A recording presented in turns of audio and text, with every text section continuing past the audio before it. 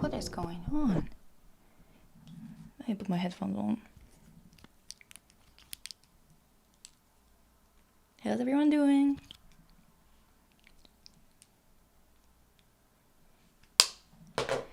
Oof. Let me put some powder on real quick.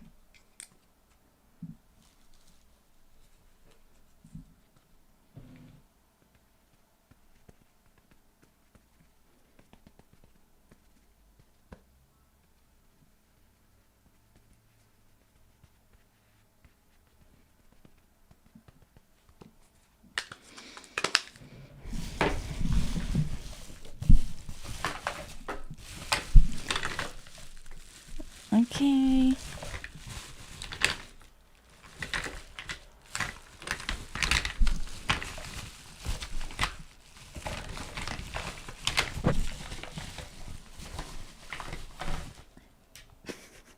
Was that really loud?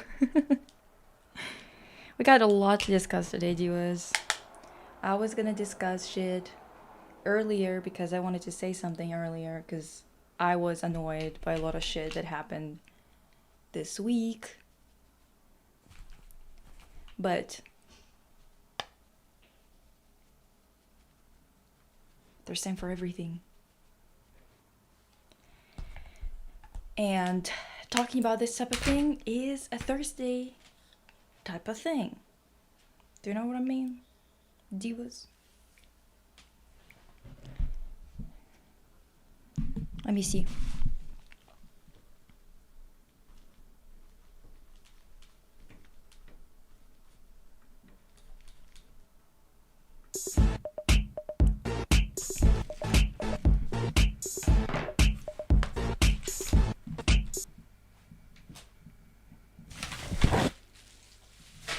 What's new with everyone? My hair is a mess today. It just doesn't want to cooperate at all. I don't know what's going on.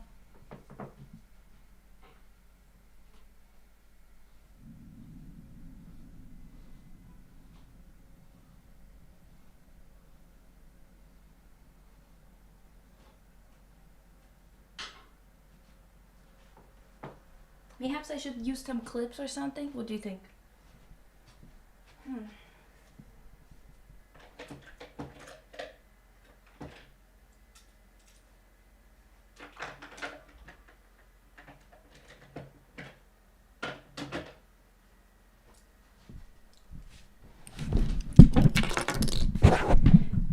This is insane, honestly. Like, this mic will always piss me off. Anyway, how is everyone doing? What's new? Everyone's so quiet today. Hi. Perhaps I should put it back. I don't know.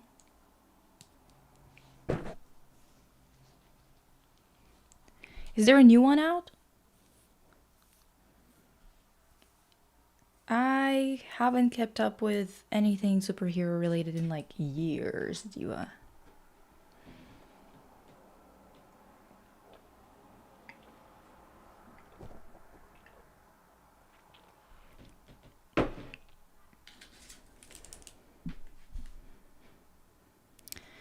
Getting unready because it's 9 p.m. here. Ooh. I should probably... I already talked about that before, that I need to probably stream at least once a week in the evening, so people who are at work usually can hang out here too. Because usually we do it during the day, so it's during the night. Not the night, but in the evening for Europeans. But, you know.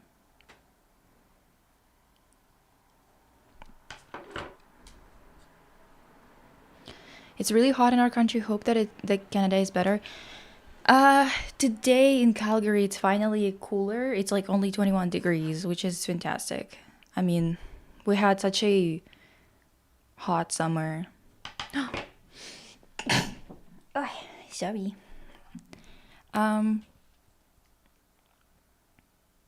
But yeah, what day? Today's Thursday, damn. Divas. Time. And it's August 6th. Time is slipping away. I swear to God. I fucking hate that so much.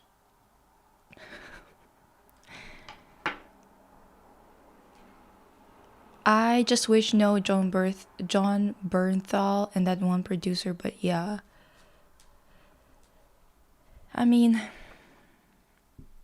over here we had a 22 to 25 C all summer, and all of a sudden it's hot as fuck. Damn.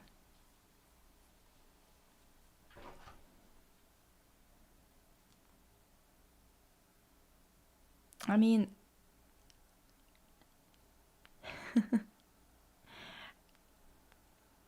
it's kind of hot everywhere now, eh?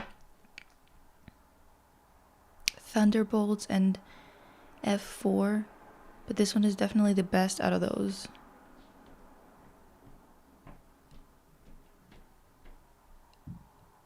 Thunderbolts? Who the hell are Thunderbolts? I know nothing about it.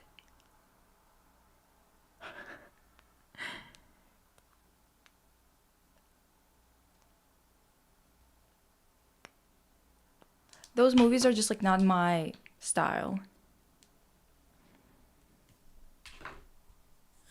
I think it's supposed to rain here soon. Thank fuck.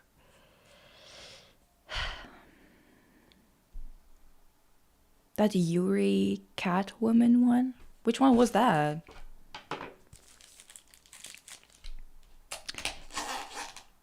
Diva. I have so many topics written down. So, who's seen... Actually, let me show it to you. Why am I even asking? Let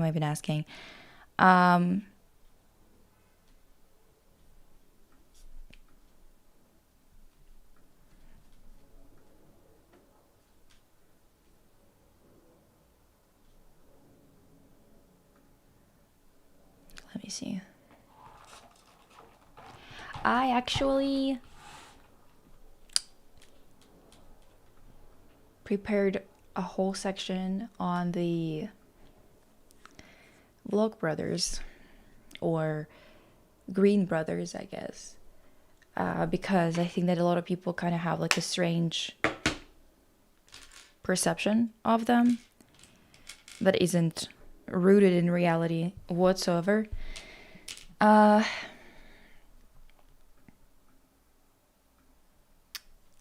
me show you what I mean. Actual garbage. Like the whole situation, this pissed me off so much. I don't even know. This has become like a whole ass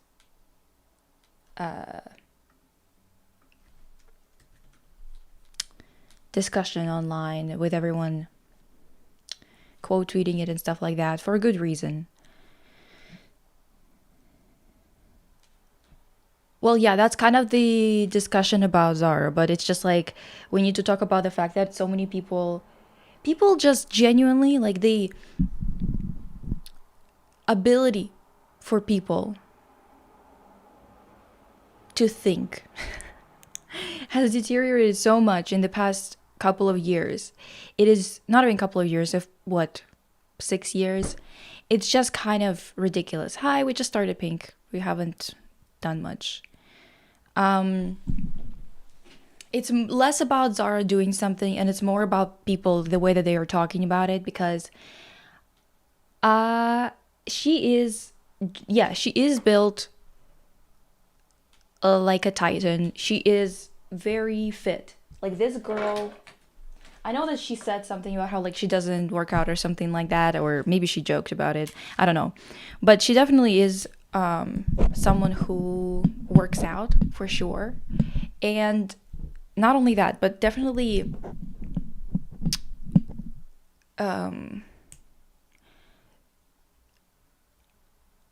like lifts. You know what I mean? Yeah, Daily Mail and slop go hand in hand, that's for sure, Diva. But that's the thing, like, I just the reaction, people talking about it. I think that because there's so much like Ozempic bullshit going on, right? And everyone is like extra thin to compare to what thin people looked like previously, before GLP-1s rolled out into the public. The thing with these guys is that everyone started talking about it as if, like, she is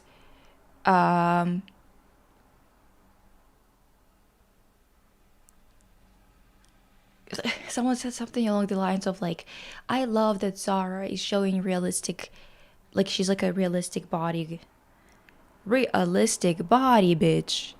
What is going on? I mean, it is, yeah, she does dance a lot, but the thing is, she's ripped. She's not like just a cardio girly. Clearly, she's got a six-pack, really toned muscles. This is not something you get from dance if you don't train specifically. Dance is mostly cardio. Regardless, it doesn't matter how she got it. This is not a discussion of how she got it.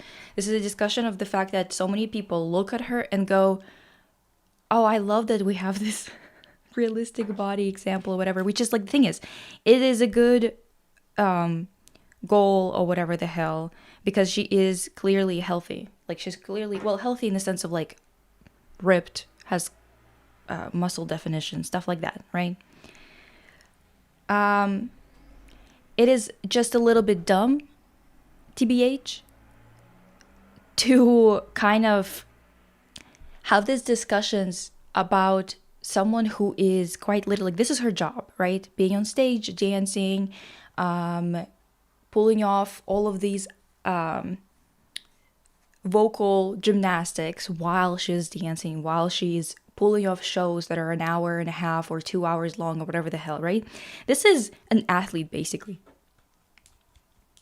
And people have been so brain rotted recently that they think that that is realistic body goals while someone who's just like not eating apparently is doing more work or something or has to sacrifice more to be in that shape or something like that. It's just idiotic. Like the whole conversation, the whole discussion is just showing me that honestly people are kind of genuinely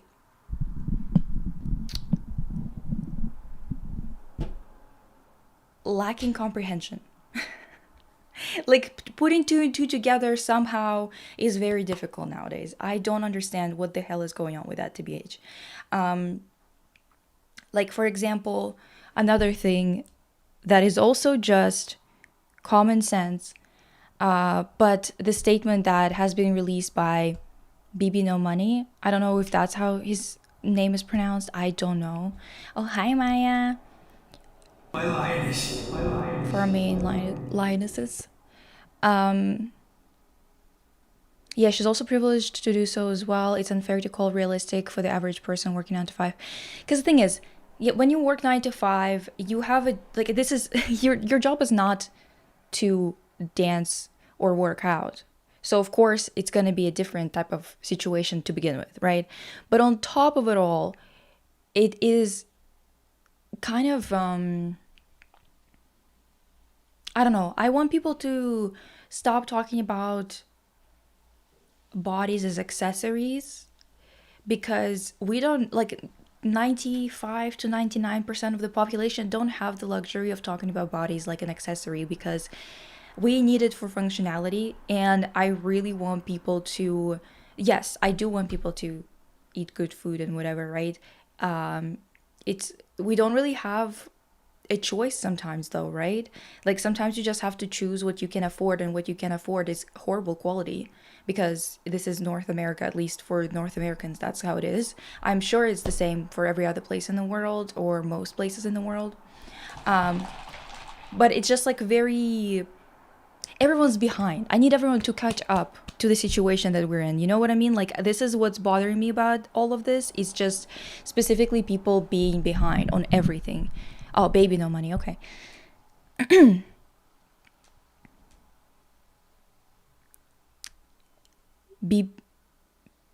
Bibinos?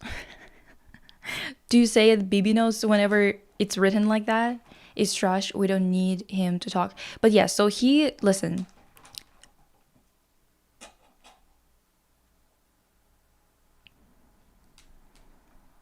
Anyone who's writing this reminded me, like, not to eat today or whatever. I need them to stop being like children. You're a grown woman in a world that is basically trying to fuck us all up. I need you to get it together. You can't be serious. Anyway, let me sip a little. Hi, Empty. My lioness. Anyway, so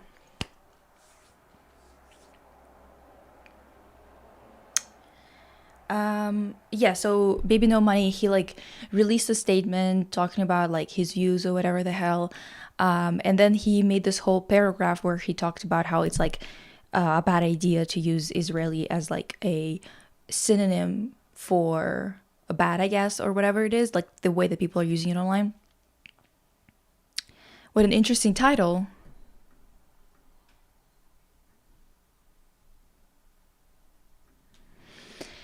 How so? Anyway, so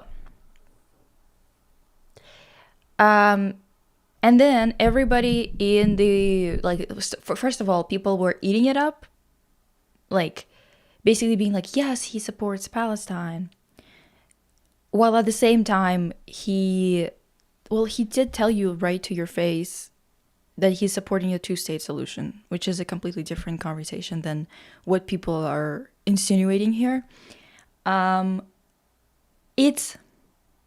Listen, I don't understand how they could read that statement, right?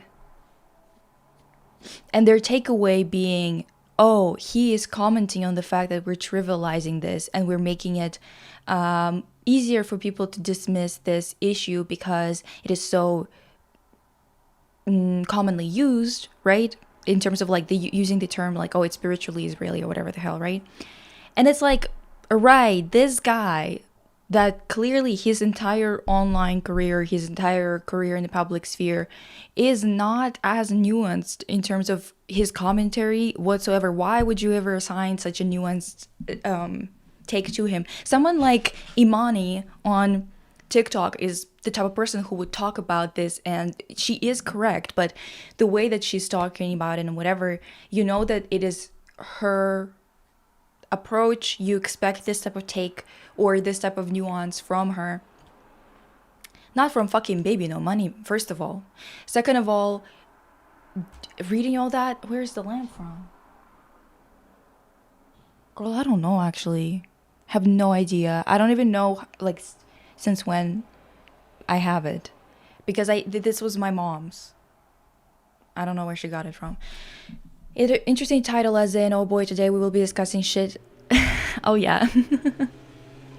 It does look like Technosphere does, doesn't it? But yeah, so that whole conversation, he clearly just basically like launched a liberal Zionist take, and everyone was talking about how like, oh, he must be talking about the fact that we're trivializing the issue or making it kind of like mimifying it or whatever. Clearly not what he's talking about. He might use it now because you guys gave him a little bit of a leg up in terms of what he could use in this situation, but I don't know his whole shtick that well. I know of him just because I think he's from Vancouver, if I'm correct, because I've heard of him in my circles, but not him being in my circles. Don't get me wrong. I mean, like, from my circles, I've heard that he's like somewhere around, I guess.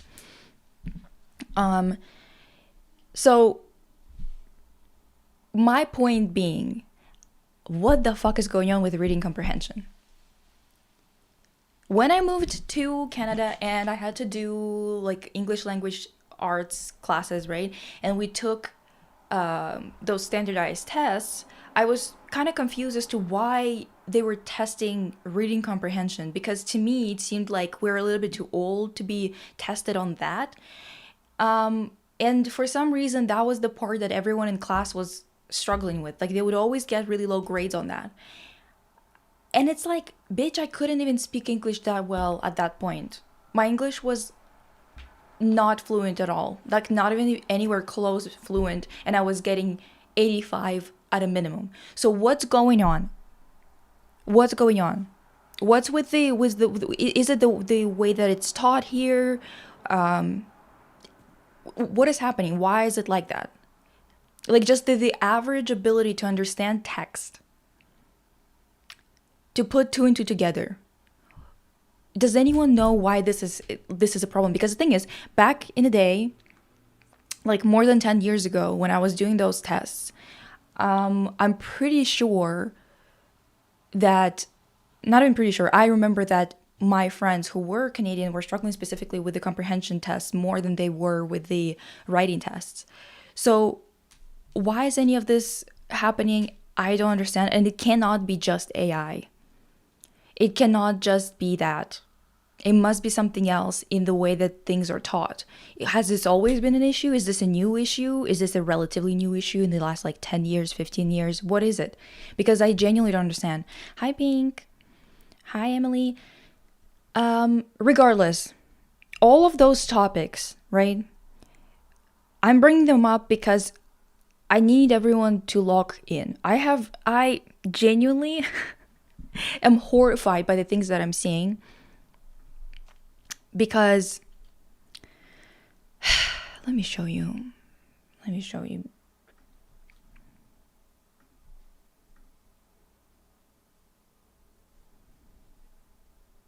Part of it is the way they teach reading, at least for the US, phonics versus whole language methods. Not really. I assume it's also built of racism because the literacy tests to vote back in the day, I think the reason tests like that are used in schools is to get the school more funding, though. How so? How would that even get them more funding? I don't know. I was talking about someone at work, to someone at work, and they acted like I was crazy for saying I read chapter books in elementary school. Like, mama, that's literally standard. Yeah, yeah. They're like, I mean, it depends.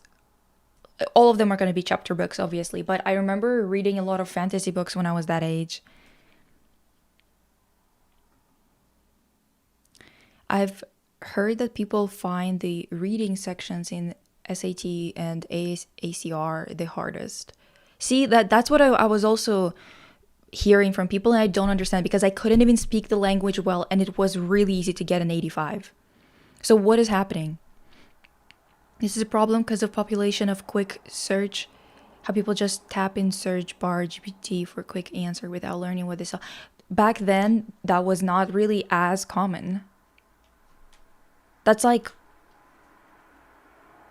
was it? Well, maybe like I was, 11, 12 years ago. So AI was not even a thing. Because AI has only been a thing for like 2 or 3 years max right now. You guys, I know it has, I know it felt like it's been like, I don't know, dude, 30 years or some shit at least. It's low-key always been an issue, at least here in the UK. The schools are just taught in a way where you're like a factory worker. And of course, systemic issues, but whole language definitely didn't help. I call it lack of discernment, and we've been trained into it in Canada over the last couple of decades, TBH. Okay. Hi, Zara Lori. Zara Lori also streams. My boogie. I hated the reading comprehension tests because, at least here in the US, they didn't give you time to read shit. And the answers to most questions felt like if you thought about them enough, you could argue the other answers. Oh, yeah, no. The tests themselves were not constructed in the best way possible. Like, definitely not. However, many of the things were just like, what happened here? And it's like, I just read what happened. Why are you asking me what I read on the page? Like, it was like really confusing to me. 2026 has felt like 100 years to me. You know, it's so weird, Maya, because honestly, 2026 felt like 2 seconds to me because nothing good happened. Nothing good. And every single day is the same. At the same time, I feel like it's been hundreds of years since the rollout of AI because every single day there's something going wrong. Every single day something gets worse because of not just AI, but it's like the combination of things. You know what I mean? It just feels exhausting. I feel so like way too young in terms of like not having anything to like be able to fall back on if anything happens, while at the same time like nothing is built up, nothing is set. I don't have like a good support system of what I need, right? Well, at the same time I feel 300 years old in terms of how tired I am. It's ridiculous. It's a horrible combination.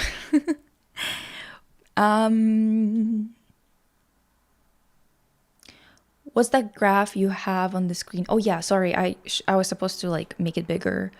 So this is Daily Mail. Sorry, Brits.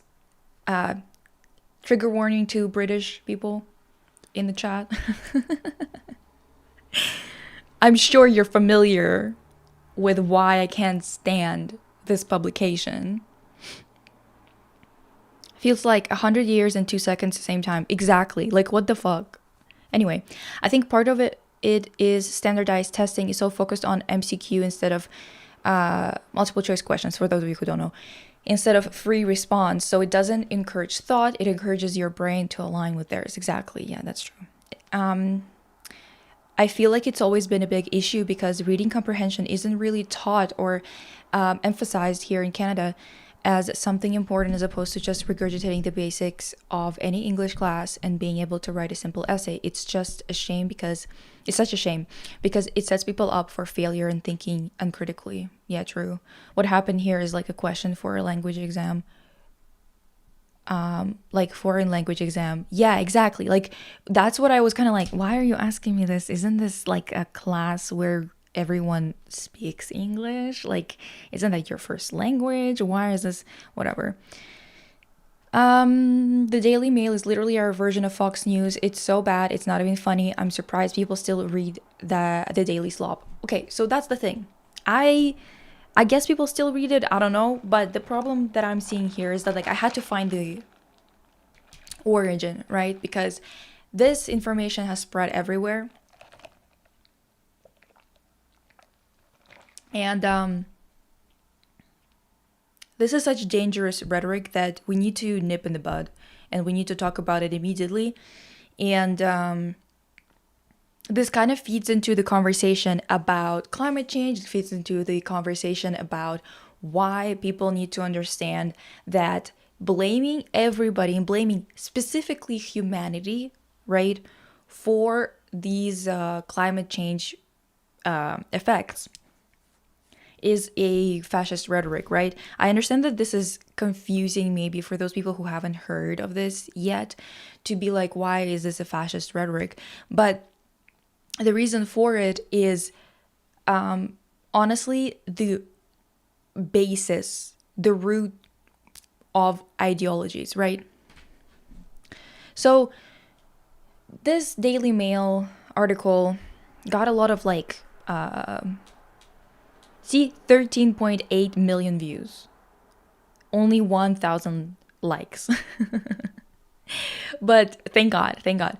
A lot of people were like, this is just eugenics, which they are correct. They are correct. There's nothing, like, there's no other way to go about this for real. But scientists say we need to halve Earth population to just 4 billion to save the planet, right? So, first and foremost,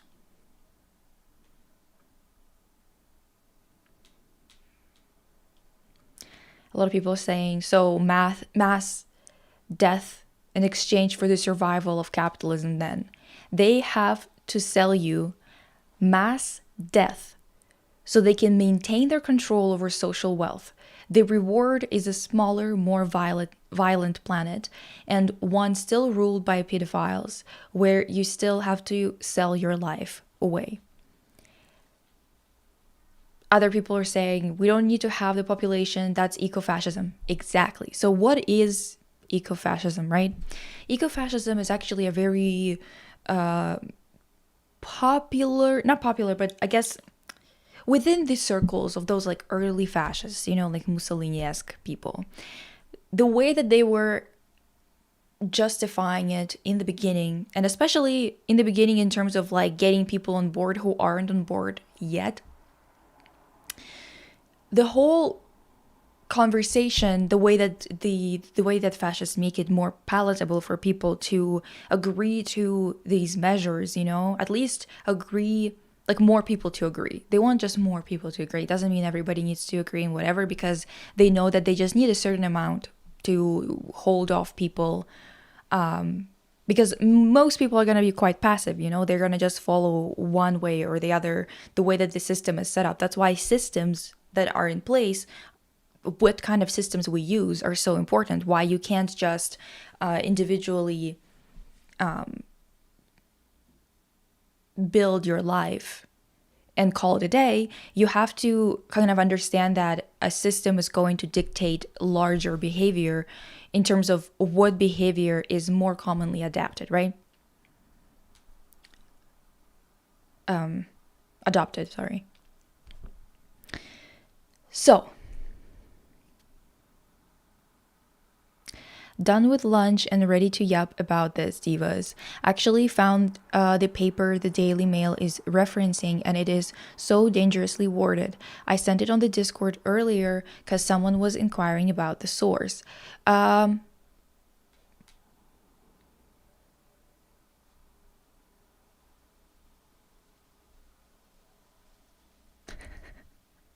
Here's Lisa from the other room and rushes over. What? Why are they coming back to Thanos was right bullshit? I thought we finally beat them into the ground.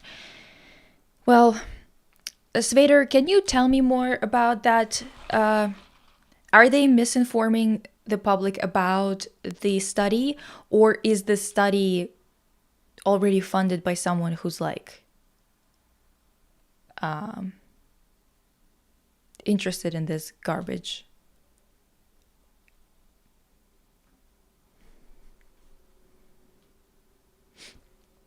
Achieve sustainability by easing population to 4 billion by 2200.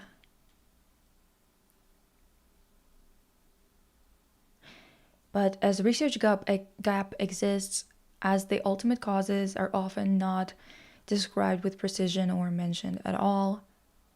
In this study, metrics of biodiversity, consumption, and pollution show extremely strong correlations when charted against human population size and its per capita impact. We describe causal mechanisms for these correlations. Then, using the available data, we show that slowing and gradually reversing population growth to 4 billion or less while moderating per capita impacts is the path towards sustainability. Among the benefits are habitat recovery and conservation of wild species, reduced greenhouse gas emissions and other pollutants, reduce conflict over resources, and the reduction of global poverty. The way to get rid of fucking conflict over resources is, you know what?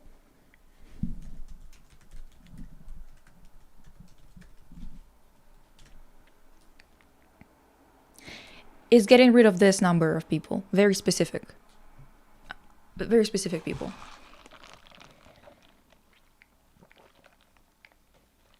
We have a list. This shouldn't be allowed to begin with.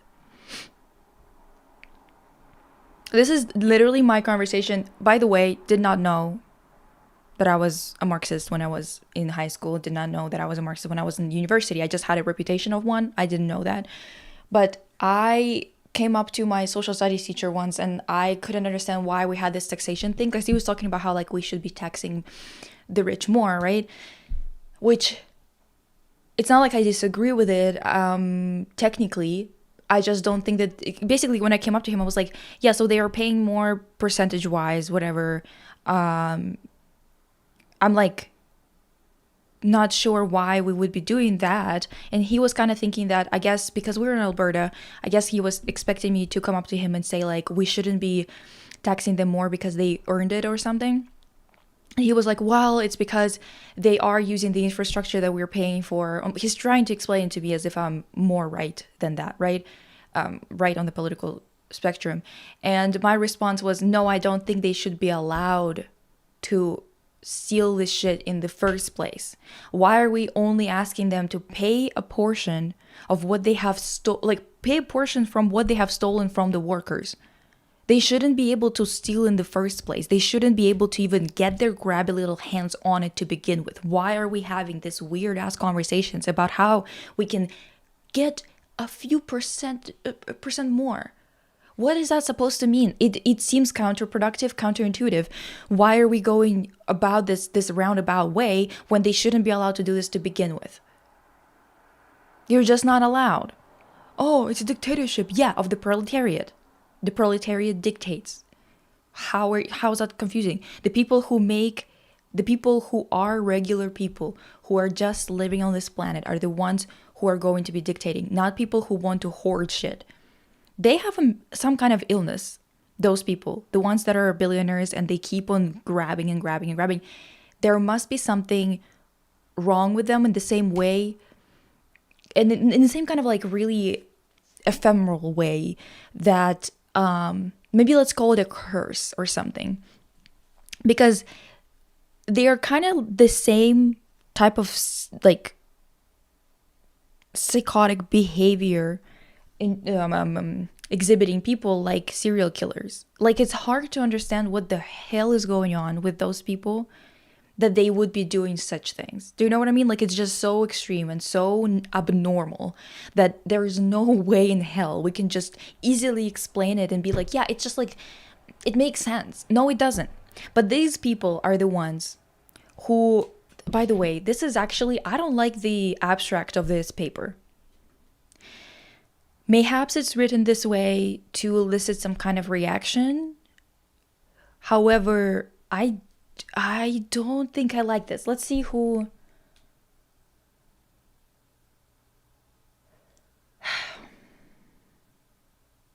wrote this. How many deaths are too many? Assessing the impact of additional mortality on a critically endangered bird. Laura Bussolini. That's funny.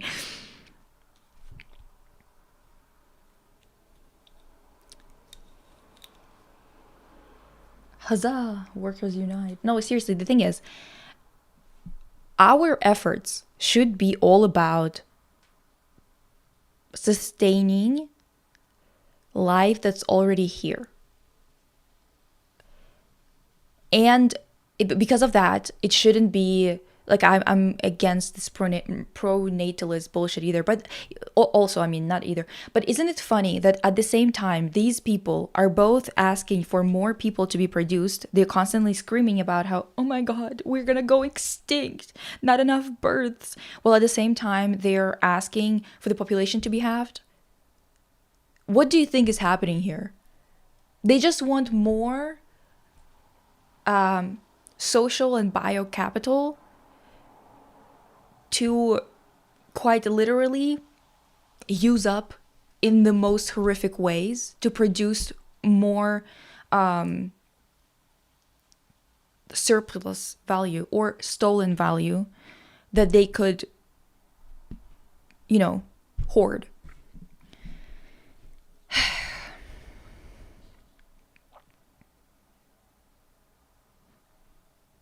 The researchers are doing everything in their power not to talk about the top 1%. Well, they are not doing anything in their power. They're just doing what they're told, honestly.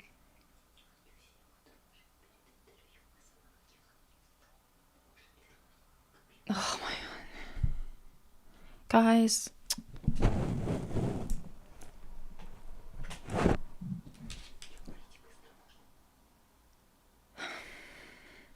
Oh my God. Okay, guys, just 1 second.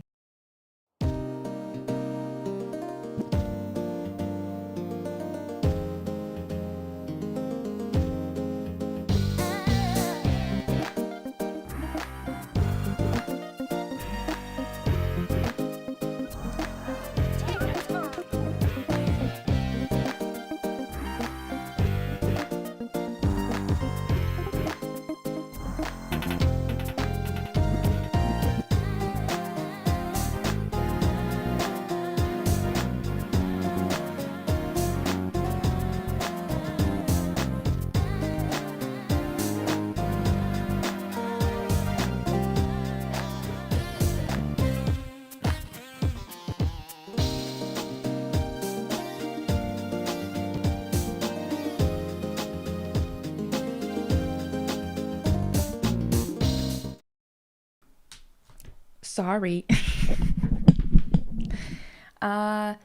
So this is sustainable development. Who publishes this?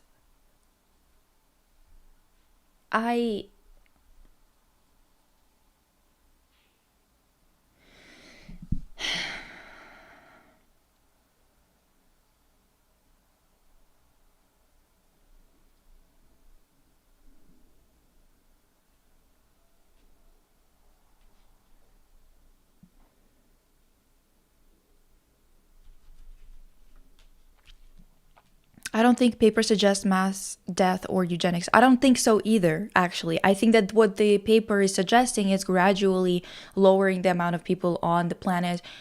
There's until 2200? That's 180 years, So this is definitely not, they're not saying, well, it's not really clickbait. It is what they said.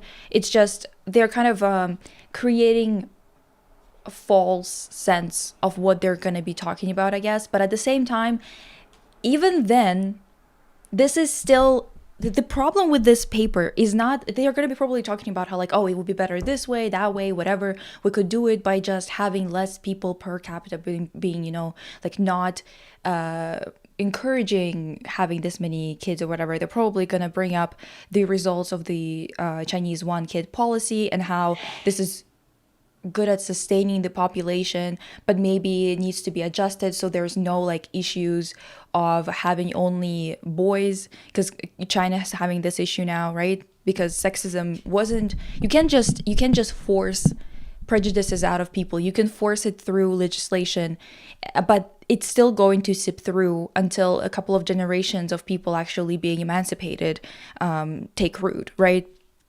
So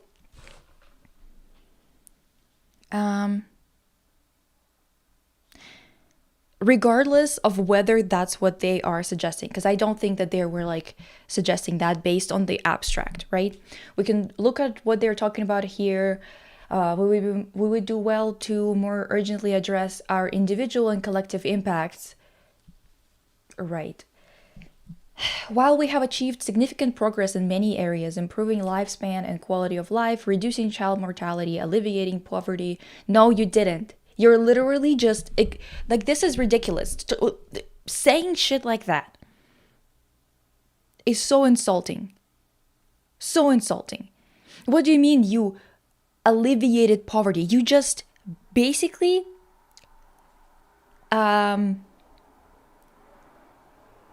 not extracted it. What would be the word here?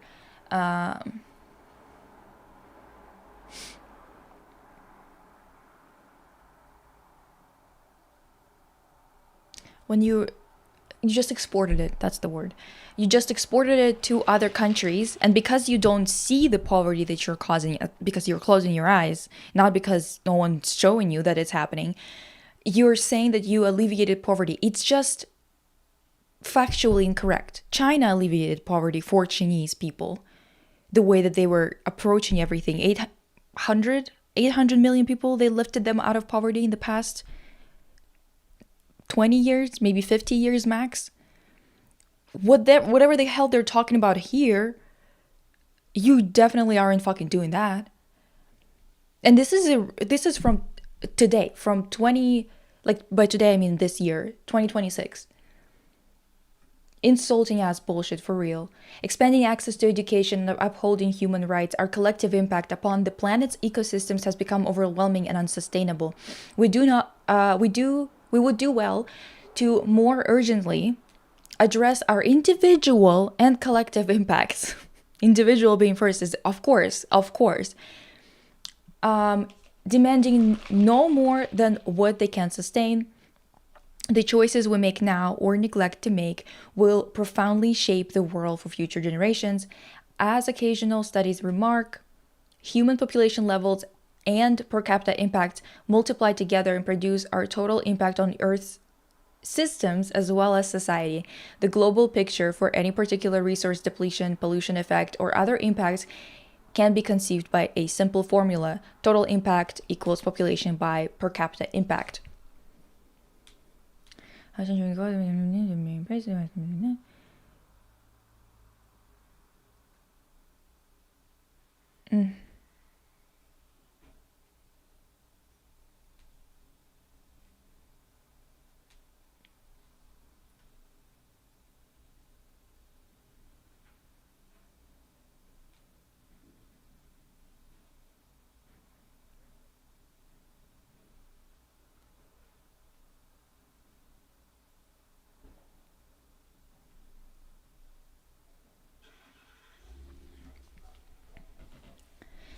Let me see. Because I was thinking that they were going to pivot pretty quickly into this, to saying that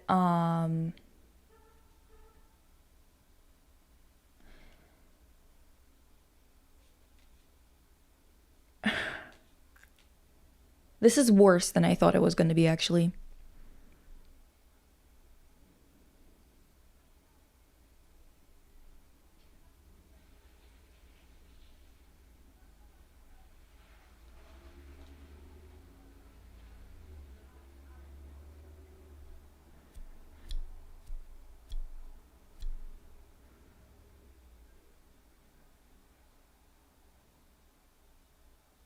Are we done with the topics? Wait, what? Uh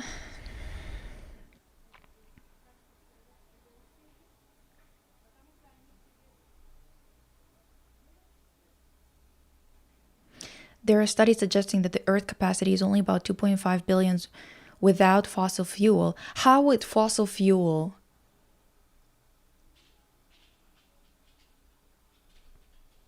It could only be 4 billion, which is sustainable. That's nonsense.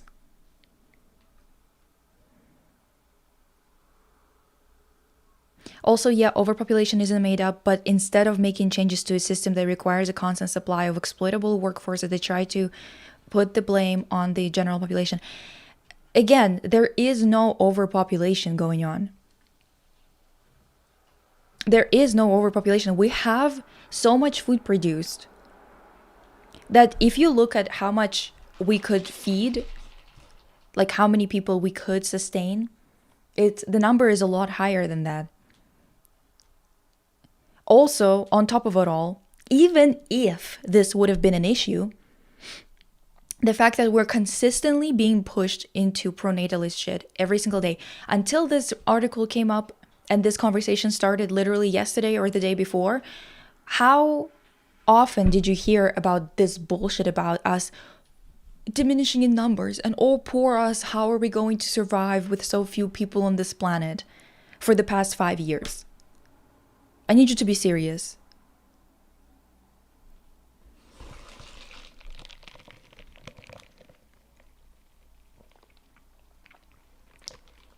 Yeah, love how it's always the individual impacts and never the billionaires at fault. It's never capitalism.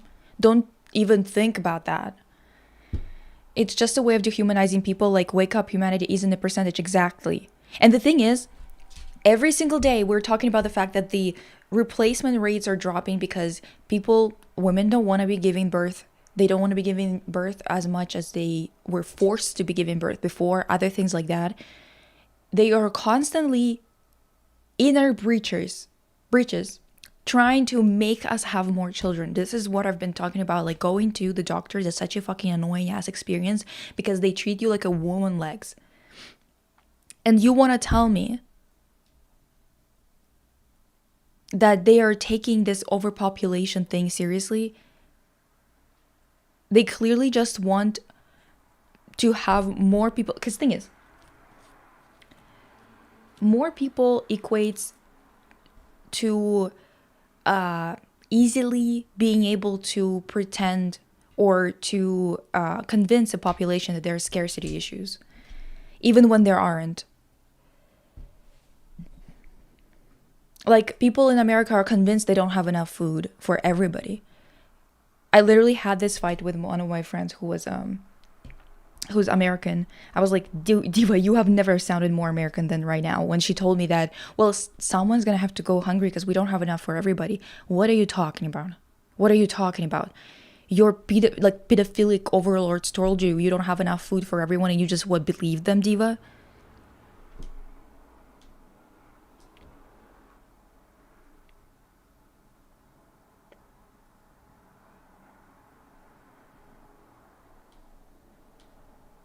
Vivian Elon's estranged transgender daughter said that it's not that Elon wants more children in general. He wants white people to have more children. I think they want to diminish black and brown, what they call a poor population worldwide, and have a decent amount of exploitable workforce.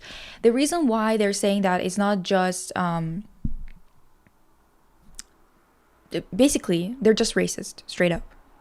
They are just like Nazis, fascists, believe in white supremacy, and believe that there is this replacement theory where they're afraid that white people are going to get replaced by populations of like brown people and black people, I guess, some shit like that. It is a very racist belief that comes from, like, obviously this is why he's like saying all this shit, because he's a racist piece of shit, like we all know that. But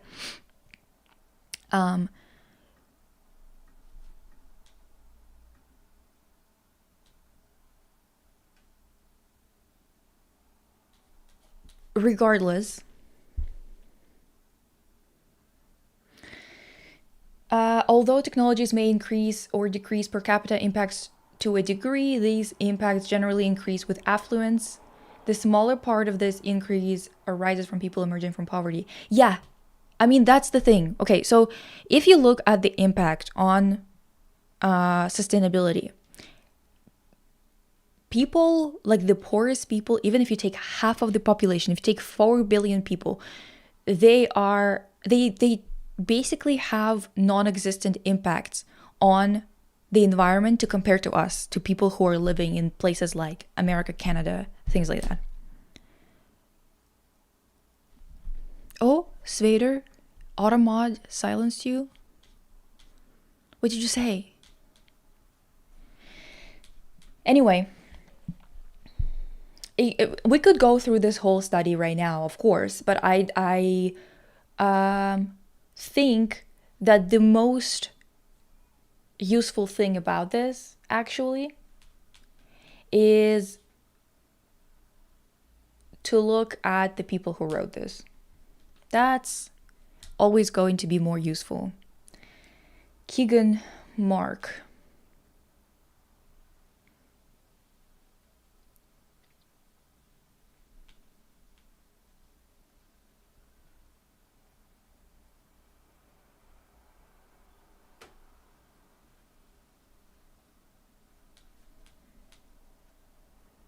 Where is he from? Where do you work, Diva?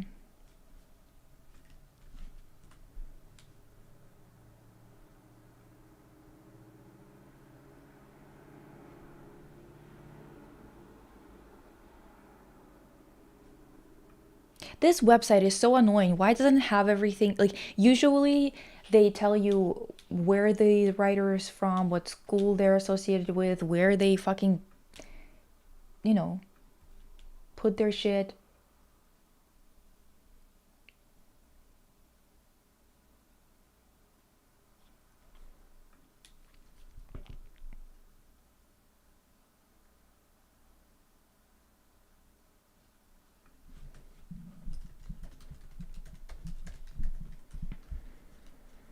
I said too much.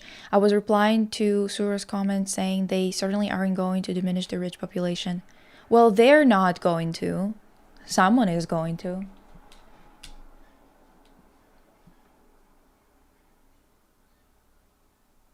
Oh, hi, Mark Hugh Keegan. Okay, so he is current institution, DNVGL. What the fuck is DNVGL?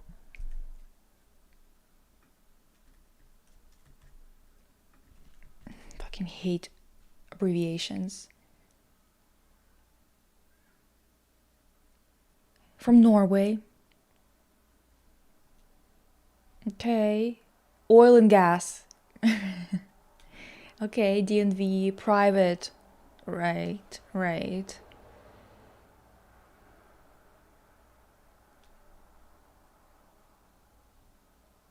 Provides services for several industries, including maritime, oil and gas, renewable energy, electrification, and healthcare. Right.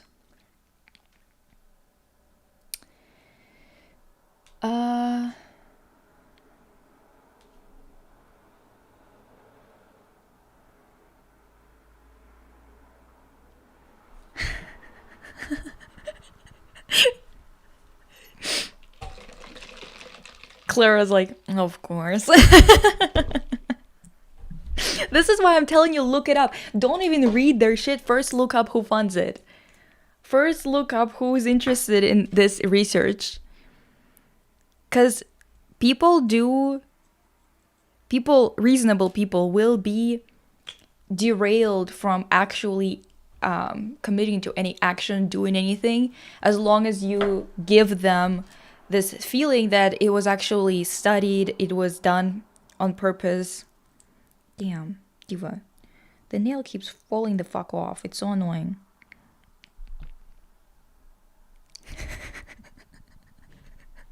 I'm telling you guys, this is why you gotta be looking at this shit. By the way, I'm deep in the thick of it, of the Uyghur Uyghur Xinjiang situation research. It's bad. It's bad. You're gonna be horrified by what I found, honestly. Like and the fact of the matter is that my alma mater, my university, is one of the 2 places in the world that's funded to a ridiculous degree. That was funded to a ridiculous degree. Now they have slowed down because they realize it's not working very well.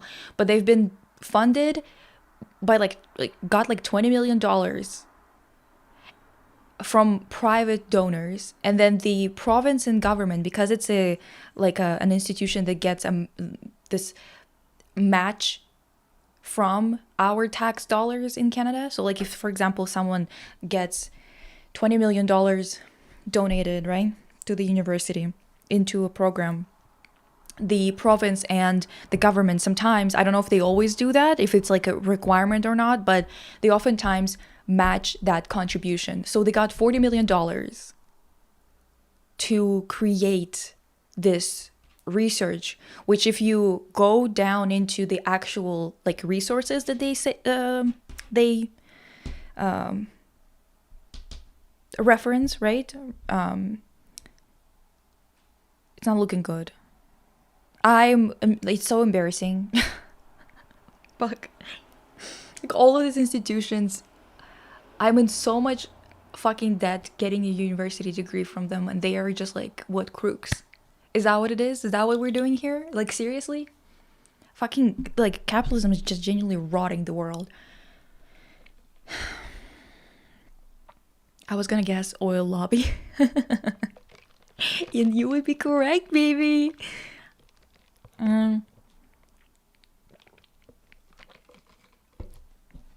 Oh, Sarah, don't look at that article. We're looking at the research, like the research that they're actually referencing, like further in.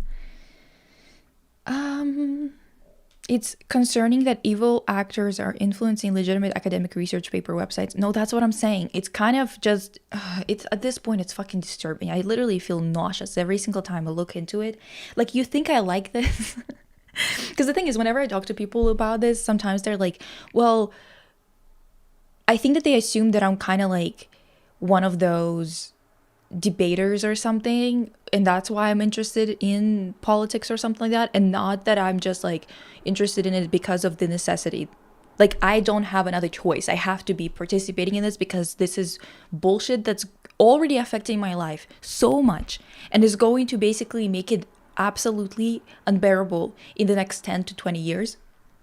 And everyone's acting like I'm fucking Dean Withers or something like that I want to be having, that I just want to be right or something. No, diva, I've got no interest in being right or wrong, to be fucking honest with you, as much as I just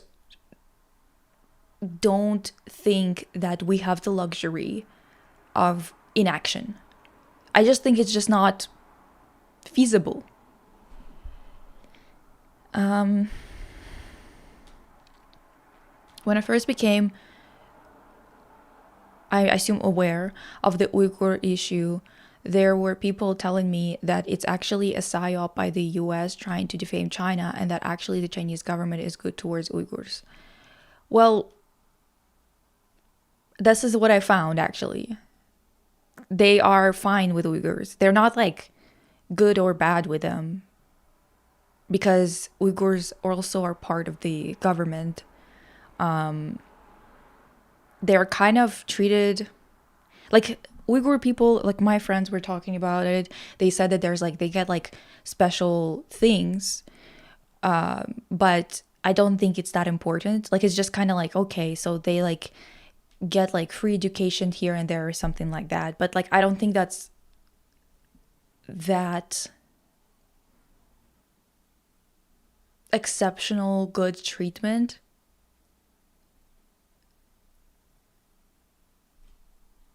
Okay, bye, Crave. I don't think it's like special enough treatment to be like, oh, they're treated so much better than the average Chinese people or something like that. Like, it's just kind of like, okay, like they get free education sometimes, whatever. Like, I mean, I understand that this is kind of like, some people might think that, and that's fair. I just don't think it's that big of a deal. Anyway, I'm gonna show you what I found, Because my university quite literally has a whole website, and they are one of the two institutions that did a shit ton of research into it. Like, a shit ton. One of the things that is annoying is that going through all of it would take years because they have produced just so much. And all of it, what I found frustrating about it so far is that all of it leads to the same sources. Sources that are not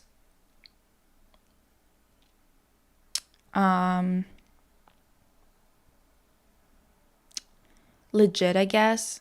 Well, legit is kind of too broad of a word, but a lot of it, like, for example, I kind of ran into the same shit because I'm trying to both look into the DPRK and the what people write about Uyghur people. And with DPRK, I just ran into this issue of like one of the guys who constantly fucking comes up.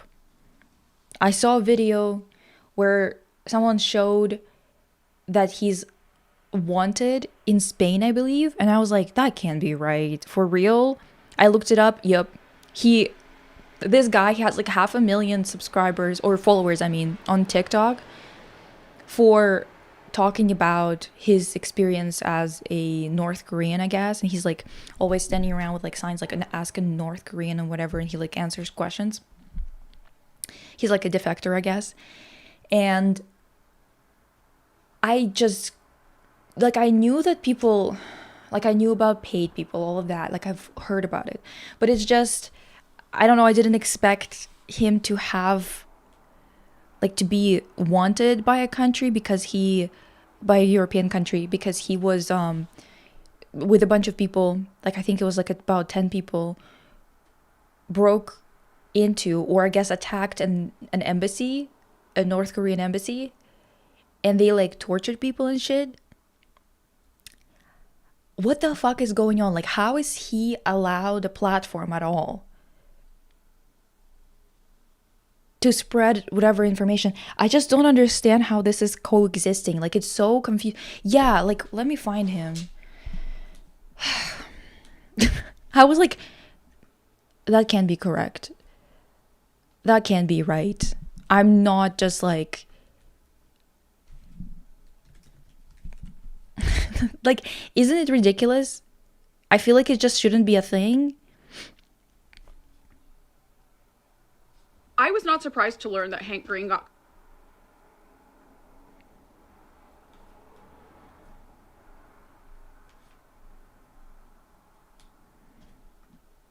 I talk a lot about American propaganda and how it affects geopolitics. And one of the Charles, things that North Korea. So, I'm a communist, and sometimes when I tell people that, they say, okay, wait. Let me find. There's like I talk a lot about American propaganda and how it affects geopolitics. And one of the things that really shocks people to learn about propaganda government, I think okay, wait, let me see. My things he said. What's his name? So it's Charles, North Korea, but then he is Charles. Okay, ABC.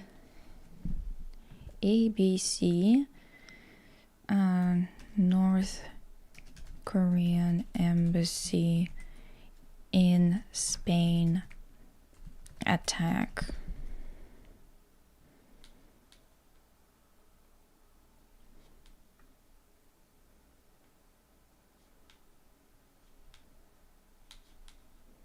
There's like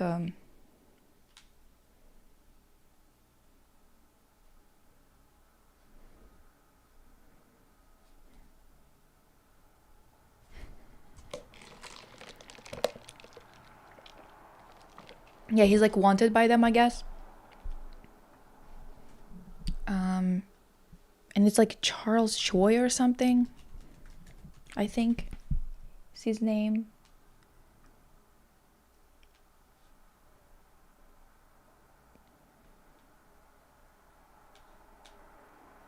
I think that's right.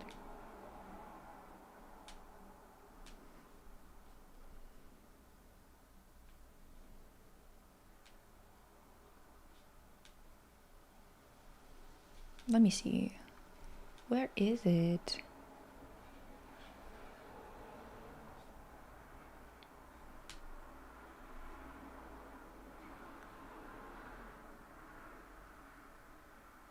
Yeah, here. I don't know if they have put his name here though, because I want it to be like in the article so you guys can see that it's like the same person.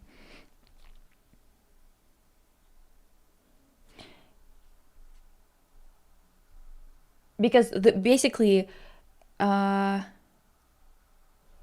10 people allegedly raided the North Korean embassy in Madrid with a Spanish investigation uncovering evidence that a criminal organization shackled and gagged embassy staff members before escaping with computers, hard drives, and documents. Um,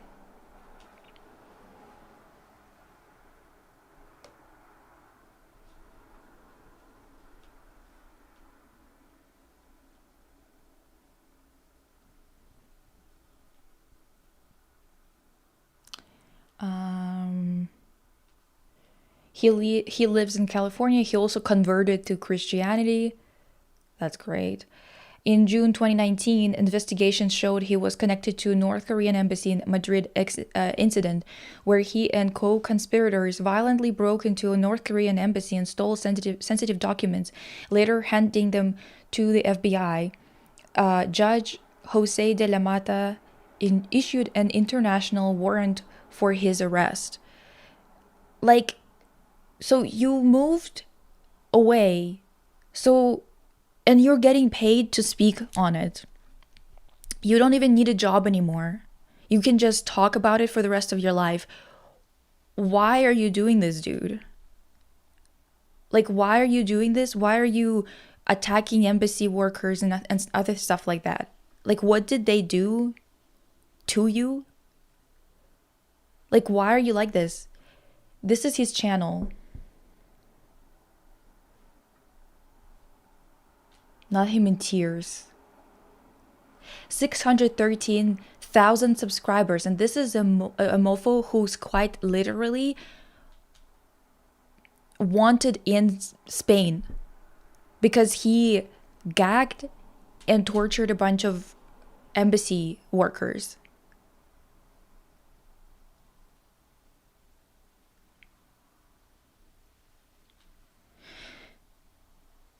I survived hell. What an opportunistic little bitch. Holy shit. What an asshole. Like, if you wanted to move, just move. Why do you have to go after and torture people who have nothing to do with you? I honestly don't know what to believe is either North Korea is evil or North Korea is actually good and the capitalist countries are just defaming North Korea. I think it's pretty clear to me, at least, the thing is, I will not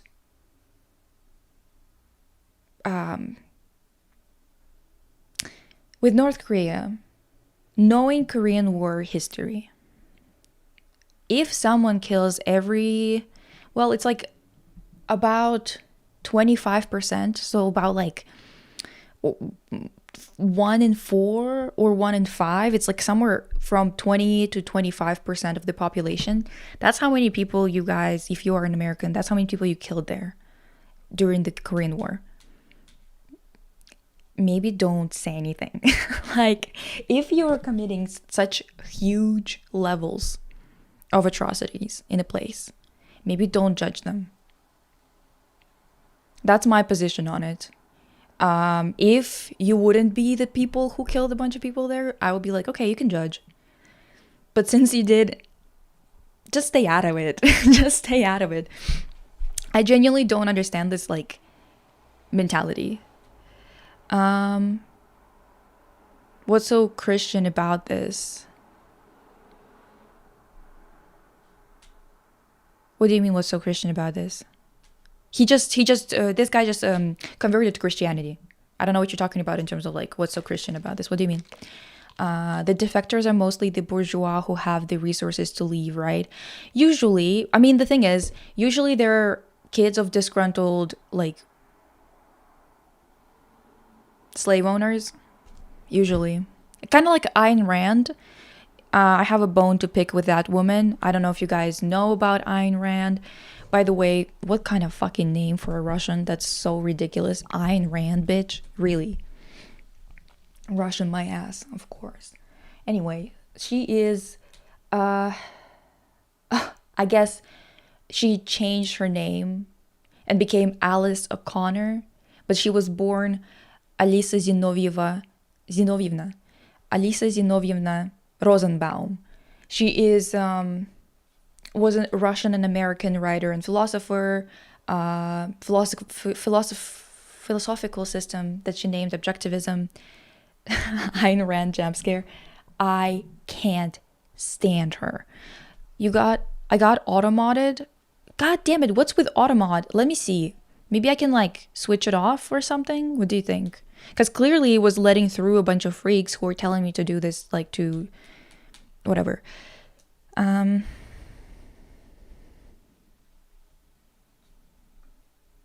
Automod, Brandon rerun.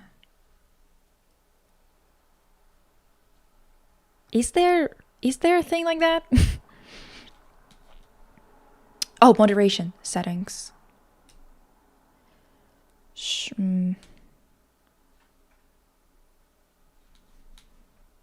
Actually, you know what I could do?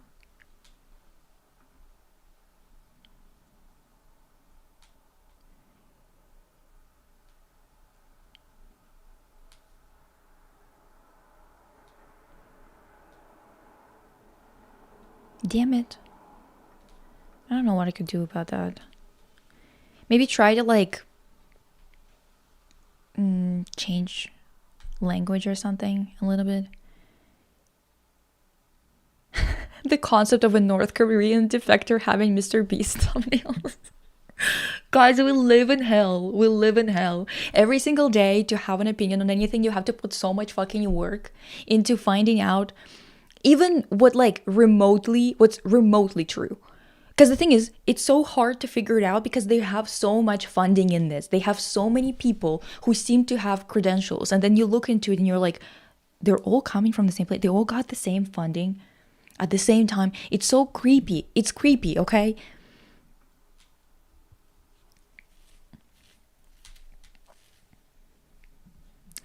I meant, what is Christian about torturing people? Why would he do? Oh, that's what you mean. Well, I don't know, Diwan. Calling yourself Charles North Korea is wild. Like, I don't know, just tells a lot about how he really thinks his voice needs to be heard and possessed as the ultimate and only truth about the country experience. Never heard of him though. Yeah, it's kind of gross. It's kind of gross, honestly. It won't let me say US committed G-side in Korea, god damn it. Well, they did. They did. What are we gonna... By all definitions, they did, yeah. What are we gonna do? They didn't even have like a strong enough, big enough military, you know? No funding from outside forces to actually call it a war, right? Anyway, this bitch, I have a special bone to pick with her because she's a Russian, and that whore... Actually, sorry.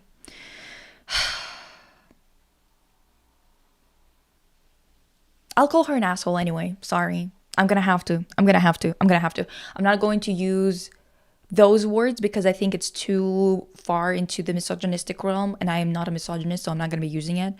But I am going to use asshole because, just so you guys know, okay, this woman, so she was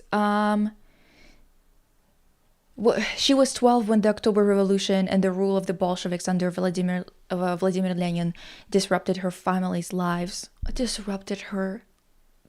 Family's lives. You know what they did? Her father's pharmacy was nationalized. If you don't know, his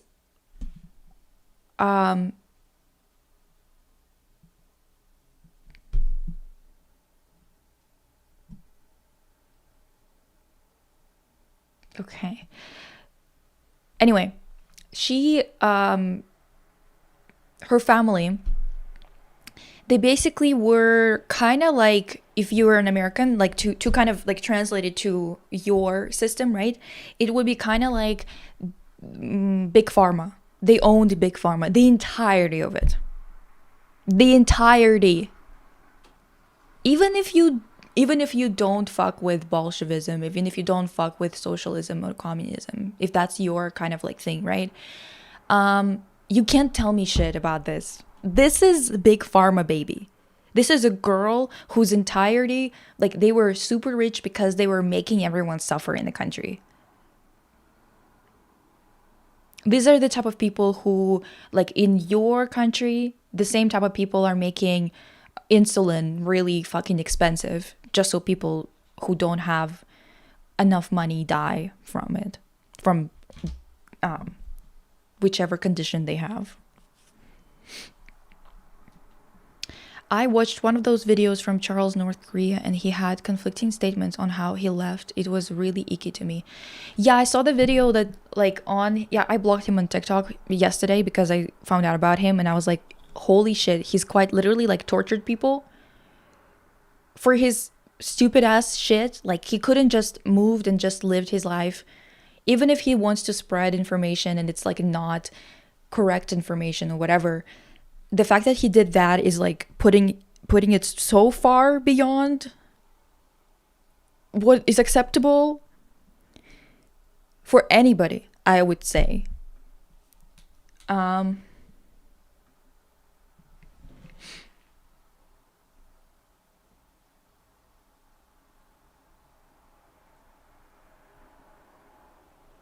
Anyway, so this girl,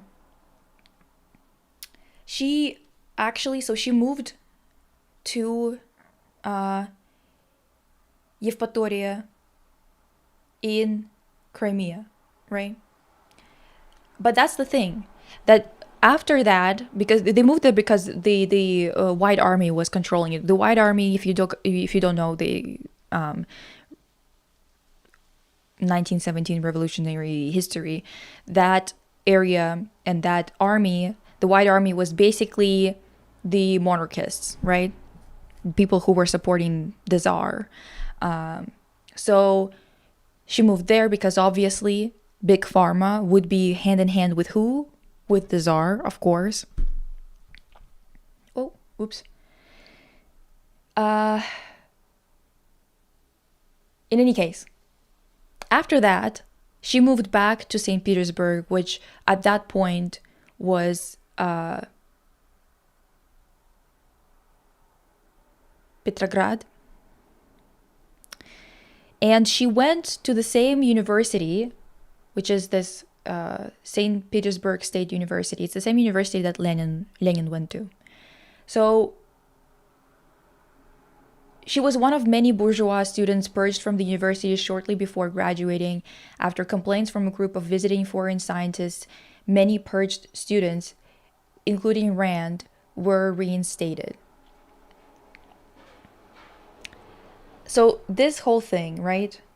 I'm gonna tell you. Basically, like, what happened was she returned to that university. She went back to Petrograd. She went back to that. Not back, but she got into the university, right? And then her and a bunch of other people who were previously from the aristocracy said that they don't want to be in the same room studying with the peasants. Again, to those of you who are American, this is kind of like the Civil War type of situation, right? Well, it is Civil War, but for you, it's like if people from the South, after they lost, when the Confederacy lost, if the Confederates, which they did, though, to be fair, if they said, we're not going to be studying in the same class with Black people, because those people, the peasants, were enslaved. Well, obviously there was the крепостное право that was kind of removed under Tsar, but they were still in the same situation. They were just, like, not considered to be enslaved anymore, which is, like, it's still not abolishing of the enslavement, right? Yo, don't want to be with the peasants, what the classes and BS.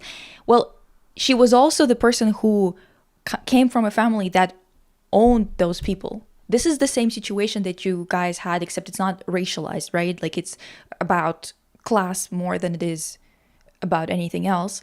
In your case, it was also like the racism of it all. But this is the exact same thing. They were people who were enslaving others.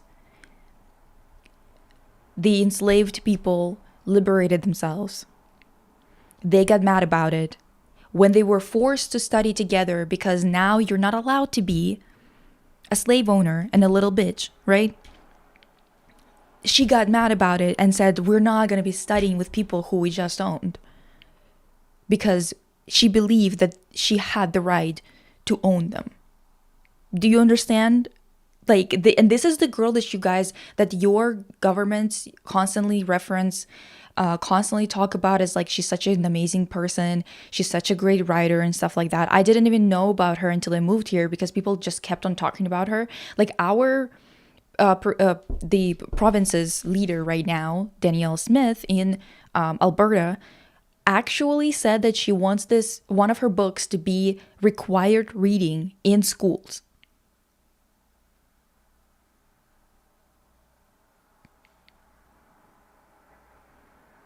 Okay?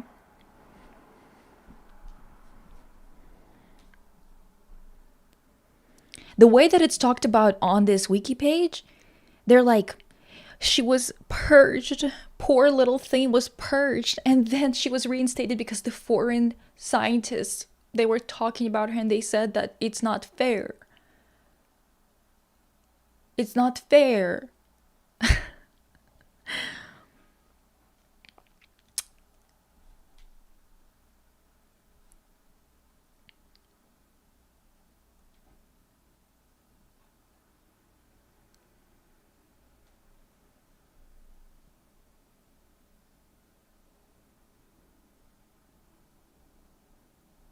Isn't it funny how she got her citizenship within like what, 4 years?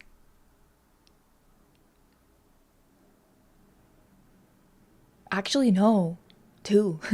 Just got married and stuff. The way that it's like presented here, it's as if she's like, oh, such a poor little thing. But in reality, in your context, she would have been one of your Confederate freaks.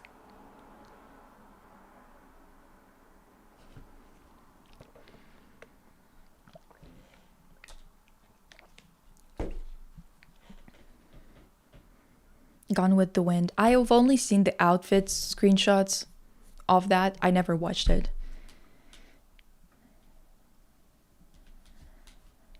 Um,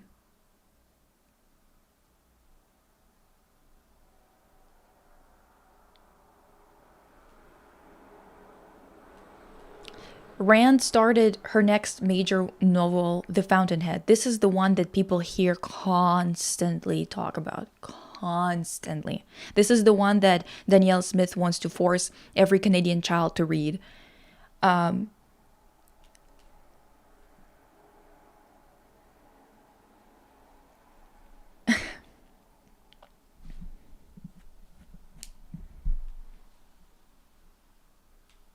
the Fountainhead and political activism.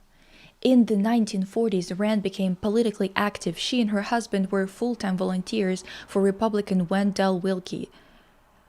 Who was that? Let's see who was that guy.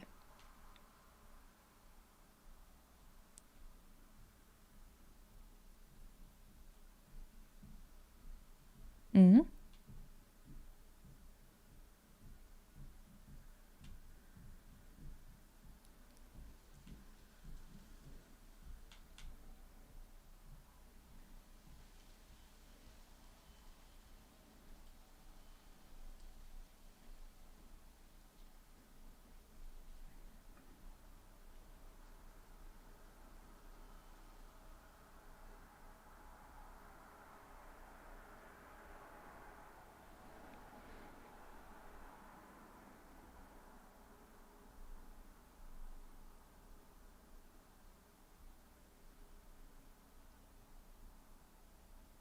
Well, at least he fought in the beginning before he became a Republican. He fought against Ku Klux Klan, at least.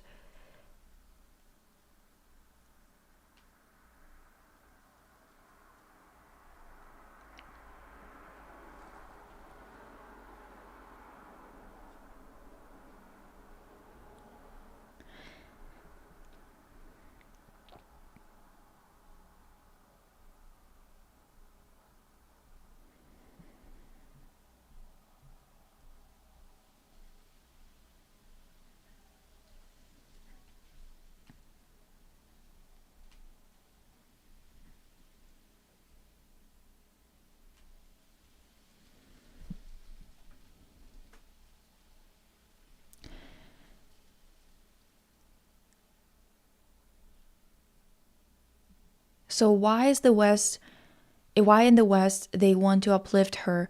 What did she do? Because this is my first time hearing about her, honestly. Well, because again, she's a defector, right? It's the same thing as people do with North Koreans who come and they talk badly about North Korea. She came here, she was talking badly about Soviet Union, so they were like, fantastic, we love you. And what do we expect from people who quite literally in 19 like 60s? Today I just saw someone posting a letter that their parent or grandparent got from a university that they were applying to be a doctor, to become a doctor, to study to be a doctor, that they said that we are not taking in anyone of the N-word variety. An official letter from a university. What do you expect from people like that who ran this country? You think they wouldn't like Ayn Rand? She's absolutely up their alley. She's also at the same time so useful because she will tell everyone how bad it is back home and how everyone back home was such a dickhead, and they took her land, they took her father's factories, they took her slaves.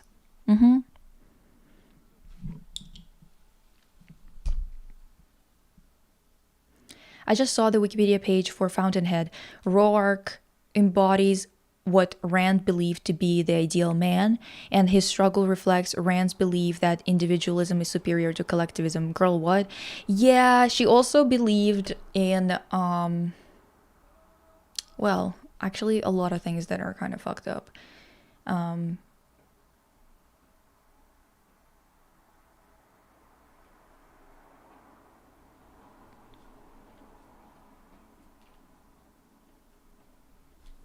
Well, there's a lot of information here that's we're kind of going off base a little bit, but yeah, the Fountainhead.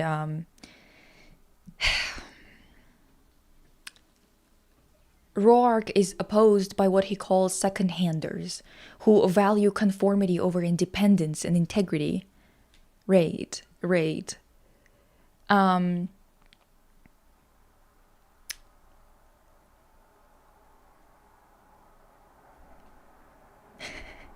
The novel attracted a new following for Rand and has enjoyed a lasting influence, especially amongst architects, entrepreneurs, American conservatives, and libertarians.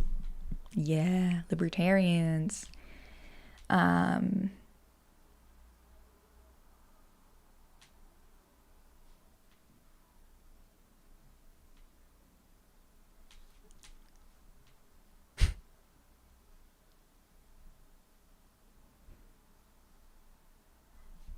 It's inspired by Frank Lloyd Wright.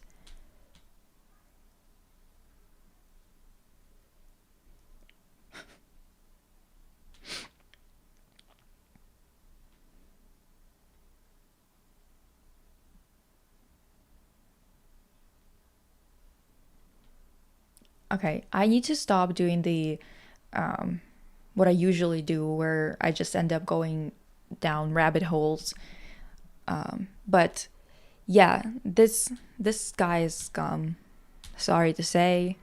Whatever you think about North Korea, like that's like I'm not even talking about that right now. I'm talking about this guy specifically. Just an asshole. You would die. Oh my god, PewDiePie photoshopping Kim Jong Un. Not the fucking Zig Heil enthusiast, a white supremacy aficionado. I moved to Japan with my Italian wife and our baby. Fashy little shit. PewDiePie. Okay. Whatever. Whatever.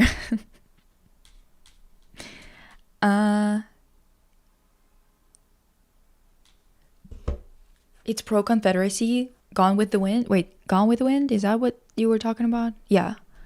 Oh, that's crazy, dude.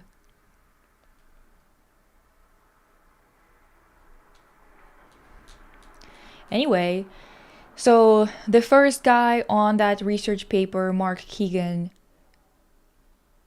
working He's a group leader for renewable energy analysis for DNVGL, which is a a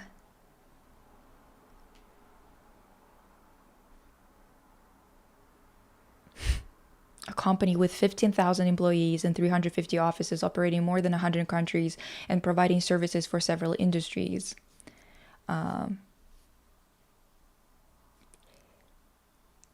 Maritime, oil and gas, renewable energy, electrification, and healthcare. Healthcare is like, just like, great. Adding it in.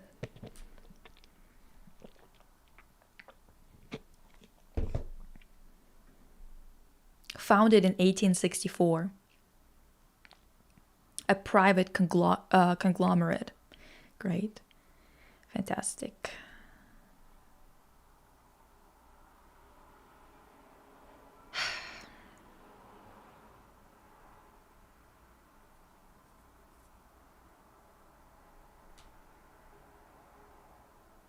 Every year, DNV invests heavily in research and development, amounting to 5% of its total revenue. Heavily invest in research, okay.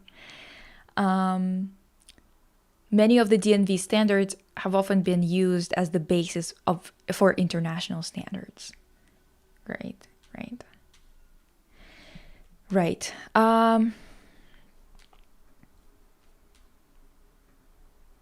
Okay. Who's the second one?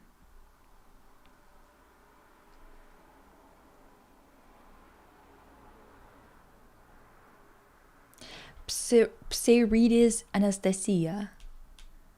Or Anastasia, whichever one it is.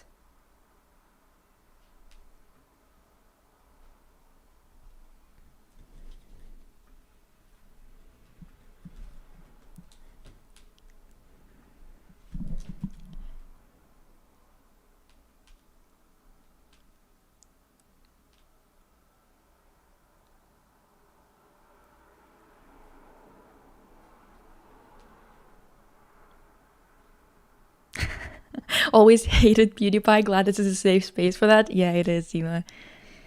It's totally fine to do it here.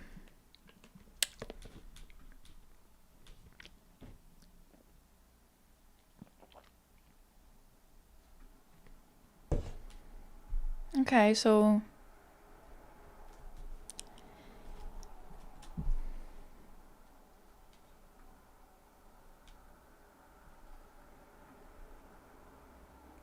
at Pantheon University, economics, which is basically a non-science.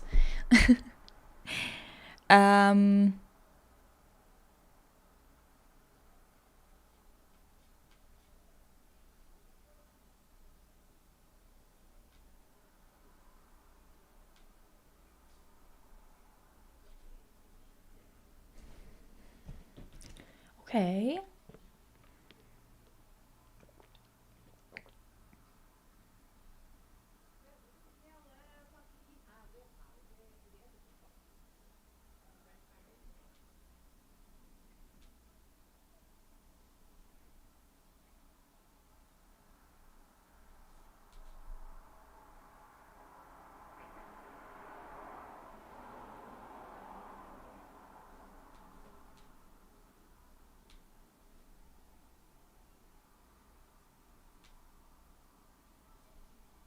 Jesus.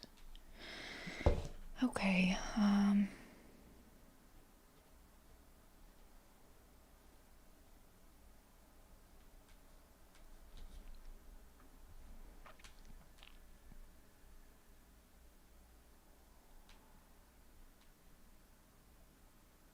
The European Lifestyle Medicine Organization.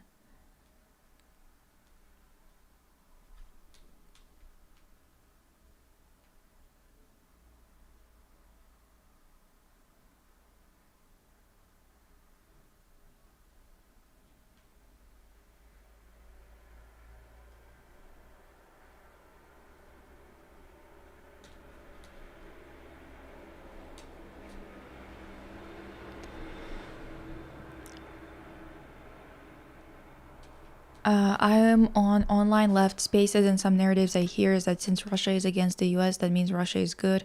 I'm not pro West or pro East, I'm pro human rights. Since I am trans, I would say Russia is not good, but since Russia is against the US, the thinking is like the enemy of my enemy is my friend type of thing, but like I'm against exploitation and abuse regardless if it's from West or East. Well,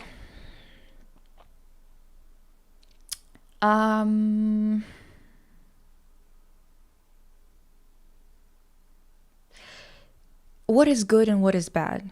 Like, what are we even talking about? Because most of the time when people say good or bad, I have to know exactly what their politics is, not just like human rights. Who do you consider human? Because that's the same thing that Israelis are going to say. They're going to say, oh, human rights, but then they only see Israelis as human and they don't see Palestinians as such.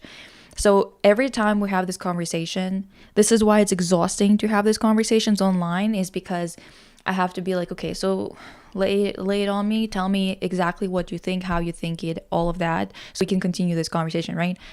When it comes to every country, I would be hesitant to call any country good or bad. Probably, well, obviously, like you can talk about the government, but even then, it's still a difficult conversation to have, because the thing is, I am an actual leftist, right? I am an ML. So to me, it is like I don't agree with capitalist governments. So one of those is going to be Russia, right? Now, am I going to, because of that, support the West? No. And I'm also not going to be surprised by Russia's actions when NATO is acting the way that it's acting, right? This is not surprising, especially considering that because of their inaction and because they absolutely loved Hitler and they love white supremacy. They were the ones who came up with phrenology, with fucking other bullshit. Considering that they killed 27 million of us, I'm not going to be surprised by Russian action when NATO is being, aggressive again. It's not surprising. It's just all analysis of just like what is going on in terms of where they are and whatever. It does not mean that it makes the government a type of government that I would approve of, because to me, it's still a capitalist government, right? To me, it's still a bunch of oligarchs. The same way as America is just a bunch of oligarchs dressed up as a government, right? So, yeah, I don't like, to me, whenever people are like, well, of course you're going to be support this or support that or whatever the hell. Well, the fact of the matter is, there is a clear effort from the West, from both Europe and from America, to balkanize many countries. They're trying to balkanize China. They realize that balkanization is a very useful tool in extraction.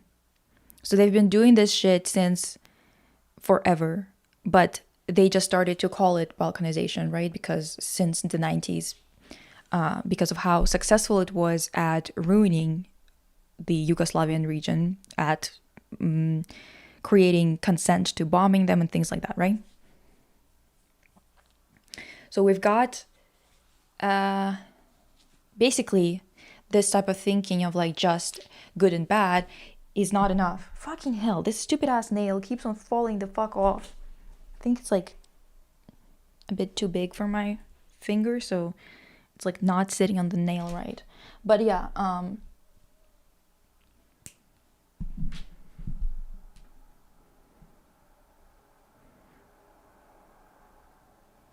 in my thinking, human rights is any human, like regarding your ethnic group. It is gross that some people don't think of people of certain ethnic groups as humans. Well, that's the thing. That's what you. That's okay. So this is why people should be learning definitions of words. Why they should be looking into the root issue of everything, right? Like why they should be looking into the exact beliefs, policies, other things like that of whichever thing they're talking about. This is why the horseshoe theory is such an insulting to anyone with a brain theory, because it basically equates socialism, communism with Nazism, fascism, which is basically. Wait, are we saying the USA is responsible for breaking up Yugoslavia? No, it's a lot of aspects, a lot of things. Mostly it's just capitalism and capitalists' fault.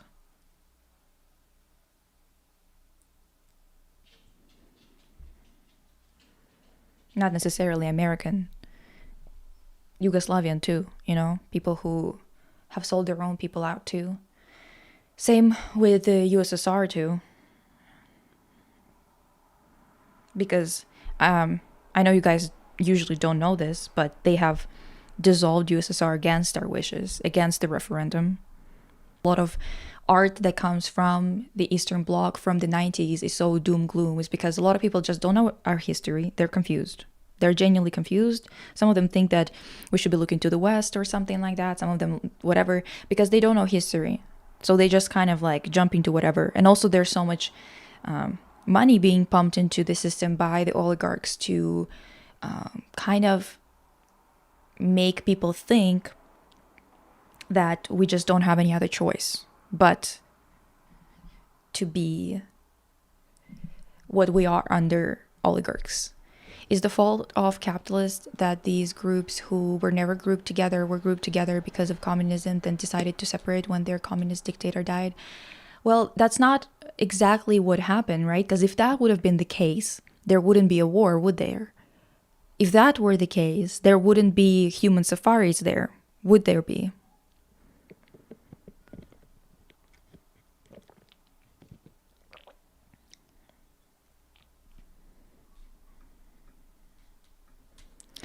Saying that Yugoslavia fell apart, or not even fell apart, but decided to separate when their communist dictator died, is misguided on many, many levels. Mostly just because this is not a decision to separate if there's so much bloodshed going on.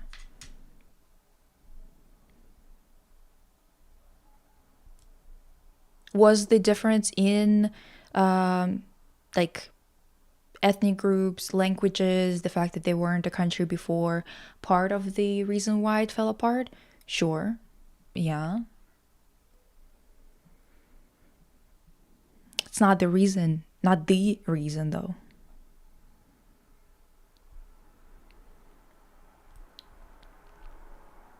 You just don't, like, I don't think you know Yugoslavian history that well. You probably are related, either you're coming from one of those countries or your family is coming from there, but you don't know that history very well. And the reason why I'm telling you this is because I know a shit ton of Russians who don't know our history at all. Don't know a single fucking thing about our history. Just didn't pay attention to history classes, then started reading a bunch of shit that oligarchs were funding, and now their opinions are all a bunch of bullshit because they just have been fed so much misinformation their entire life. They don't even know what to think anymore. Because it is difficult. That's what I'm telling you. Right now, we were discussing something that we all agreed was eco-fascist to suggest, right?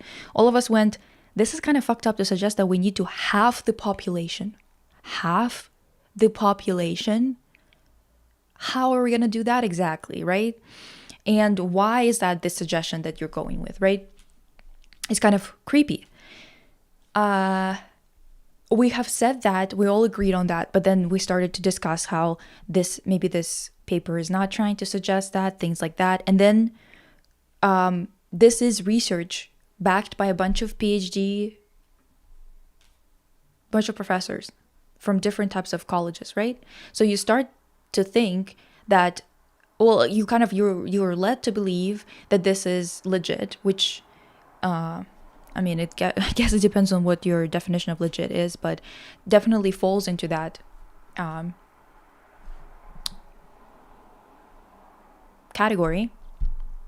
And then we're dealing with a bunch of bullshit where we realized that Mark Keegan, the first one that's credited for that research, is a guy who's working for a huge international corporation conglomerate thing that is, what is it called? Maybe it's not a conglomerate. They like used, what the fuck was the word that they used?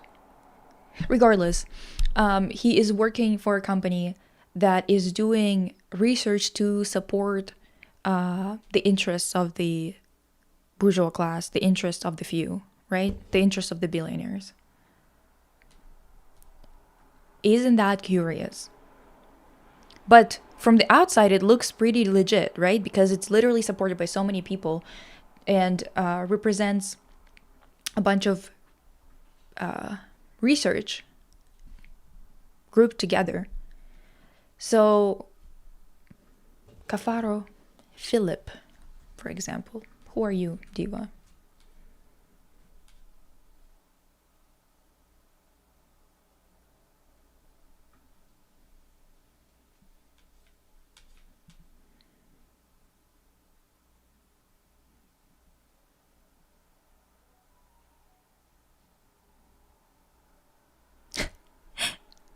I am the author of Thoreau's Living Ethics, Walden and the Pursuit of Virtue, and How Many is Too Many? The Progressive Argument for Reducing Immigration to the United States.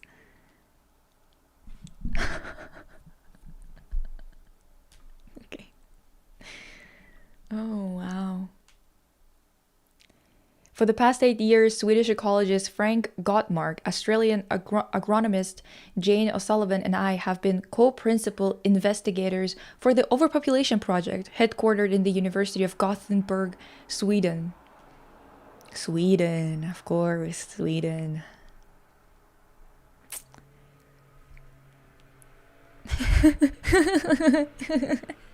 Like, no, you can't make this up. Like, literally, I'm just going by the list. I once laughed out loud at a professor in class when he tried to horseshoe me with this psycho-Christian fascist child student in the class because we both believed in human rights. Like, just because you use a word does not make, like, it's so weird because it's like you're talking to people, it's people who don't understand that fascism was started by Mussolini, for example. They don't know that, and they are going to be teaching, and they're talking to me, and they're trying to teach me about the horseshoe theory. I'm like, you're a dumbass. You don't even know who Mussolini is. You don't even know how he wrote about that. You don't even know about how it bled into architecture, art, how futurists that are specifically the Italian futurist branch, what their beliefs are. And you want to talk to me about it? Like, come on. Numbers USA, home of the immigration grade cards, America's largest grassroots immigration control organization. Congress is running out of time. Time left for Congress to make border security permanent.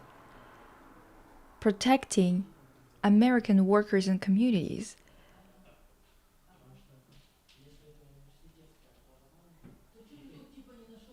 Whoa. 3 new DHS rules about us.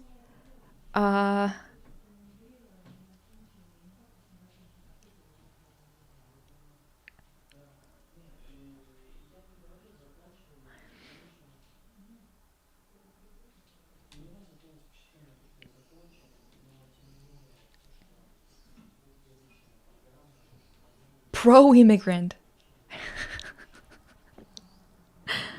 Okay, right.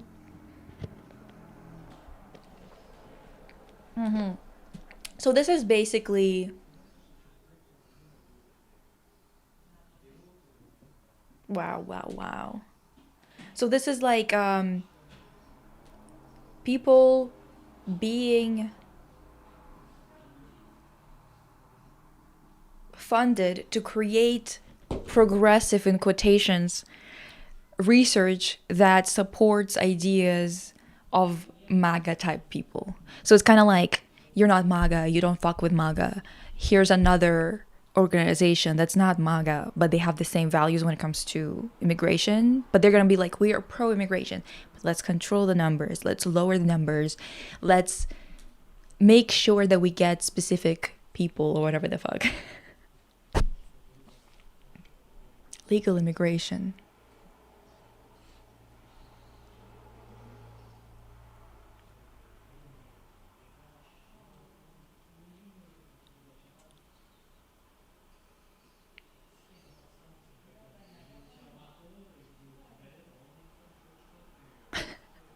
The problem, more than 250,000 green cards a year go to extended relatives.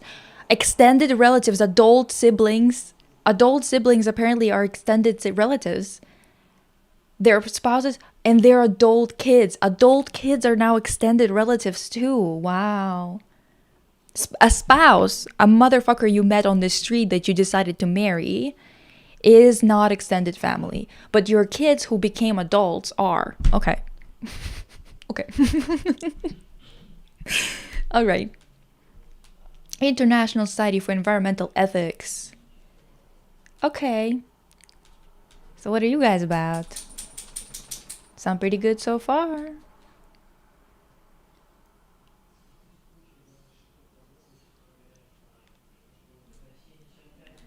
Ideas.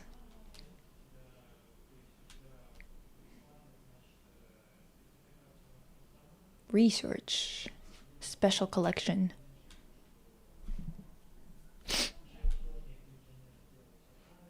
Hopa, hopa. Okay.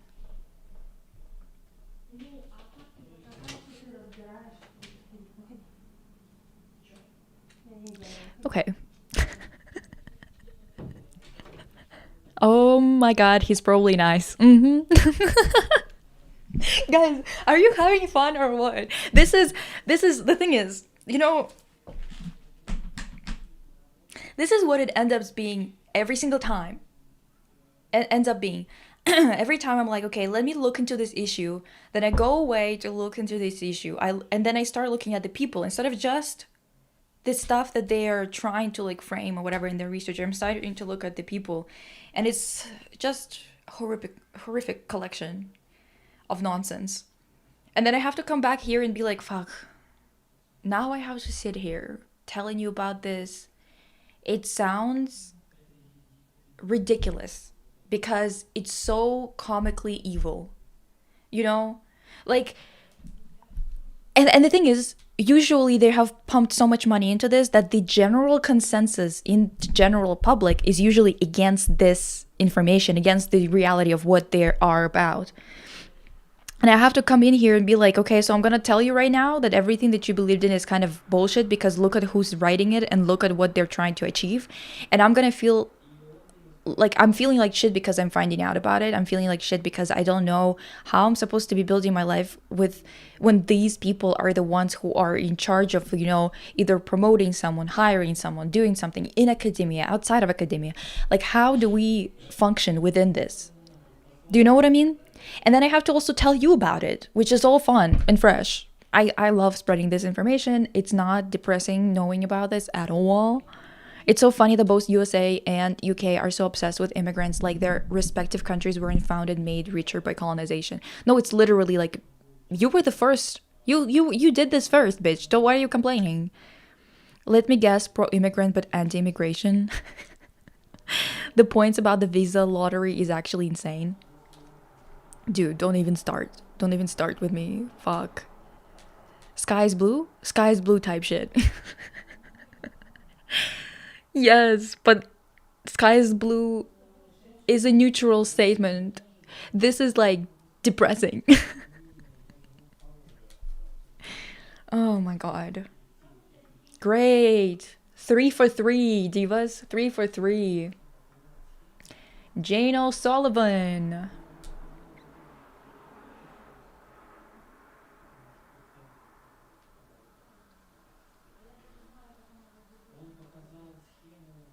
Mm-hmm.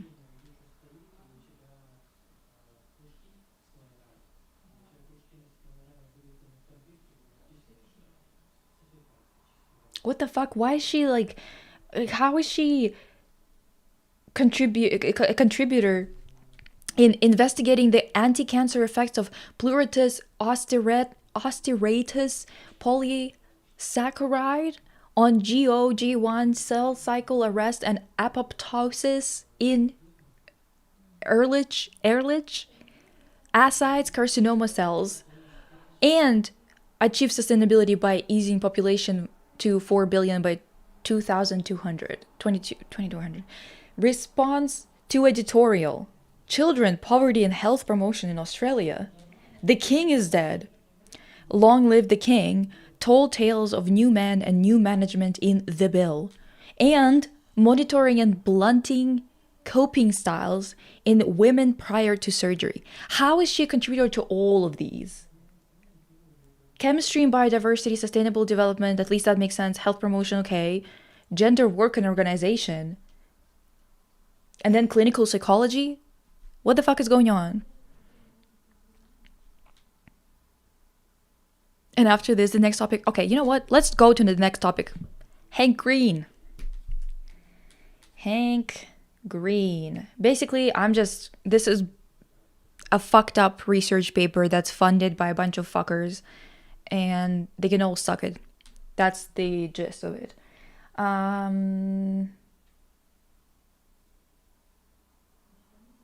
Yeah. Now,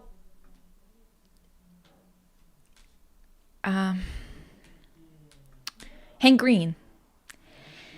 So Hank Green. Okay, wait. Actually, let me catch up with your comments real quick. This border talk reminded of what is happening in Spain, where 50,000 people from Morocco swam to Spain, swam to Spain, and some people are saying that since the majority are young men, not many women and children, they are invading. But if you have the mentality of their right to migrate, then you're pro-invasion and anti-Spain sovereignty. Damn, that's a lot. Why were they swarming? Why was it like 50,000 people at the same time, by the way? How did they organize like that, and why did they organize like that? A true renaissance. Woman. Anyway, Hank Green. Have you heard of Hank Green? That sounded like I said gangrene. Sorry. That was weird.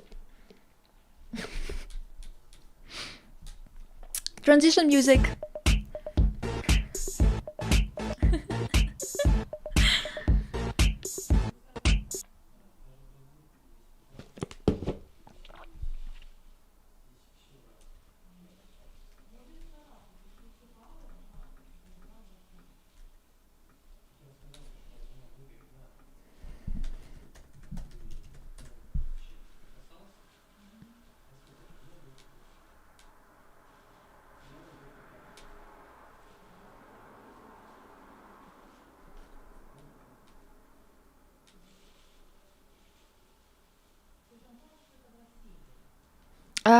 He is. Yeah, I think he is like both issued the whole Palestine situation.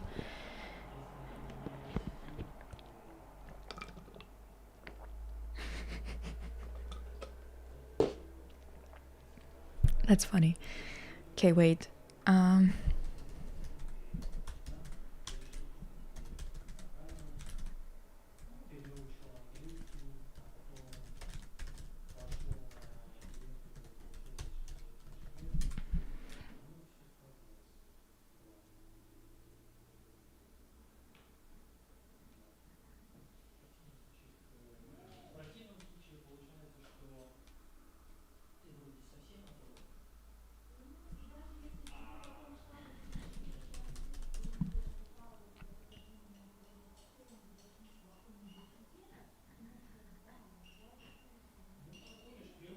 Okay.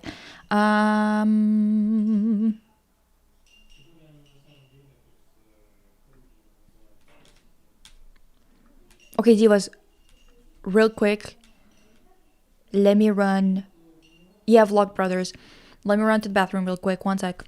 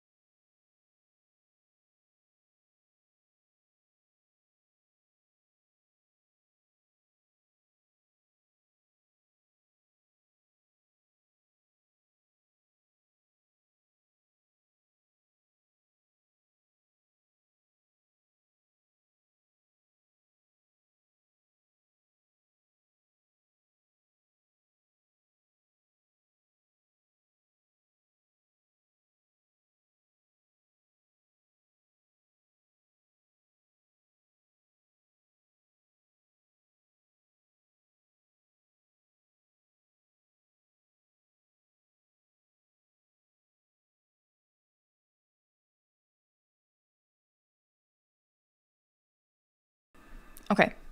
So I recognize the face, but nothing else. This was so strange. Like, people were asking about one portion of his video, and he kind of just trauma dumped about why he uses AI.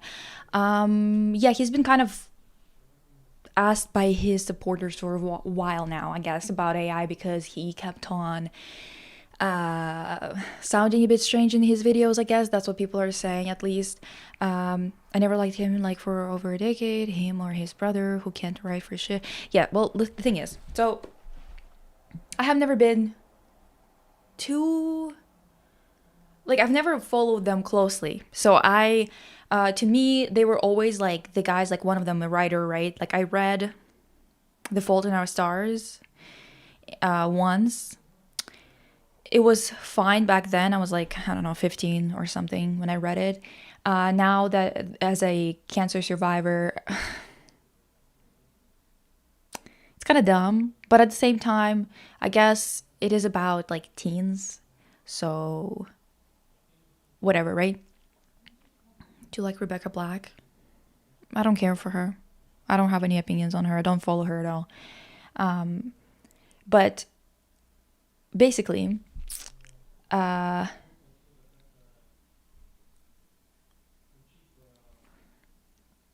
he just recently came under fire because he's been using AI a lot in his writing and his videos. Now, I've been kind of disappointed in him for a while now. I started to pay attention more to him because when he got diagnosed with cancer, because he had the same exact diagnosis as me, okay? Down to subtype and down to stage, the stage that he was at.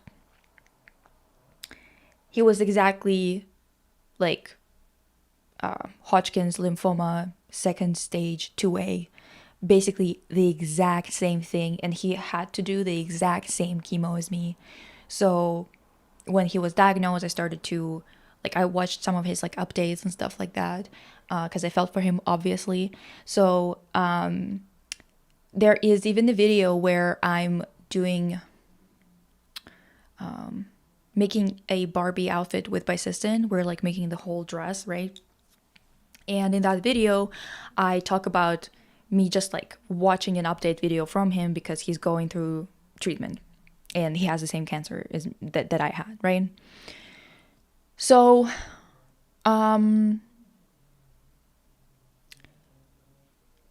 then I kind of I've been pretty open about the fact that my cancer diagnosis and my experience with it has been the catalyst for me to actually find the words to describe my beliefs, because I've always had similar beliefs. It's never been like, oh, this thing radicalized me or something, because I've always been kind of, there's some issues that I'm not as clear on, or I haven't studied them, other things like that.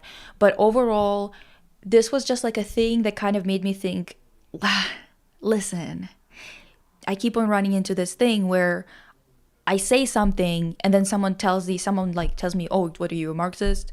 And, or what are you, an ML? And like every single time I was running into this, I was like, I don't know. So that was kind of like my cancer experience, and the conversations that I had to keep having with people around that time made me realize that I have to go look into it, read up on it, and figure out whether what they're accusing me of in quotations, is correct or not, right? Which, for example, for years I've been saying the physical reality is what determines how a person is feeling and how likely they are to commit a crime or whatever it is. Like, I didn't know that material conditions was already a thing. Okay. that was already a term. So I was walking around saying physical reality, physical conditions, or material like conditions or material reality. Like, I was kind of interchangeably using it, but didn't know that it was already a term that other people know and that I can refer to quickly with them in conversation, and they would understand what I'm kind of like trying to say, right? So a lot of things like that kind of happened during that time. Now, here with this guy, I thought, sure, I thought that he was more left from the get-go. I thought he was kind of like, you know, a science guy who's kind of more logical and rational about things, whatever, right? So I thought that he would naturally be supportive of evidence-based stuff. Now, I watched a video that was kind of like after, I guess. Not after, it was during his treatment that kind of made me think that we might not have as much in common as I thought we did. And that video is this one. I was like spent so much time looking for it because all of their names, the names of the videos on Vlog Brothers channel, is just like clickbait, so it's hard to find which one I was actually fucking looking for. It was so annoying. But I think what's actually significant... Here it is.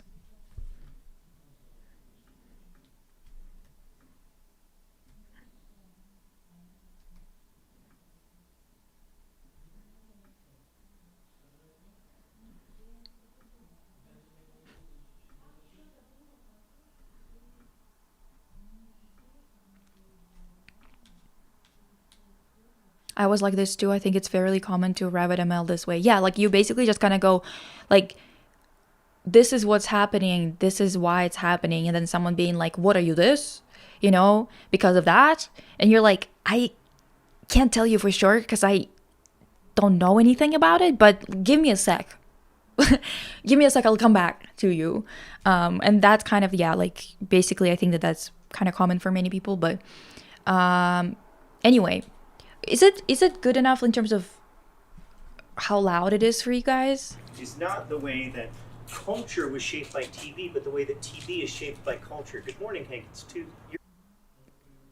First of all, such a whatever. I'm not gonna say anything. Like right now, we're gonna watch this first together, and then we'll talk. Is it, guys, loud? Not loud enough? What is it?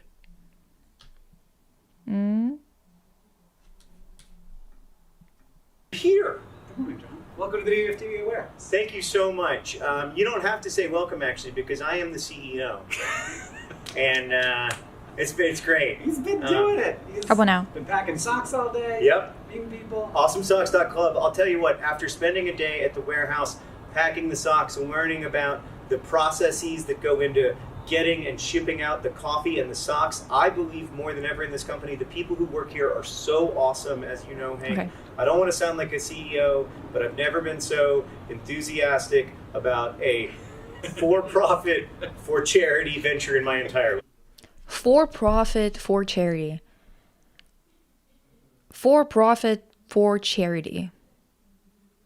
For profit, for charity. Okay. Thanks for coming out. Thanks for helping out. Whatever. Yeah, it's great to be here. I'm feeling okay right now. How are you? Yeah, right now, I'm about to feel worse in about 4 days. I want to stop you there, Yeah. and I want to ask you a serious question. And Okay. I know that we've been jokety this whole time, and that's good. I want to stay jokey, Uh-huh. but I do think, like, you and I both have this instinct to, in hard times, say, blobbity, blobbity, blobbity, it sucks, but. Yeah. And we both have it, we put the positive spin It's on very it. hard to not say but. It's very hard to not say but when you're talking about difficulty. And what I guess I would want to emphasize is that you are doing amazing. You are, as they say, tolerating the treatment brilliantly, etc., etc. But this sucks. Yeah. Like this sucks. You get really sick. It sucks. Yeah, it's legit. Like the chemo has a reputation that it has earned. Oh, Is how I came out of it. I can count on two hands the number of times I've seen Hank take a nap. Not anymore. And like a bunch Yeah. of times I've seen you take a nap, it's because you're really...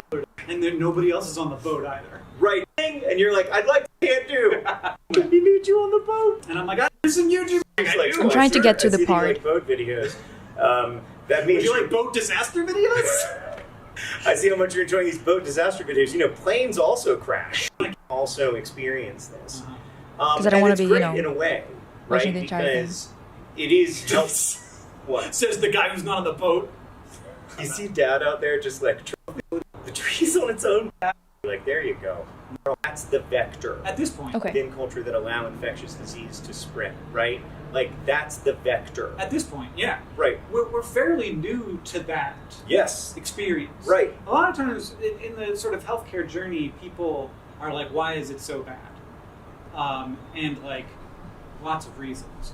But it's easy to forget that 100 years ago, you didn't expect to be cured of a disease. Right. The main thing the doctor told you was, You you know, yeah. like, Well, the thing is, it's quite tricky, and we didn't know this until we did it, to distinguish between diseases that are easy. It turned out to be quite easy to cure, right. and diseases that were very hard to cure. Yeah. So when people first started figuring out how like antibiotics worked, they were like, "Holy crap!" And like they were like, Cancer should have been easy to cure in the same way that strep throat was easy to cure. Yeah. It's not even one disease. Like, strep throat is one disease. Yeah. Cancer, our family just got diagnosed with basal cell carcinoma, which sounds like a cancer because it has carcinoma in it, and it is a cancer, except that because the survival rate is 100%, nobody really says they have cancer. Is how unequal access to treatment is. Okay, here it is. A lot about cancer Here it in is. the last couple of months. I was like, where is it? And one of the big things we've both learned is how unequal access to treatment is. Like, both in the United States or like in rich countries, but especially between rich countries and poor middle income countries. yeah. It's shocking. Yeah. Even with a disease that's very treatable, and like we know exactly the drugs you need to get, Right. And they're not that expensive. they're not. Like, the Hodgkin's drugs are not that expensive. Yeah. My chemo is the cheapest part of my treatment. Really? It's cheaper than the scans. Wow. Now, if I had to switch over to the new one because of a lung problem, it would go from $300 a treatment to I think $15,000. What? What a good system.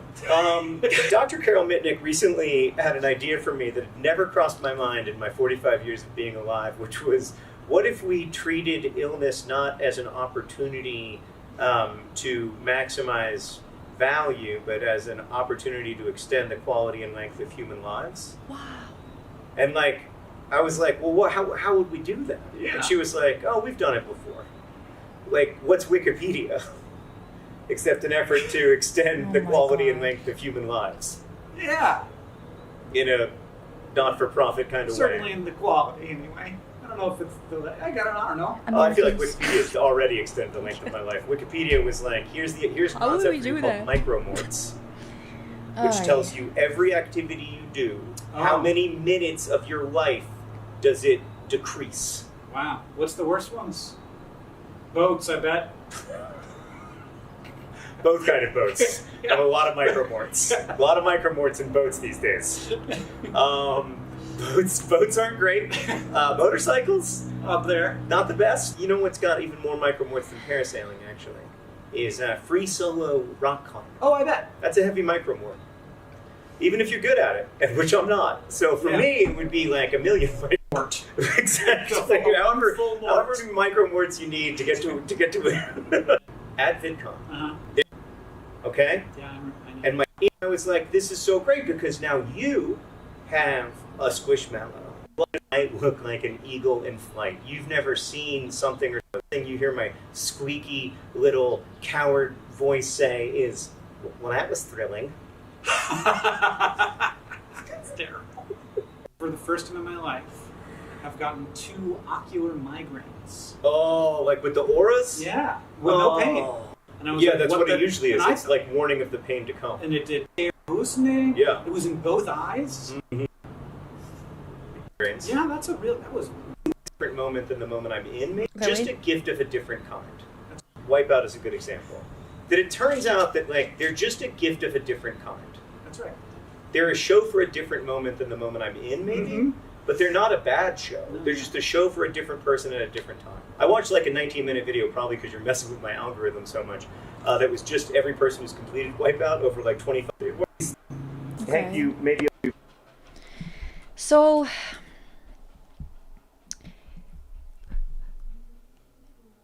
clearly, these guys,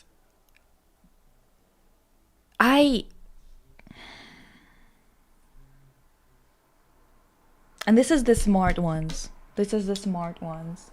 Apparently. I mean,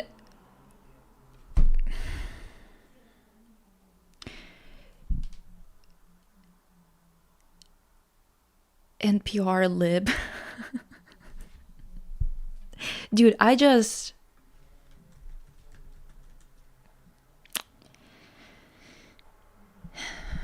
even know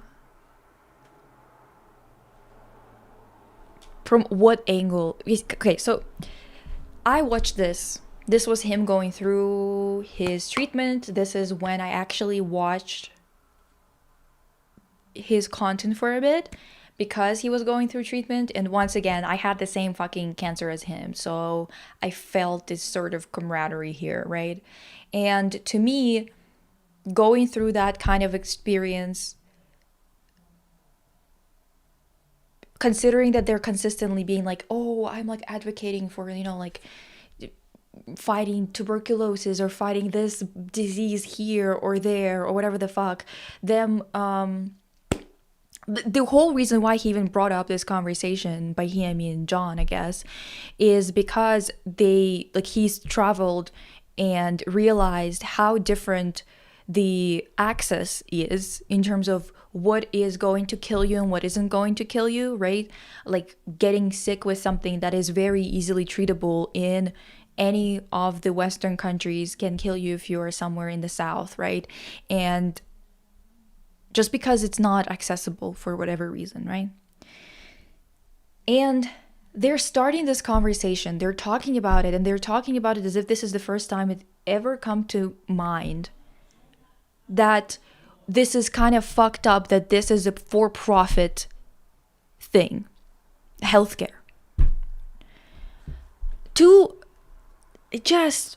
These guys, Hank Green, how fucking old is he? I'm pretty sure he got cancer 20 years later than me, in terms of like, I was 24, he was like, I don't know, Hank Green. He's 46, so he got it at 44 or something like that.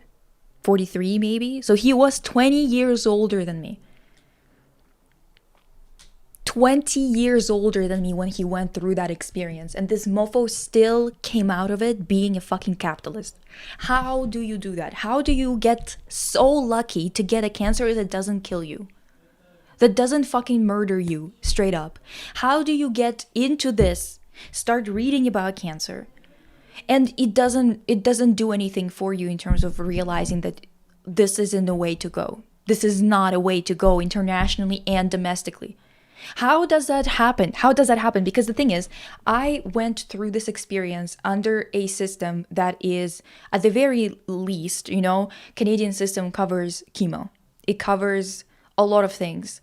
I had to pay for the medicine, but I didn't have to pay for chemo or the scans.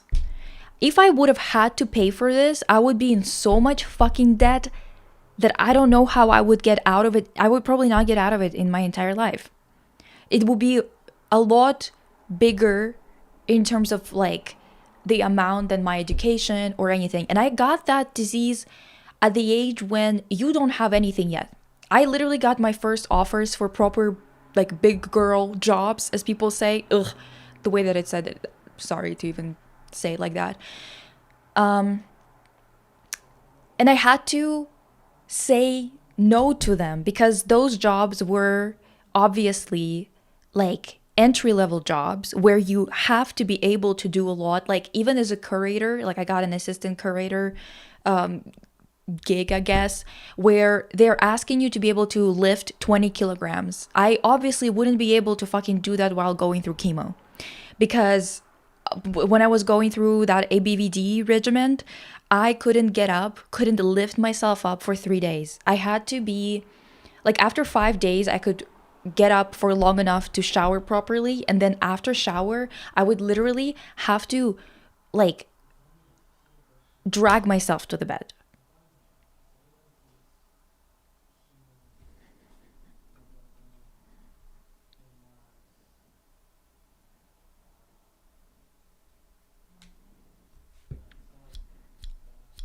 I honestly don't care about charity. Charity is not good enough.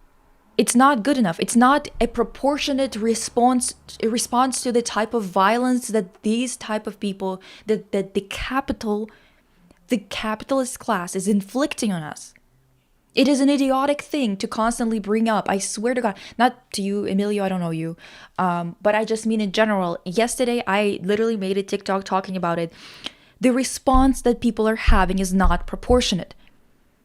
Every time we talk about peasants of the past, and we talk about the horrific type of conditions that they were living in, eating gruel, walking around with amputated limbs, working hours that people who were in the aristocracy didn't have to ever work.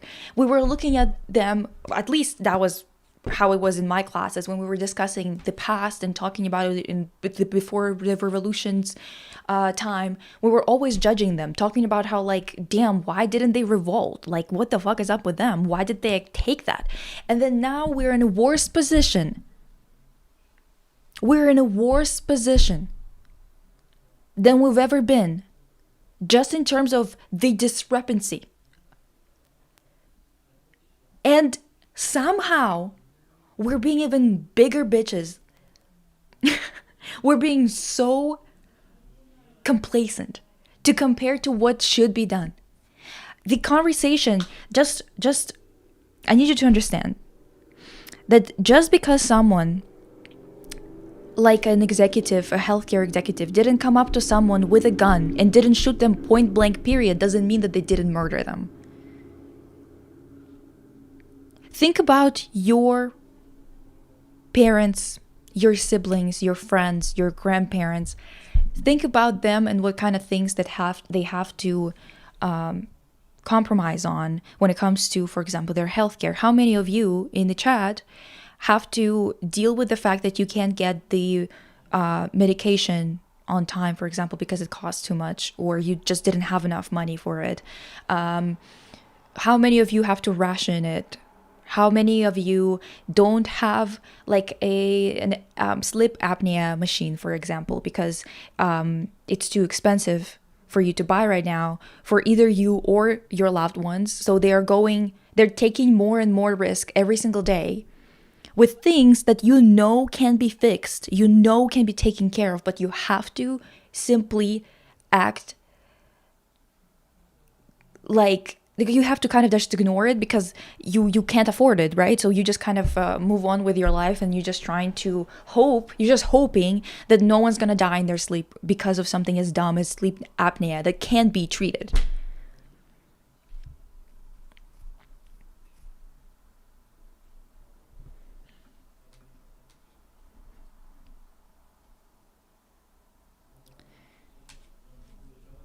How many of us have to deal with the fact that we don't get to have days off?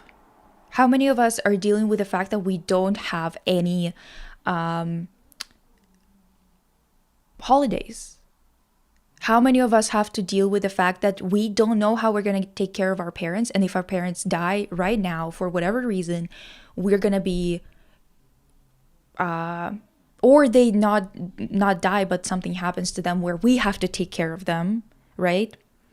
Earlier than we anticipated. How many of us would be either homeless or would have to be living in such extreme poverty just to afford to take care of them? With the prices of everything right now, I don't think that I would be even able to do it. But do you think that's not violence? Just because it's drawn out, just because I have to suffer through it, not for 1 second, But for 20, 30 years, just because I have to deal with it, with, for example, chronic pain that I got from a position that I worked at for a year when I was 22. Just tell me, why do you? It's just insanity. And the fact that this mofo, I have such a bone to pick with fucking Hank Green. It is impossible to go through what we've gone through. We got so incredibly lucky. Me and him, both of us. Both of us were in a country that we could get treatment in. Let's start there. Both of us were not under bombing or some shit like that during the treatment. Both of us, I was actually in a country that provided me with this. And you were gonna have to fucking pry this shit out of Canadian hands. I swear to God, all those dumbasses who are voting against universal healthcare, you guys are fucking idiots. And genuinely, I will fight you tooth and nail because I know that many people just don't have the energy. When I was sick and I didn't know whether I was going to live or die because I didn't know what kind of cancer I had and what kind of mortality rates it has and other things like that, I still had to figure out how to pay my rent while I can't work. While I can't get, I was trying to get a social worker to help me with the papers and stuff like that, and they couldn't. Right? Because I don't know why they didn't come and they didn't help. I don't know why at our cancer centers, when you call, they don't have anybody working on the phones. Maybe some people do. I don't know every single fucking cancer center. But the one that I had dealt with personally had automated systems. And it's like, I got lucky. I didn't have the type of cancer where you have to amputate something and you have to relearn how to live. I didn't have the type of cancer that completely incapacitates you in one way or another forever. I didn't have the type of cancer that was terminal. I got lucky. And I still had to deal with so much bullshit. The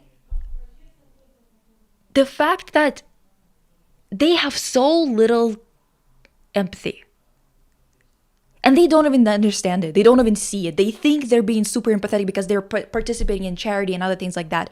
You are this is the American problem, honestly, that has spread fucking everywhere. I think it's a capitalist problem, not an American problem. So whenever somewhere capitalism takes root, this is the type of bullshit, the type of culture that it spreads, okay? It is this belief, this deranged, absolutely deranged belief, okay?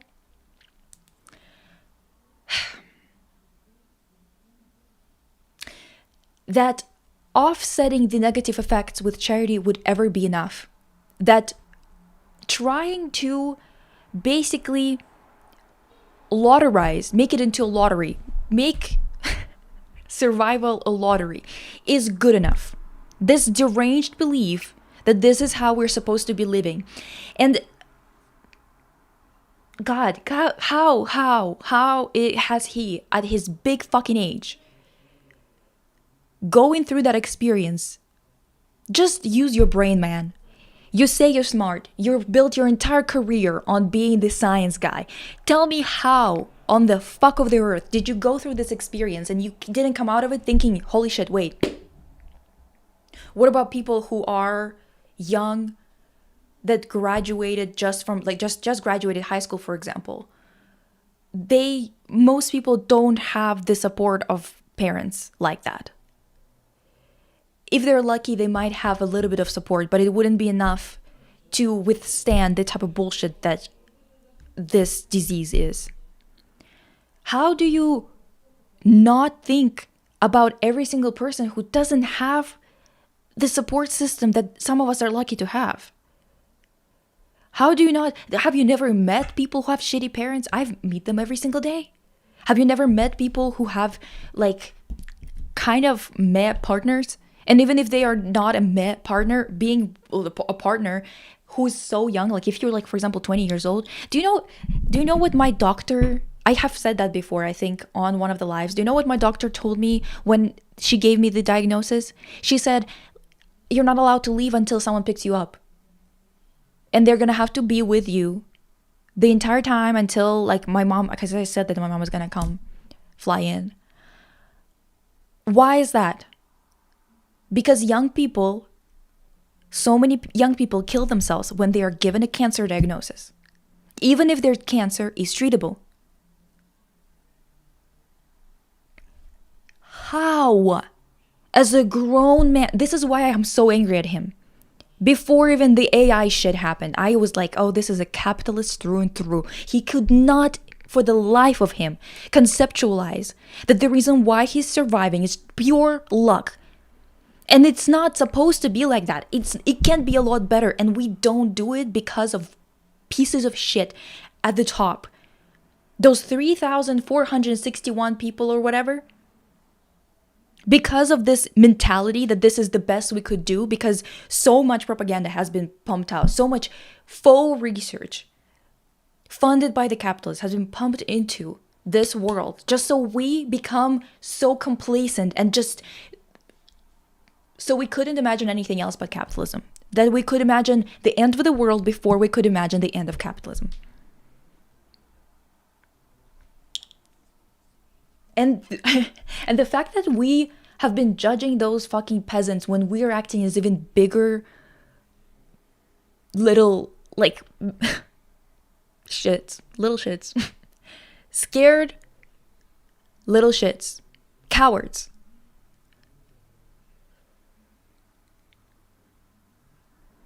It's ridiculous.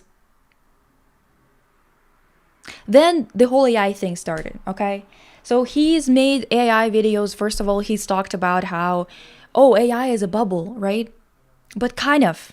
He's kind of was really nice about it and talked about it in a way that wasn't sufficient enough, to be fucking honest. Then he's made a video where he talked about AI as like, it doesn't actually waste that much water, you guys. Which is like not the only concern that we have about it, really. And the concern that we have about it is based mostly on the fact that, sorry to say, but this is kind of looking a little bit too much like it's a surveillance issue.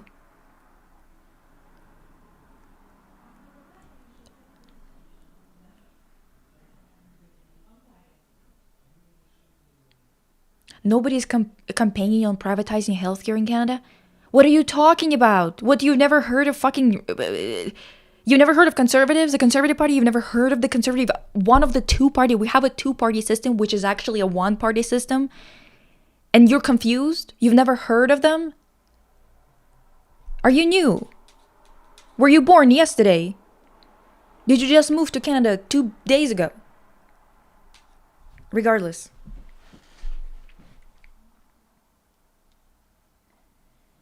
I got so distracted I can't even fucking remember. They're trying to privatize everything. This is literally what Danielle Smith is doing right now. Privatization of everything. Are you new? Or are you 12? Which one is it? It must be one or the other. What was I gonna say? Ah, yes, the AI thing. So in that video, he was talking about AI, and I was kind of surprised because I was like, I went to Twitter, and I was kind of thinking that I was probably going to run into at least some tweets talking about this video that Hank posted, where there would be like, why the fuck is he saying this shit? Because the thing is, he's talking about how like, oh, it doesn't waste that much water, but let's talk about how much water corn wastes. And listen, I am not a fucking corn enthusiast. Let's say it that way. I do not like corn. I don't like eating it. I don't like the taste of it. I would not give a single fuck if it disappeared tomorrow. Okay? So when he's talking about the fact that it's consuming a lot to be produced, technically speaking, we can just stop producing it, to be fucking honest, and I wouldn't care. So it's not like I'm upset that he's, coming for corn rights. However, this is the same dumbass shit that people say when they go talking about how farms consume a lot more water to produce things, that food is taking a lot more resources to produce, which is so idiotic, because how dumb do you have to be? How dumb do you have to be to take a thing like AI, which is not even that useful yet, even in things that it's supposed to be useful in. Like, for example, determining scans, determining, picking up things in scans. Turns out that, yes, they said that it's possible, but the error percentage currently is 70%. It's wrong 70% of the time when it's assessing things in scans, medical scans. So this shit, this bullshit of an invention, in quotations, isn't even as useful as it's supposed to be for us to even have this conversation. They're trying to compare that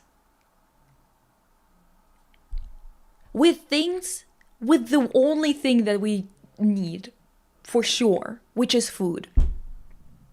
Are you dumb or are you stupid? What is going on? Genuinely, you have got to be absolutely. And these people are serious. This is when I was already like, what on the fuck of the earth is he talking about? What is going on? Why would you bring up food? Could have talked about golf courses. Could have talked about that. But of course he's not going to. Because that would feed into the class thing too much too. You know what I mean?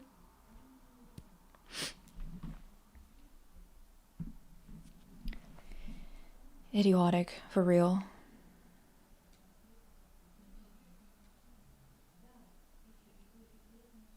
I remember listening to one of his videos in the car and he's interviewing someone who works in tech about AI.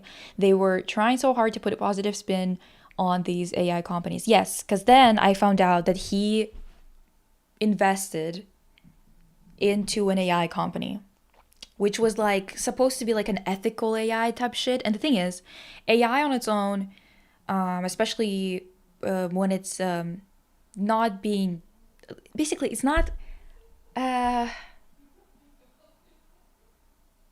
it has potential,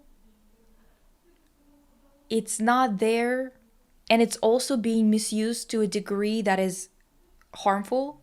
And on top of it all, on top of all of that, the issue that we have with data centers, I have an issue with it mostly because it's not created for any infrastructural reasons aside surveillance. This is just surveillance centers. They're trying to make it basically impossible to have any type of, what is it called? Resistance. Hi, Melita.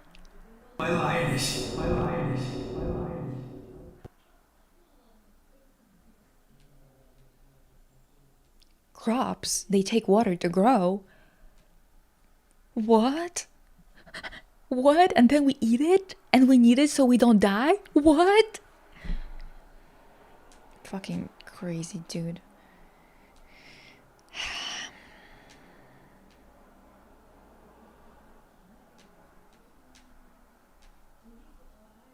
Most of it is the bubble. Actually, all of it, the way that it is in the market, is a bubble. This is why a lot of moves that China has made has been really good at kind of battling that, because China released their LLM, right? And it was open. Is it open source or open? What is it called in English? You get it. Which definitely challenged the type of capital that they're trying to make internationally, that they're trying to kind of create specifically through open source. Yeah.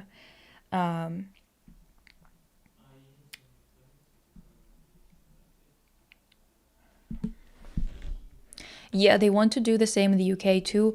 Our NHS data was sold to Palantir. Yeah, how is that allowed? And no one got incarcerated for that? Maybe not incarcerated, maybe just fucking... You know exactly what I mean. I don't understand this. I have genuinely, this is why I made that video on TikTok talking about how our response is not proportionate. They are doing whatever they want. They are using people as meat for their wars. They are quite literally using people as cannon fodder. They are creating scarcity on purpose. And these mofos are jolly just sitting there talking about how much they fucking love capitalism. Pissing me off. Especially, I'm telling you, because he had the same cancer as me, I was like, there's no way he's gonna be a right-winger. But I guess I don't know what I expected, considering they're fucking worshipping at the goddamn altar of capital and they couldn't think about anything else. I recently found out the music artist I really like released a fully AI generated music video. We lost another diva. Was it Tyla?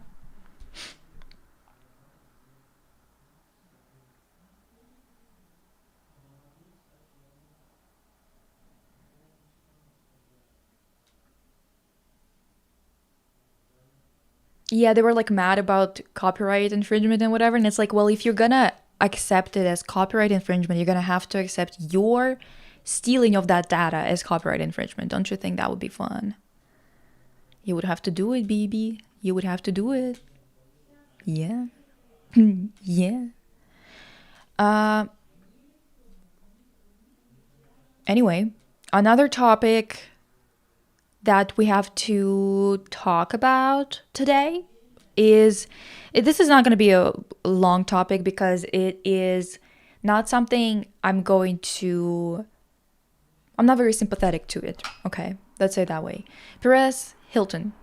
So, this guy has always been an asshole. We all know that. This isn't news to anybody. This isn't like a hot take, or anything like that, right? Monetочка, are you fucking kidding me?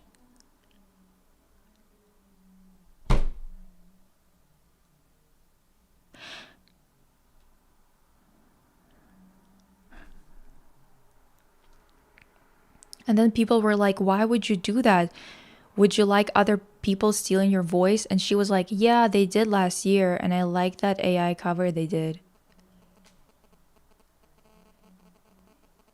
Her song being added to Spider-Man movie? Is her song in the new Spider-Man movie? That's not good.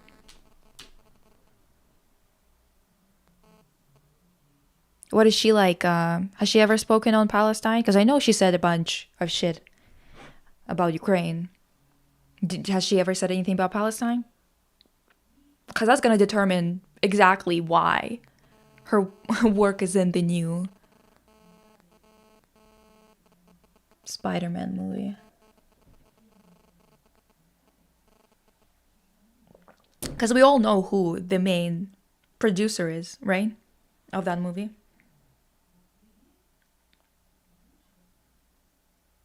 Fucking hell.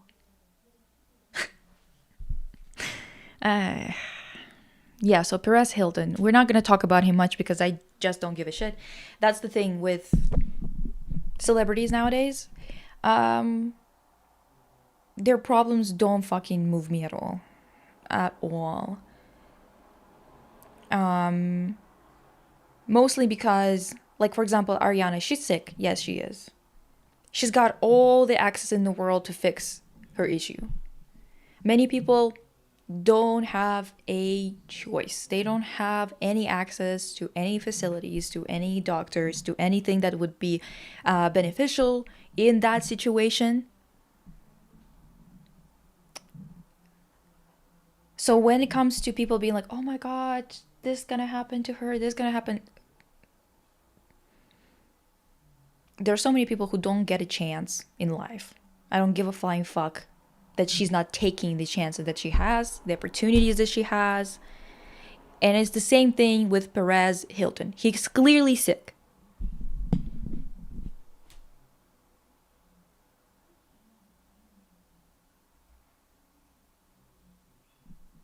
He is, right? So this is not like, I wouldn't be ever gloating about it. He's not well. He's definitely sick with something. his behavior is very irrational. Basically, he was on the live, I think that maybe TikTok live, I don't know. And he was covered in blood, cutting himself on live before the police came, I guess, and took him away, as far as I understand. Clearly he's sick, clearly he's unwell. He's also an asshole, that's true. But also he is, once again, a person who could have gotten help, has access, and also in the past was an asshole to a bunch of people who needed help. So, like, these are adults. He's like 50 something, I think. Probably.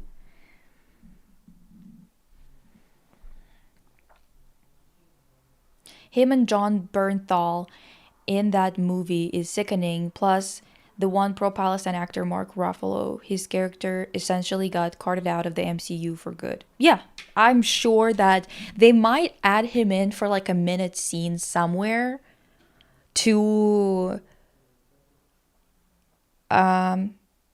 divert the criticism, because everyone knows why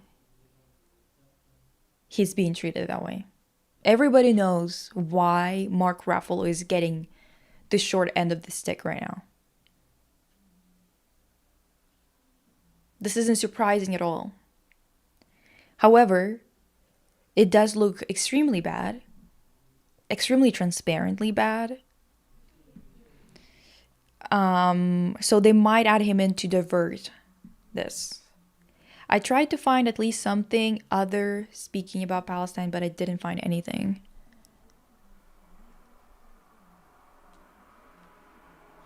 Well, now you know why her song is in the Spider-Man movie. Why she's outside of Russia. Well, I mean, she is outside because, I guess, speaking out. But considering the situation, you know, at the beginning, I was kind of the same opinion. Now I'm not, because I have realized that the issues of capital and oligarchs kind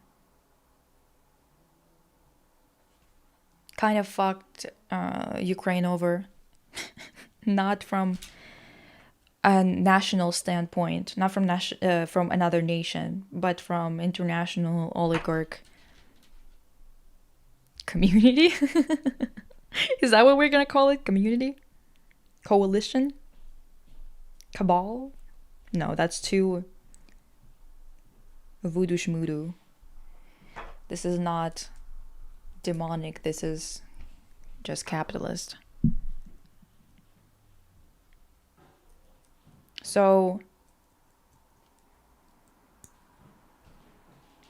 this is the third or fourth time I'm fucking regluing it in this live. And it wasn't that bad for the past 2 days, so what the fuck is up? Am I gesticulating too much? What do you think? I honestly don't understand how people with access and power make themselves sick and don't seek help. Well, I'm not surprised that a person who's got like a disorder like that is not like seeking help. But at the same time, there's supposed to be someone. And the thing is, she is getting a feedback from people where everyone's like, you're sick, and she's still not doing anything because she doesn't think that she's sick. I'm not here to judge her being sick as much as like there's no reason for me to lend sympathies to somebody who has every opportunity to do something about it, and they don't. Like, what else at this point? What else? She's speaking out against current government in all the time, and she donated a lot of money to Ukrainian refugees. She will go to jail if she comes to Russia. They don't even try to hide it. Yeah, I'm pretty sure that's the case. But I would have taken it as her actually caring about the refugees and stuff like that if she would have been vocal about Palestine. Because what's going on in Palestine is it's straight up genocide. Ukraine has all the money and all the ability to fight. That's why they're also getting into a bunch of other conflicts involved around the world at the same time, right? Because they're being funded fully by the West. So the fact that in this situation, her sympathies lie with Ukraine, but none of her sympathies are directed towards Palestinians, tells me a lot about her and about her politics. Now that she's in, again, I don't know if you're aware, Melita, but the main producer of Spider-Man, the new Spider-Man, is a raging Zionist. I believe he's even Israeli too. So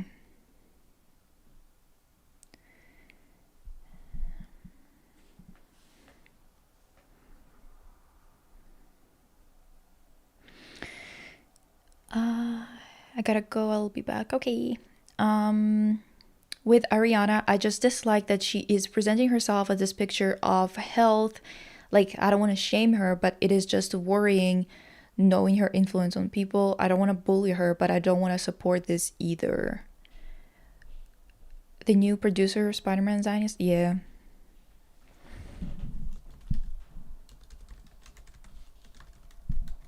That's why I said that, you know,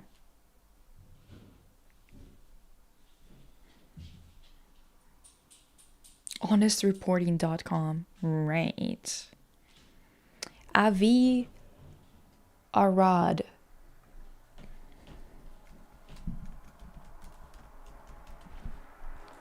Oh, oops. This is the guy who was, not only was he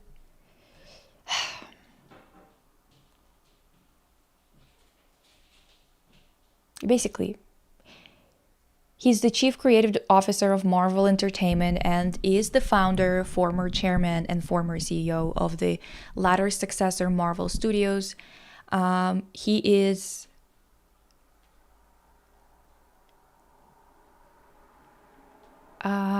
he was born in Ramat Gan.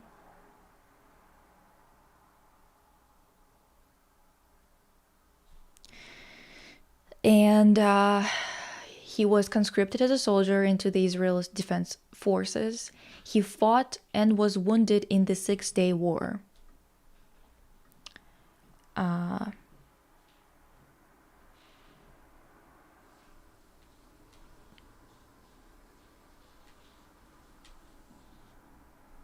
He was even in the IDF.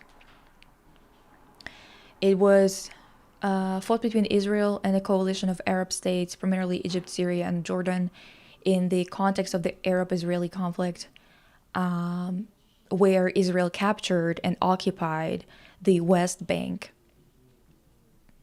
from Jordan, the Gaza Strip, and the Sinai Peninsula from Egypt, and Golan Heights from Syria.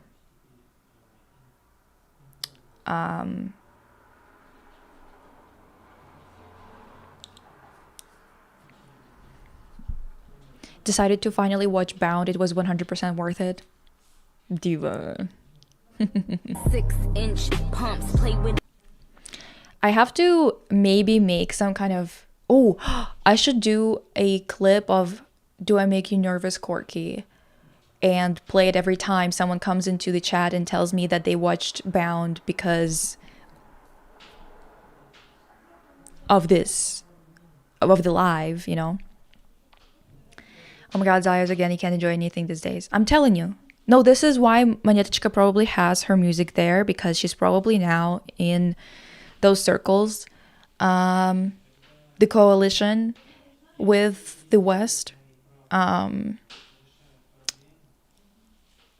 It's a bummer, I guess. I was kind of hoping, based on her, like, just based on how she was before and stuff like that, I was kind of hoping that she was going to become somebody who's like, I don't know, I guess some sort of leftist, at least.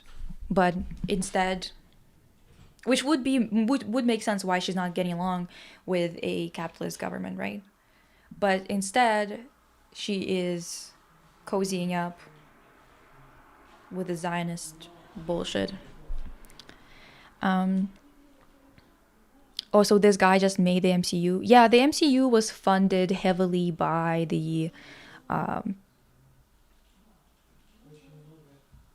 American government. It is basically a American government's project. So a lot of Zionists work there too. The most ironic thing is that the song that was used is the one where she laughs at greedy capitalists.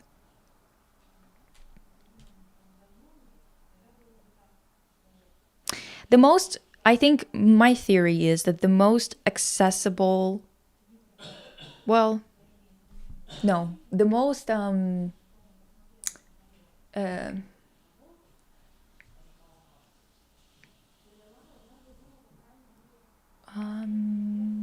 family is being so loud. They are keep on distracting me because they're like talking loudly. The most effective tool in disarming any leftist movement for Americans, I think, is probably the faux leftists. The type of shit like Monetочка for us, where they are saying they're standing up to this and to that, when in reality they are not even sellouts. It's worse than that, right? Kind of like Chomsky when he was cozying up with all of the worst capitalists imaginable, the Epstein bitches, while at the same time creating a lot of counter-revolutionary socialist / communist content, because it's not really research, that flooded any available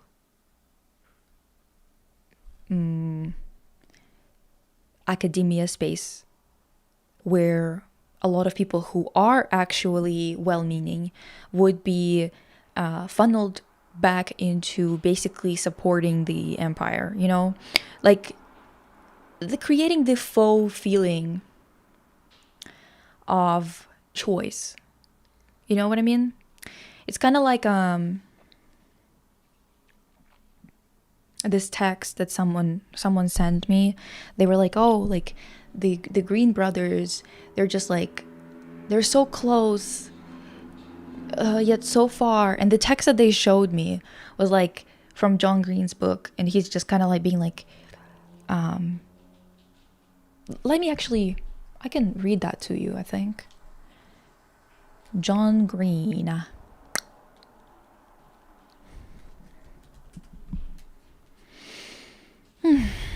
It's so fucking hot here. Holy shit.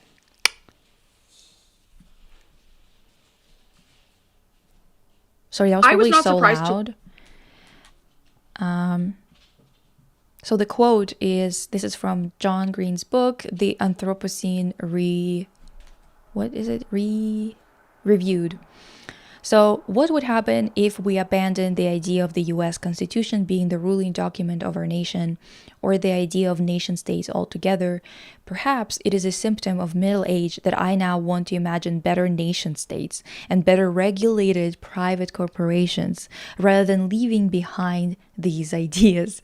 But we cannot do the hard work of imagining a better world into existence unless we reckon honestly with what governments and corporations want us to believe and why they want us to believe it. Until then, the whole of presidents will always feel a little plastic to me. I give it 2 stars.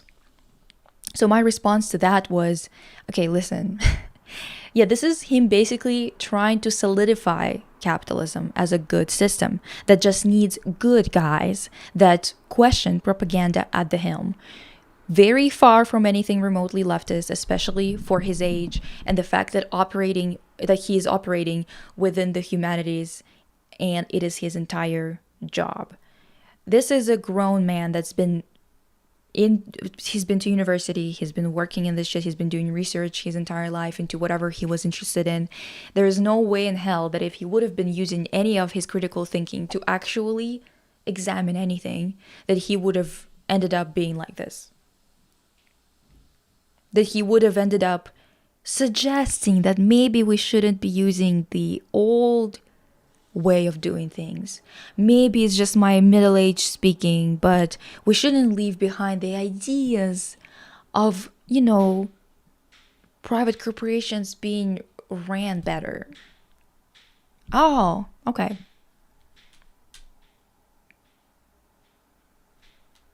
Okay. Maybe, perhaps, we could. Maybe we can regulate it a bit more. Like, thank you, Mr. Coward. Thank you for suggesting the most fucking lukewarm bullshit imaginable. Regardless, this is all the stuff that he executive produced. Oh, this is bad. Holy shit. Okay. Right. He was the guy who made brats that everyone hated. Yeah. Anyway. So, Blade. He made Blade, executive producer. X-Men, executive producer. Blade 2, executive producer. Spider-Man 1, executive producer. Daredevil, regular producer. Hulk, regular producer. X2, executive. The Punisher, regular producer. Spider-Man 2, regular producer. Blade Trinity, executive. That's the main producer, like top guy, Fantastic Four, Man-Thing. He was just regular producer. What else did he executive produce? The Killing Floor. Iron Man. Of course, the movie that presents weapon manufacturers as heroes, of course.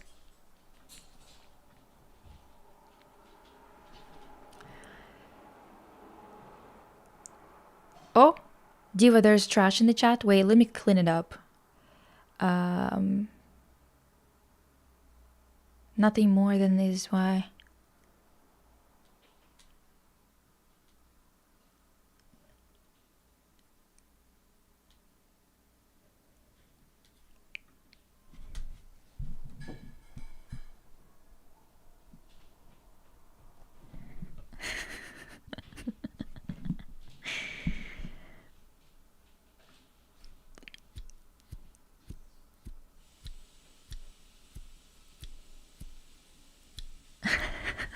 I didn't notice, sorry guys. As Eritrean Ethiopian, Jewish mix, gay male, I say Israel is not for sale. Wow. Oh, honey. Blocked you go. That's pathetic. Supporting something that's like, that will and does treat you like subhuman. That's sad. Very, very sad. La la la la la la la la la la la la.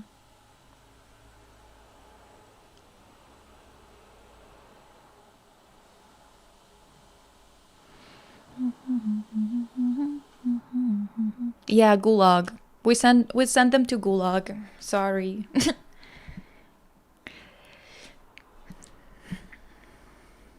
Why is it always the craziest accounts that seem to type fast as fuck? I think that honestly it might be a bot. That's why they're just like going so fast.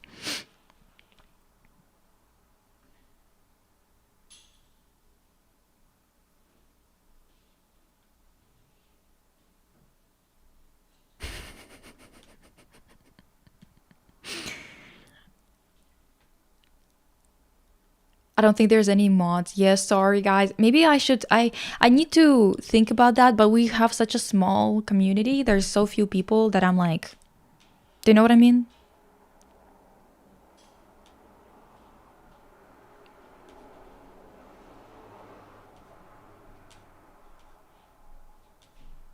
Yeah, it's definitely bots. Definitely, yeah. I don't know about this person. It might be a bot, might be not a bot. But regardless, some pathetic ass shit anyway. Yeah, so The Amazing Spider-Man, Ghost in the Shell, not a surprise. Spider-Man Homecoming, he made it to Spider-Man Into the Spider-Verse, Spider-Man Far From Home, Venom, Spider-Man Uncharted, Morbius. Oh, so take Zendaya and her man, whatever his name is, off the good graces list. Morbius. More Spider-Man, The Legend of Zelda. Oh, Hunter Schafer also, I guess, gonna be off the list. Ultimate Avengers, the movie, The Invincible Iron Man. Television. He's also made a bunch of shit on television. Great. X-Men, the animated series. Iron Man, Fantastic Four. Yeah. That's not great. Nick Fury, Agent of S.H.I.E.L.D., Silver Surfer. Yeah.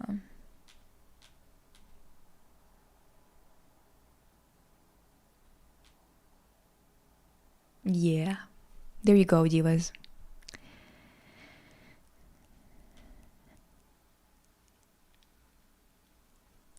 Somebody a pro-Israel bot appears, and even if the title doesn't have anything related to it. Yeah. I think it might be, you know how they read the text? Because, like, they can create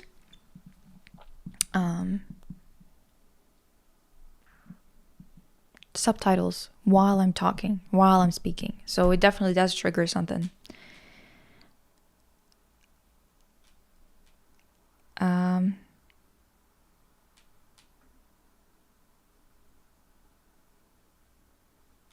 Stream pirated movies in Russian cinemas. Hunter is not in the Zelda movie, so I think that she's good. Okay, Slay. Also, remember she went to a pro-Palestine rally and was arrested one time. Okay, Slay. At least one of them was safe. Yeah, Hunter was a fan cast for Zelda. Oh, okay. Thank God. Well, yeah, that's what you get here.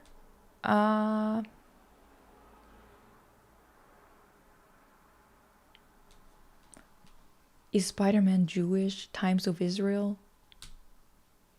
Oof. Oof.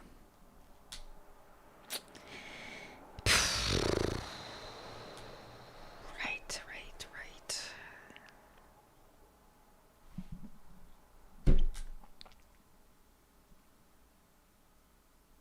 Yeah. That's fantastic. Anyway,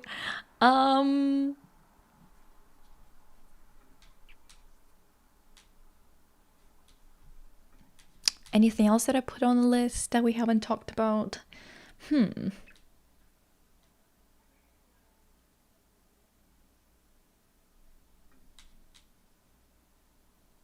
I guess not.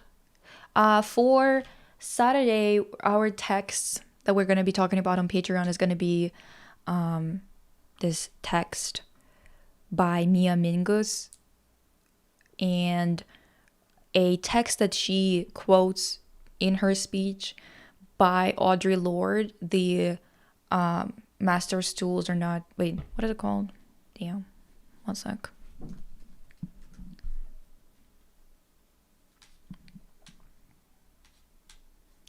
So the text by Mia Mingus is called Moving Towards the Ugly. And the quote in there is from The Master's Tools. We'll never dismantle the Master's house. And we're going to read that as well because they're both fairly short.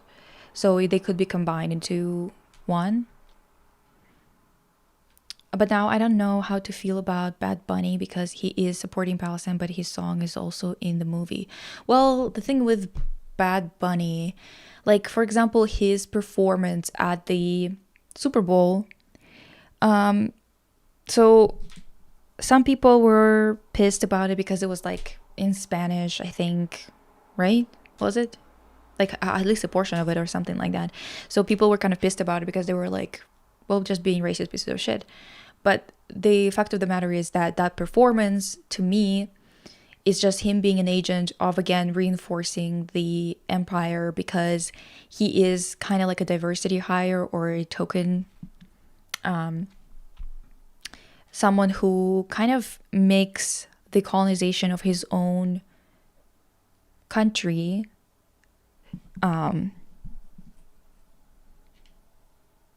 more accepted because of his like performance that's trying to portray him as an American first, I guess.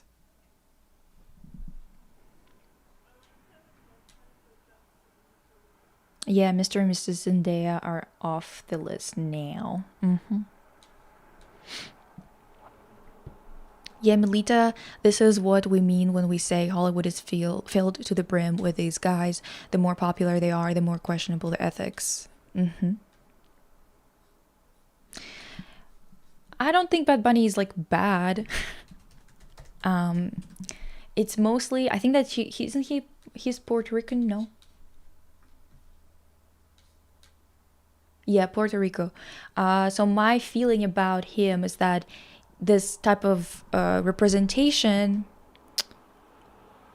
in that performance was not about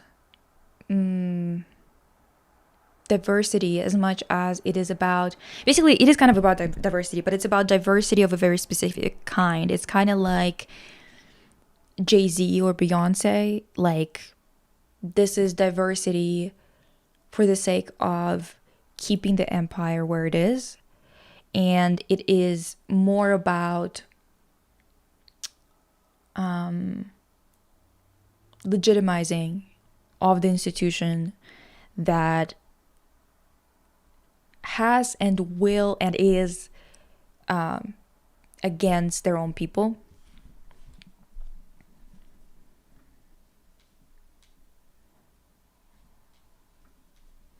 I don't think that he's trying to be anything but Puerto Rican. However, in his performance, the function of it is not actually the promotion or even like it's basically naturalization of Puerto Rico as part of the US government, while at the same time they're not treated like, for example, they're having a crisis right now with water and they're not getting any help. As soon as they need help, the American government is acting like they're not part of it. They're kind of exploited in the same way Hawaii is. So I don't have any strong feelings about him himself, because he might be an okay guy, right? The problem, that's the thing. So he's talking about the cruelty of colonization. And then at the same time, he is part of this institution, right? The Super Bowl and whatever, a very shady shit type of situation, where they kind of, like, his performance created again this drift where the conservatives are pissed because he's performing in his language, right? So then there is this cultural clash where the right and the faux left, which is just like the left wing of the right wing in America, are fighting with each other about the use of that language in the performance, in the national performance. But functionally, this performance is only strengthening the hold of this system in place, because it's kind of like the function that a lot of those like diverse Republican politicians have, where they themselves, who knows what kind of politics, like with politicians, at least you know what kind of politics they have outside of their like field of interest. For example, if they are gay but they are a Republican, right? In this case, this is similar to what kind of function Jay-Z plays, you know, this excellence, which is actually just they believe in black capitalism, right? Something that has never benefited the community as a whole, while they are sanitizing the revolutionary background of black people that have actually furthered civil rights and fought in the civil rights movements. So, for example, it's kind of like Beyonce using the Black Panther imagery while she is such a capitalist that has absolutely nothing to do with the movements of the people. She is using that imagery while being more concerned with trying to kind of how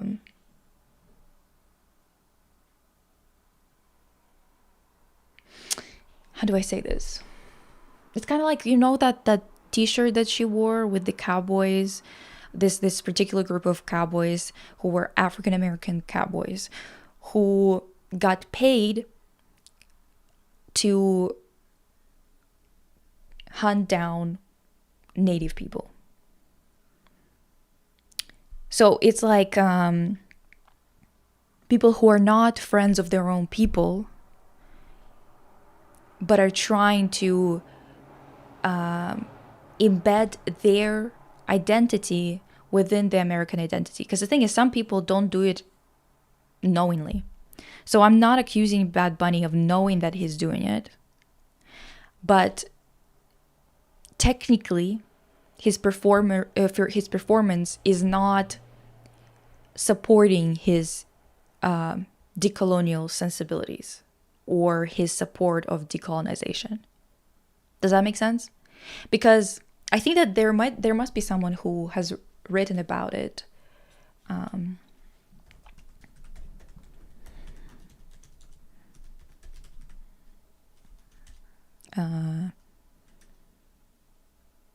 What is it called? Super Bowl. Activism C, and it's like, well,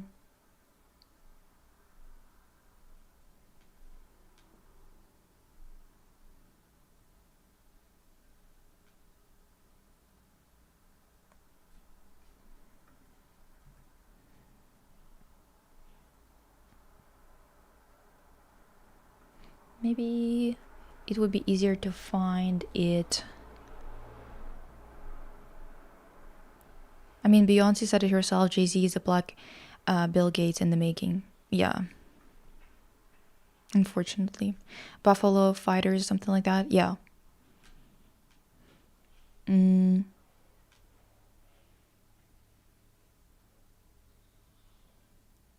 he has done good things, but I don't like how other weird things he has done get overlooked by that, especially by non-Spanish speakers. The Bad Bunny performance reminds me of the Kendrick Lamar Super Bowl performance. Kendrick talking about black power and politics, but like Bad Bunny working with corporations which don't benefit anyone. The fact that Puerto Ricans can't vote for president is so vile. Yeah.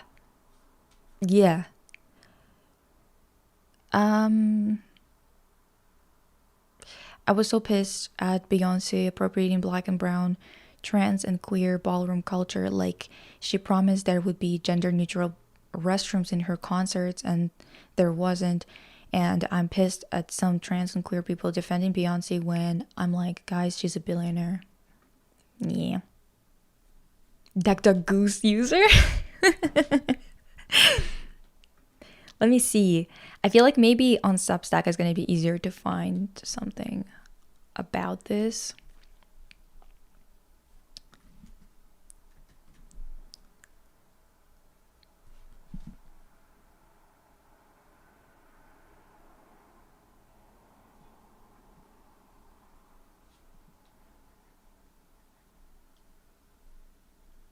No, this is very like lukewarm, barely.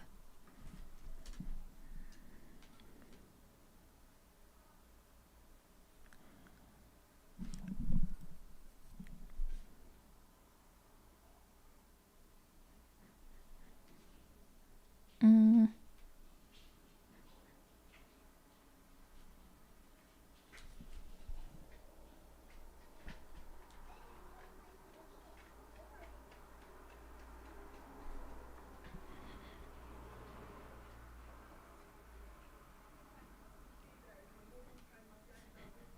Okay, let me see.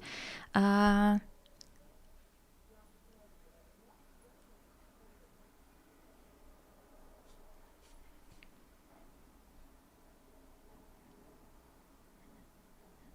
hmm.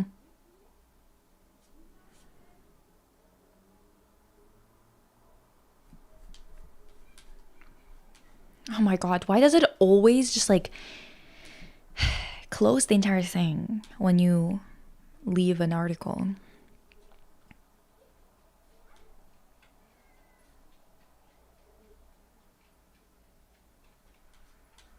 Mm.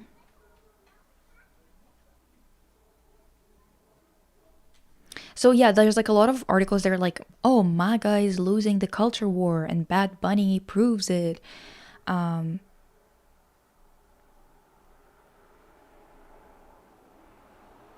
During the historic performance at the Super Bowl LX, Bad Bunny shouts out all the countries in America.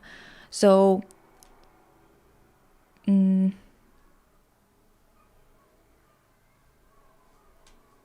this is like claiming to be in it. You know what I mean?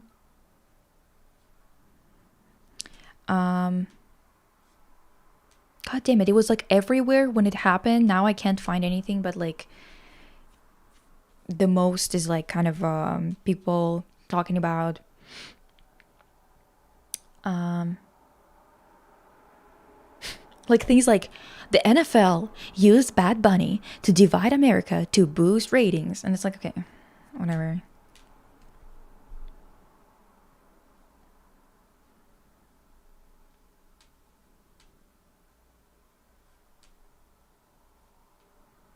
Where is it?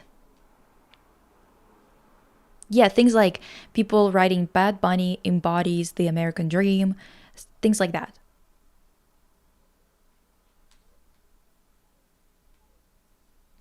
Hoping for another Puerto Rican diva, young Miko, to stay out of this. Oh, she's Puerto Rican? We can't lose a universal lesbian celebrity crushes.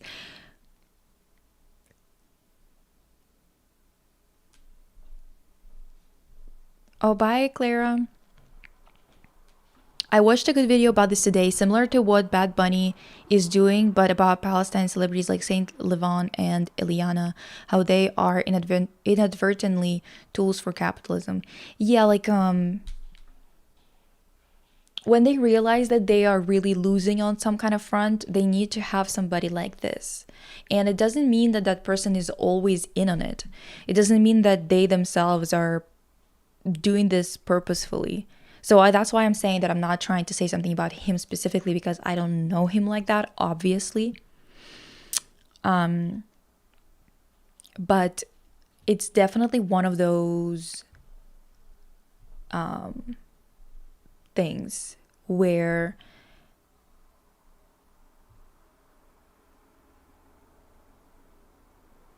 there was like a really good, there were some articles about that. Just because someone's pro-Palestine doesn't mean there must be anti-capitalist. They should be. If you don't understand the Palestinian conflict and why it's happening, if you're pro-Palestine, you are against imperialism. And if you are against imperialism, you would be against what? Capitalism.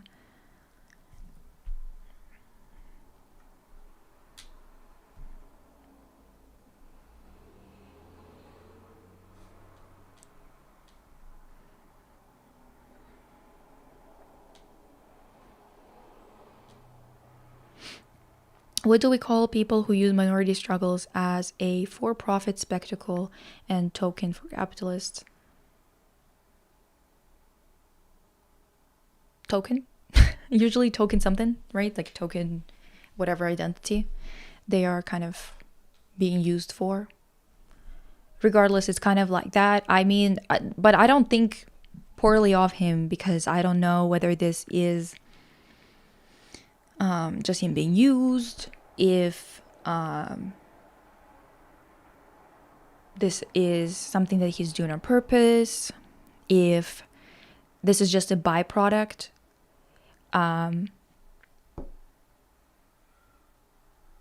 Sadly, some people's brains don't work like that. Yeah, because oftentimes people don't actually develop any theory.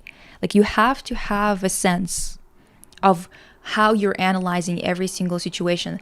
That's why approaching it from a position of using material realism, the material conditions of people that they're acting from, is the way to understand why something is happening and where it's going to go.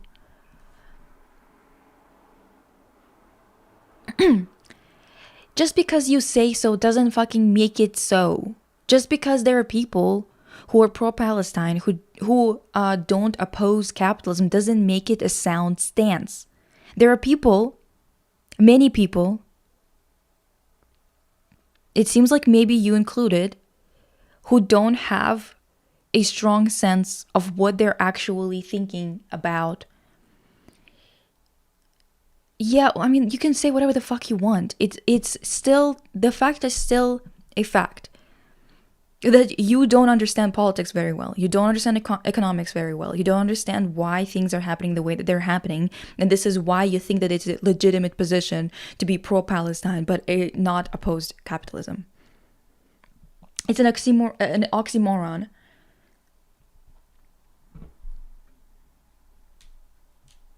There is tons of evidence. You genuinely must be a little stupid.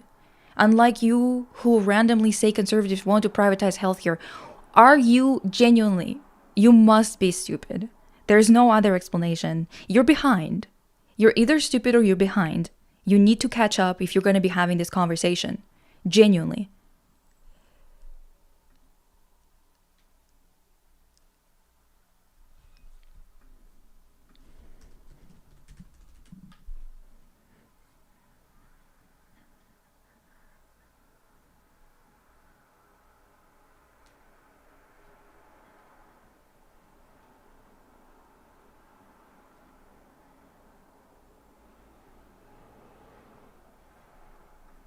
Yeah, it literally took 1 second, right? To find out about Bill 11. You can't seriously tell me you don't know about privatization in Canada. I think Bogos is just a troll. Lisa, don't bother with him. Yeah, I think so too. I think, well, they're either a troll or they're just genuinely that stupid. And like, that's a little sad, but like, what are you gonna do?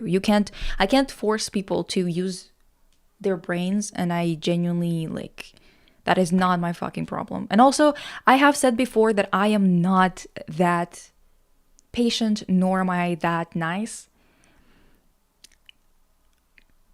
I'm kind, I'm not nice. That's for sure.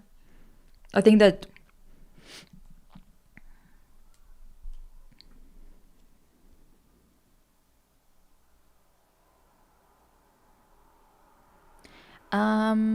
what a day. So many freaks in chat. I know. What is going on? Like, why why are there so many freaks here? Exactly, Bogos, why are you still here, man? Just go. Just go. Everyone should be a leftist if you believe in a good cause.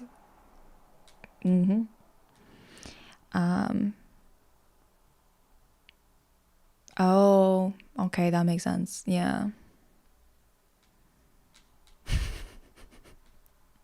We don't need to do the work of educating you. Literally, the internet can answer these questions for you. Exactly. It's so astonishing what people will believe without evidence. There's literally bills that have already been passed and he's still on this shit. Like, genuinely dumb. I'm gonna block you just because you're kind of annoying. You're so fucking annoying. Like, sorry. Sorry. um Oops. Gone. Anyway.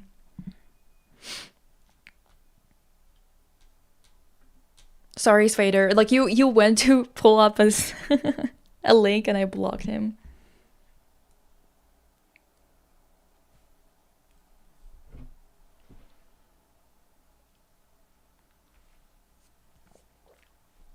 People online genuinely think I'm supposed to talk to them if like it's like why would I give a fuck to do that? Go Google it, go find it yourself. What am I, your mom?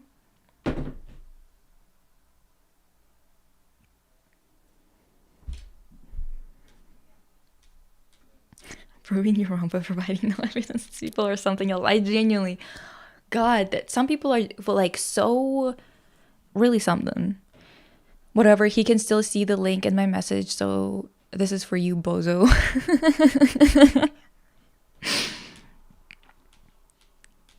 Maybe it's because you were talking about AI that's a magnet for freaks. Maybe. Perchance. That might be the case. Oh, not me making such a loud noise. But you know, whatever. We are compartmentalizing on this channel. We're trying to have some fun on days that are not Thursday. And on Thursday, we go ham on the popular culture and news combination where we kind of have to talk about fucked shit. You know what I mean? I just don't feel like constantly.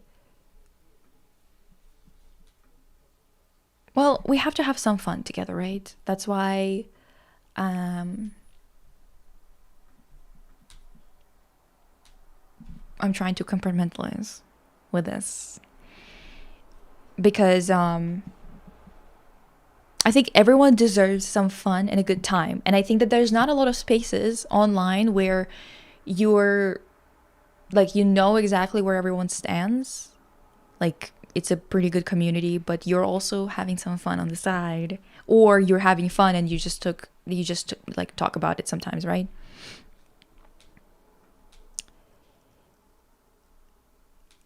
Again, this bitch is like on the other side. And I blocked him again. Like, you think I'm joking, bitch? You think I'm making jokes? Genuinely, the fact that people think that when you're making stuff online that you're supposed to be nice to them, I'm not supposed to be nice to anyone who's being a dick, who's being a little bitch. Do you by chance have a gun I could borrow? Dude, seriously, what the heck? You don't see them because I blocked them.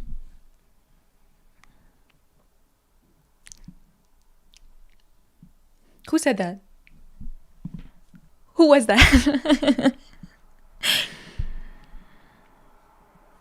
God, this is ridiculous. Ridiculous.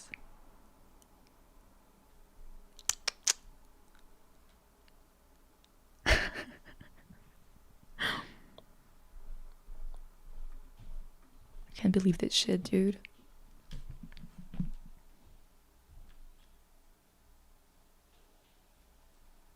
So attention seeking, damn, I know. It's kind of crazy, actually. People like that. Strange. I'm thinking,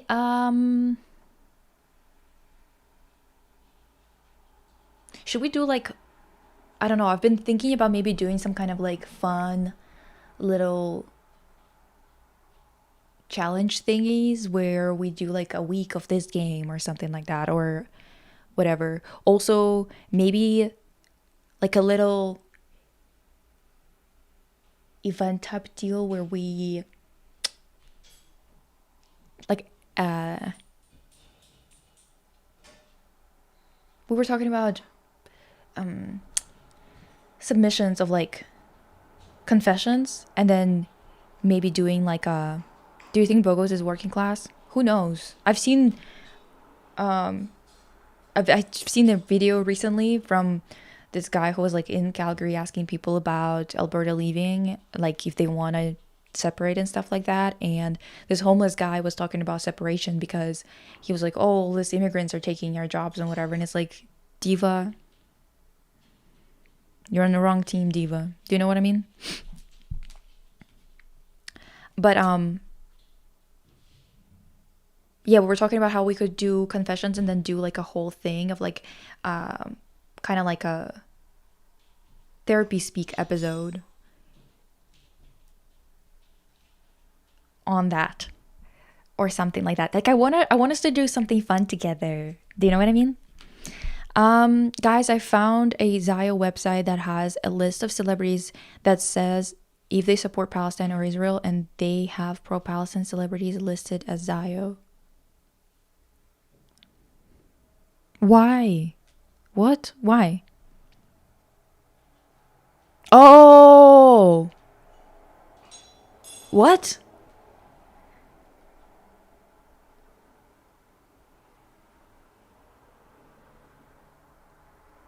Love that we have a space where we can talk about red velvet, public healthcare, and bully dumbasses, and then send a bunch. Oh, one sec, you guys.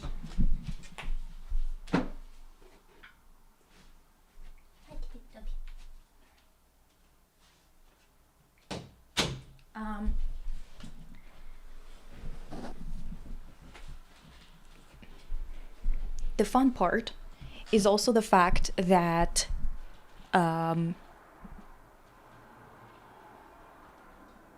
shit. I was saying something and I forgot. Ooh.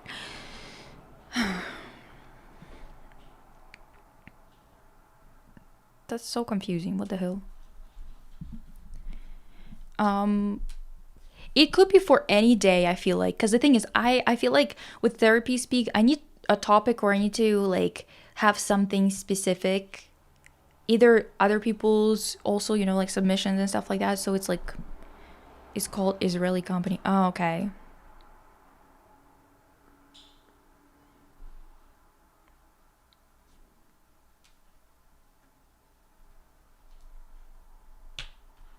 I remember once Zionist account making an AI video of Bella Hadid making pro-Israel speech.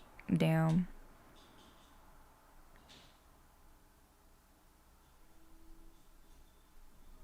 Hope is like her second name. Yeah. Well, she's Hope. I just like call her Pika just because I want to. Just like, I don't know, something about her is like so Pika, you know? Like she's so small. Somehow that's Pika to me. I don't know.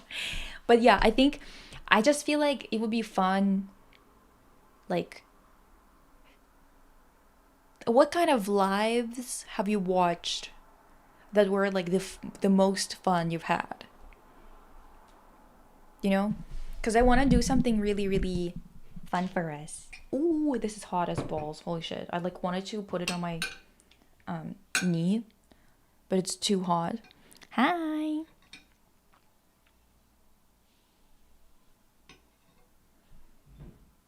Oh, Bound. I was talking about that. And then we send a bunch of people who haven't seen Bound to watch Bound. This is a beautiful community. We are spreading the gospel.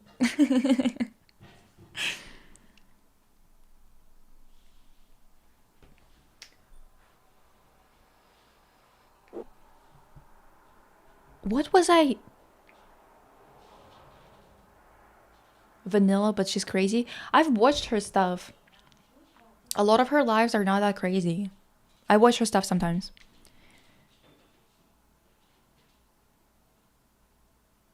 But what was I gonna... Oh, what was I gonna use? Oh, every time someone comes in and say that they watched Bound, we're gonna play that clip of Violet saying, "Do I make you nervous, Corky?" That's such a line. You can't tell me shit.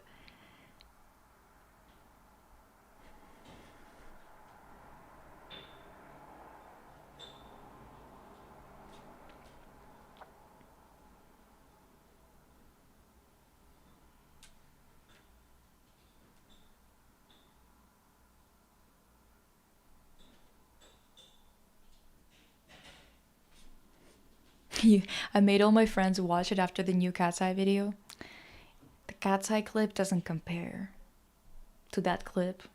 They did everything wrong, even the type of top that they put on Laura. It's just not the right top. It's so femme.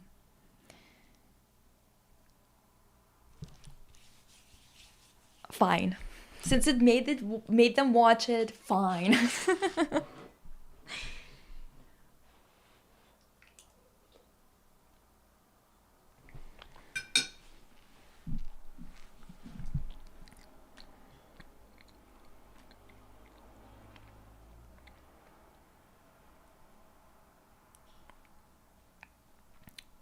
Good luck in convincing.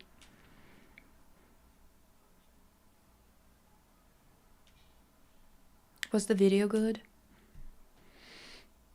Which one? Oh, you mean the Cat's Eye one? No. Yes! Is Manon permanently out of the group? I think so. I don't know if they announced it properly as like, oh, she's out, but I think she is. That's my read on the situation. I don't watch any other streams that aren't gaming. Okay, which gaming ones were the most fun then?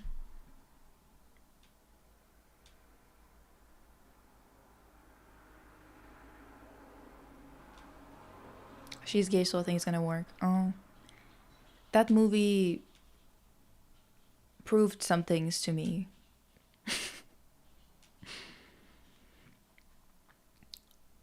Bound is on my next watch movie list. I'm so excited. Okay, so next time you have to tell me when you watch it. I promise to make a sound clip today. So next time I'm streaming and you tell me, well, next time after you watch it, obviously. For future games, maybe something that the chat can vote on your decisions often. I know that there's like a plugin that you can do on Twitch where people can choose stuff for you. I'm pretty sure you can even do that with Disco Elysium. But weren't they teasing her return? I saw this like clip from an interview they gave recently where they were talking about it as if it's like, oh, people were saying that we were gonna fail without her or something like that. Like they were kind of skirting around the topic, but they were definitely referring to that, which, you know what I mean?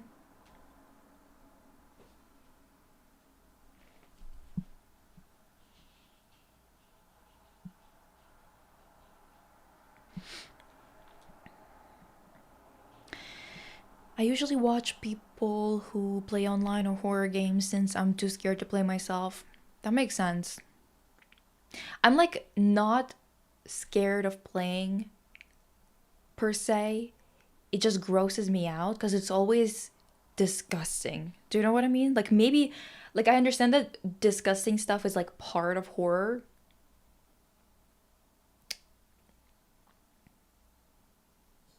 But do you know what I mean, right? You said you just watched it, right? What was your favorite part? I don't watch anyone's streams but Lisa's. Oh my god, I feel so special. What the heck? Who subscribed? Who's there? It's Ari Amari. Okay.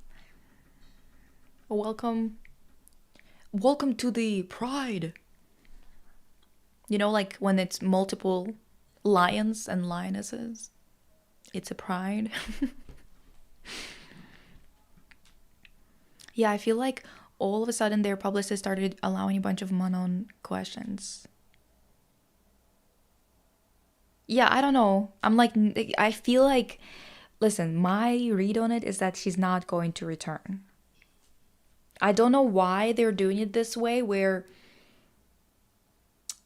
they're not announcing it and she's not like fully out or in or whatever. I don't understand why they're doing it. It's quite common for K-pop to do that, but they're not technically a K-pop group, right?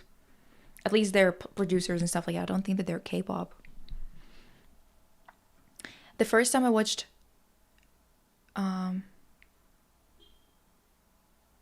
wait. The first time I watched Bound, I was in an LGBT bar watching Bound in a bar full of lesbians. That's what life is about. Shit. Kind of jealous, not gonna lie. Lisa's streams are already fun enough. Why was it so loud on my side? Literally jumped up. Hi, Mew. Do you prefer Mew or Muconics?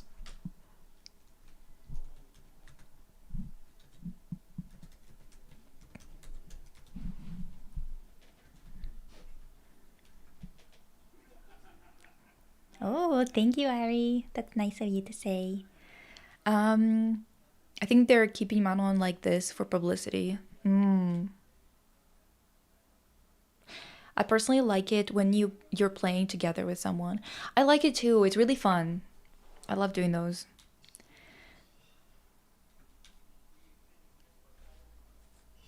What's gender neutral for lion? Lionne. Lionne. E with a little accent on top. Lionne. Lionne? Lionne. One of my friends left a review on Letterboxd that Bound is Kate Vi in parallel universe, and now I can't stop thinking about it. Let me think.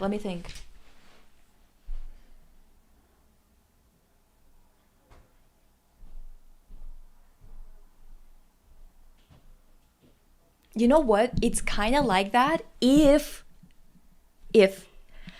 Kate had to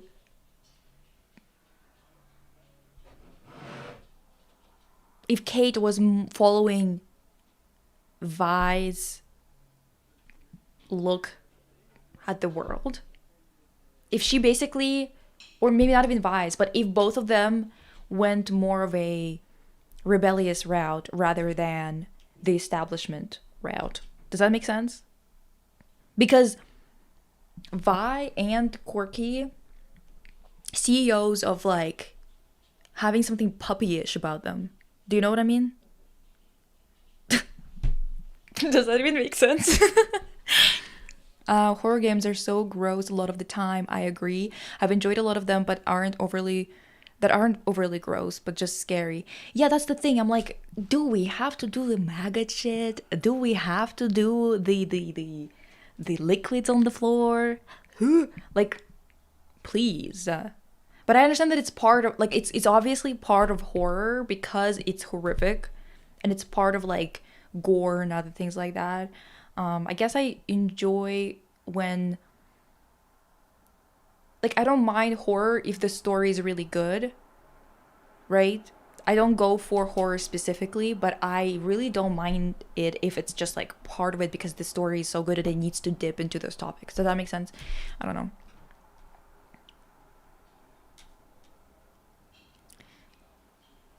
I hate that that's making me even more excited to watch it. Why do you hate it? Maybe Leo? Oh.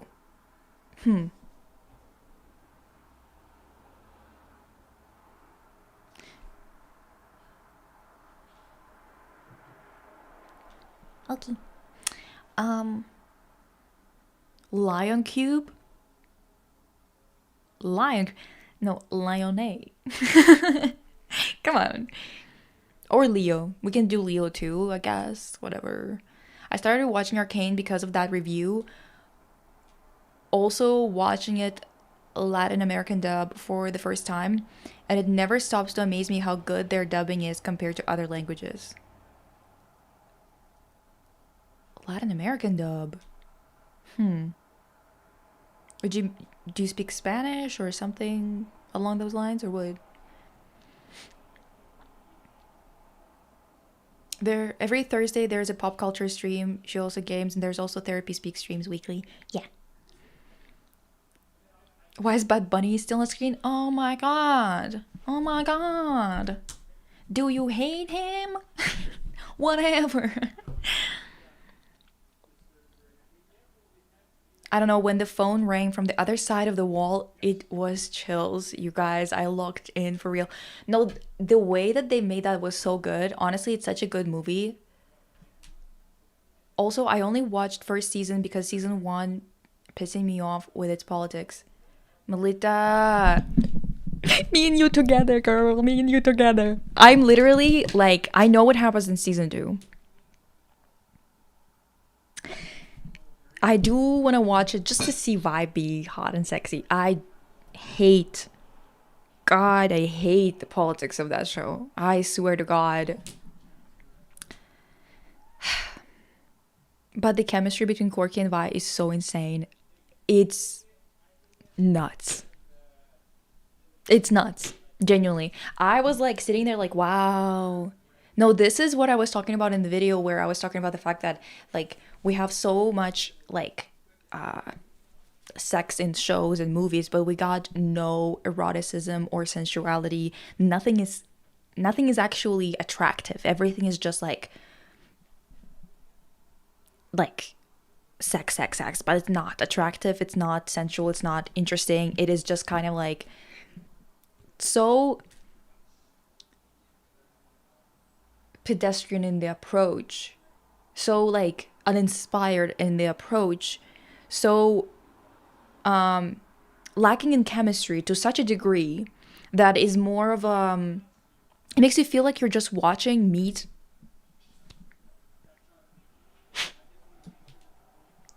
Okay, so maybe I shouldn't have said it like that. That kind of grossed me out. I don't know. Whatever. I love that the Bad Bunny Wikipedia page starts with disambiguation with computer viruses. Oh. Computer worm? Ransomware. Wow, okay. LOL, the plot to season 2 was so mid, but Caitlyn looked even more fine, so I was very pro subtitles until I learned Spanish. Oh, okay.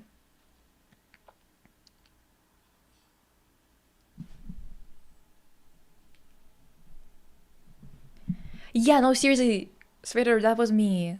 Like, I haven't watched season 2. I just know what happens in it. And I was like, am I gonna be able to sit through that? The animation is amazing, sure, but am I gonna be able to tolerate that? He was just listening. You're right. Now I'm wondering if there's fan art of Kate Vi as the characters of Bound. I think there must be. You can't tell me shit. There must be.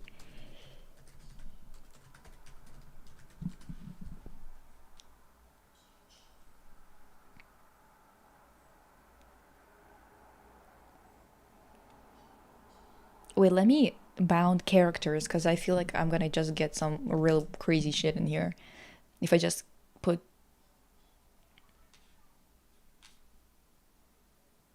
The fact that they have a violet in both, by the way. Did you clock that? Did you cork that?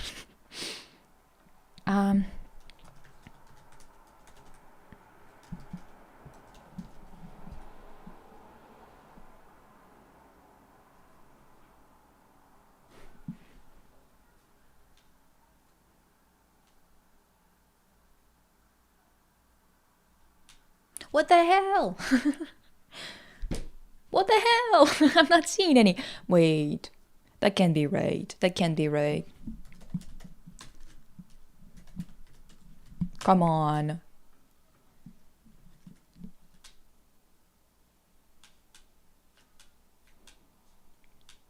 There's comparisons. Like side to side.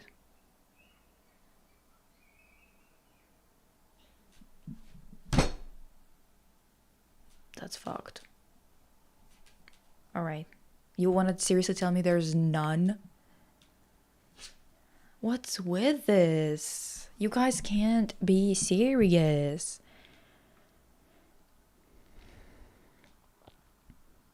They went so well with politics in the first season, and for what? I know.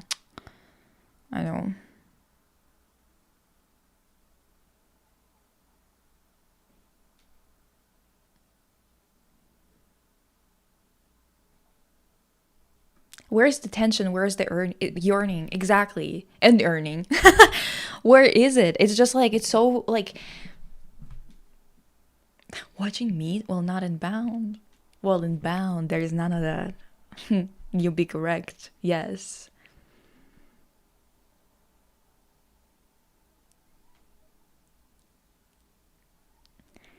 Okay, bye, Ari. I would say Italian dub is also mostly good. They bring the expressions in every time. Methinks it's a reference to Seventh Night Violet. Like, come on. Seventh Night? 12th Night? I don't know what that is about. We have clocked and cocked. Now it's time to add corked and clocked to our vocabulary. Corked and clocked? Well, the funniest thing is that before Corky became the staple of this channel, before I was graced with her presence on screen, I actually remember that video. Wait, actually I can show it to you. It's crazy that we actually coined this way before the Corkination, the corketry. Okay, you know what? You get it. Of this channel, community, whatever you want to call it. Let me see. I'll okay,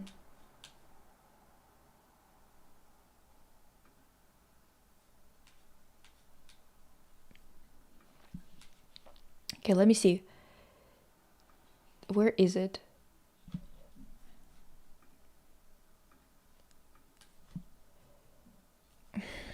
The ads, dude, the ads. I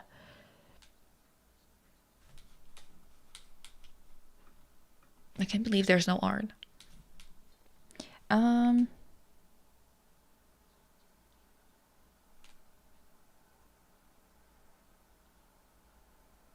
You found Kate Vi Bound fan art? Where?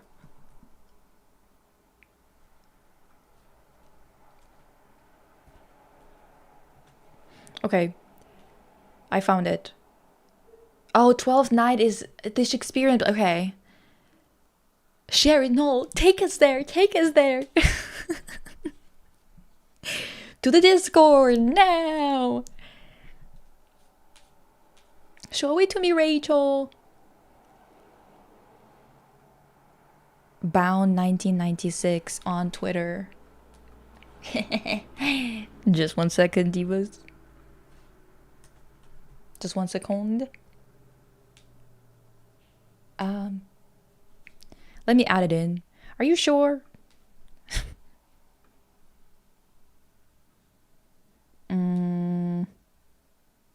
Screen capture.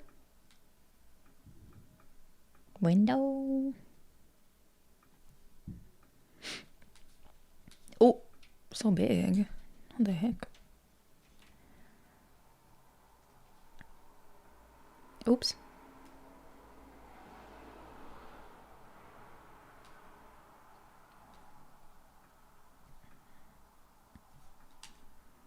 Sharing is caring. Okay. Well,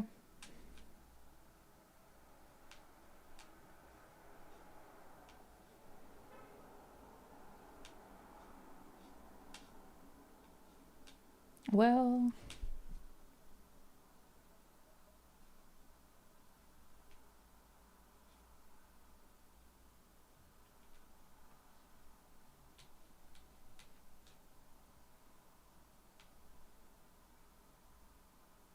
first and foremost, this moment, you can't tell me shit.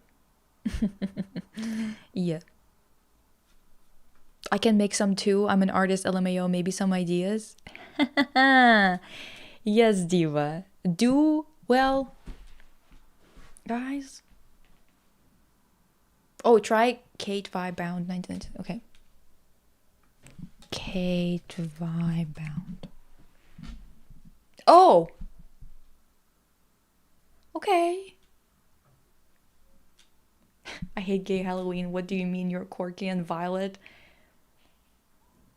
from Bound, but Kate Vine.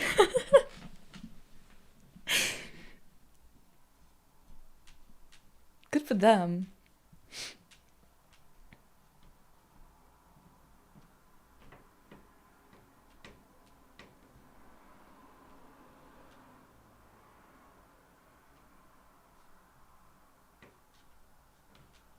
Oh, more.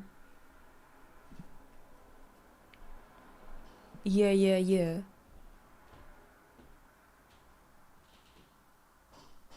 Was it any of these?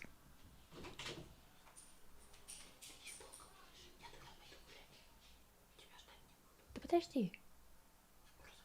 Мгм.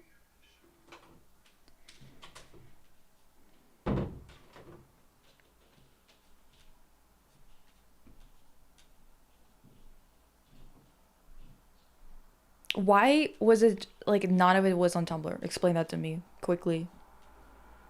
Or at least it didn't come up. Fucked up. Fucked up for real. What the hell is going on? Okay, you know what? We can't be here for that long. This is the origin. With something else. Honestly, how I'm feeling that they just clock the shape. I think they are clocking the shape. And honestly, I find that a little bit They do the same thing with nudity and stuff like that. yeah, clocking the shape of fucking wine glasses, bottles, and what? bodies. That was actually so poetic. Wait, that was fucking rupee core level. Wine glasses, bottles, bodies. It clocks it all. It clocks it all. The strike of midnight. All Oh, of it gets clocked. On a separate line. clocked. Clocked. Dignity. Clocked and cocked.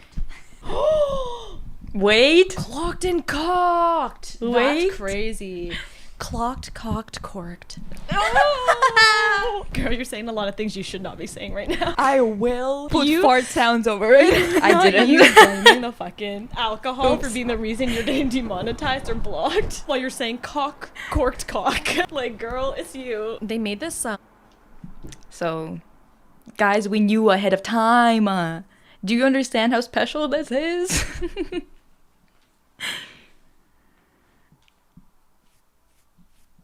Oh, you sent. Wait, let me see. You said Discord.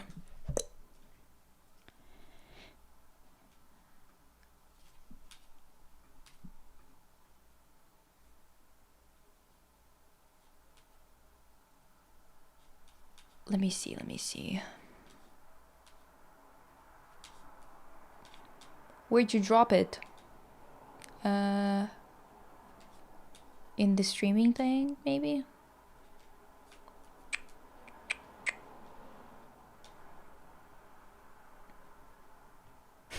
Corked.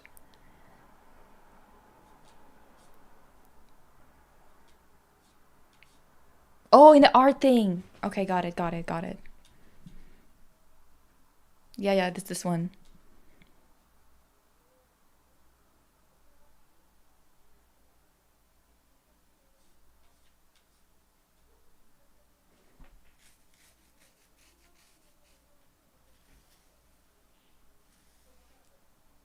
You watched this movie with my sister. I watched this movie that we were watching. It's a Bratz movie.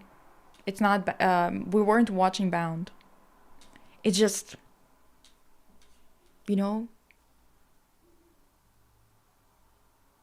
just happened.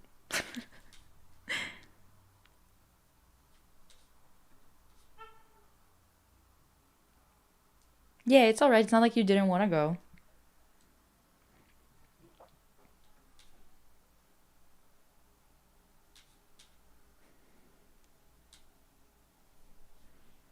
This video, Diva.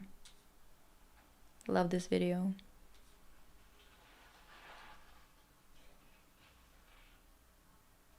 I'm sorry, but I think we're not talking enough about the fact that the Bratz girls canonically have a truck license. Yeah.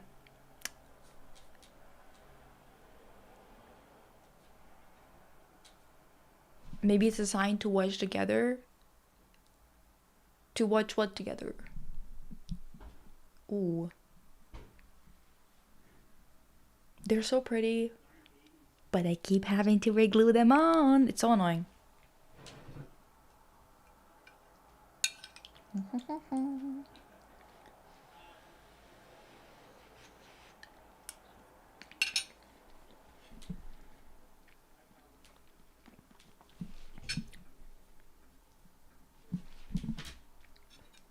did you mean to rewatch?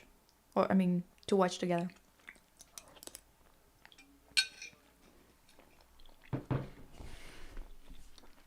Mm-hmm.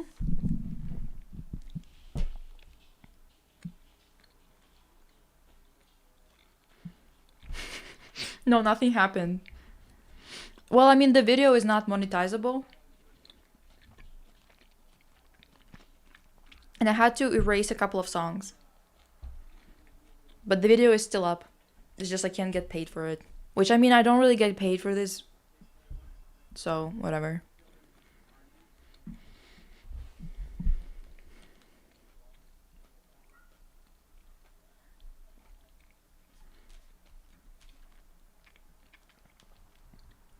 I know, the worst rated, and for what? Ridiculous.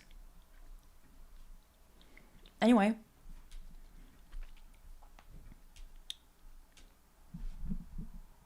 Good stream, you guys. Hopefully this wasn't too depressing. Don't get depressed. Don't get depressed about a discussion. It's okay, Diva. Also, I watched the Handmaiden because I was told it's similar to Bound, and I don't know why people love it so much. It's so male gazy. Exactly. Yeah. Bound doesn't have that. I know there is an explicit sex scene in it. It doesn't have that anyway. Especially something about this, the subversion of the het expectation of actually Violet.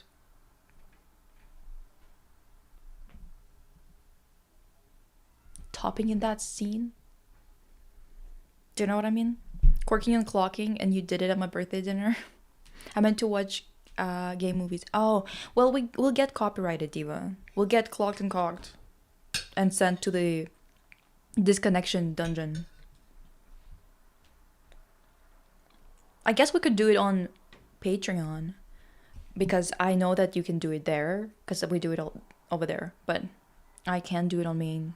They just disconnect you straight up. In any case, I had a really good time.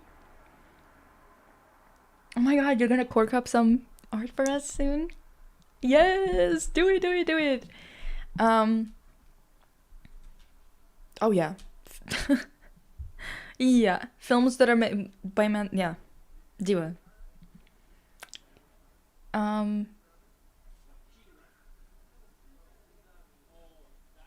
The Handmaiden is just about women being exploited. I mean, thanks for the happy ending, but what the fuck was that?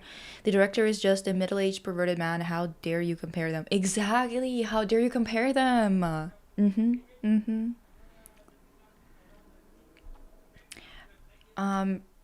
Yeah, I understand that too, Evie, that you still like it because of the chemistry between the two actresses. Like, I get it. And also because there's not a lot of options. It's not like it's a crime to still like a movie just because it, you know, of representation, even if it's not the most satisfying take on it. This is why Bound is so special, you know? It's not like depressing. It is very well done in terms of like the thrill aspects of it. It is not male gazy, but it is very sensual and it is very explicit while still not being male gazy. It's perfect. She's my girl. She's my girl. I'm just saying. Yeah.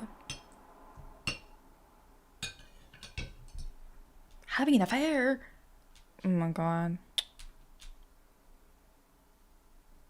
No, I didn't know about that.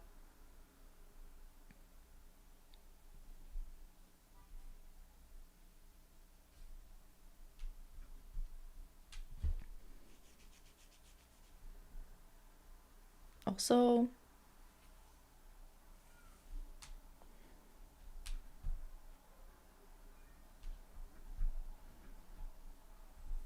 Evie, have you seen Bound?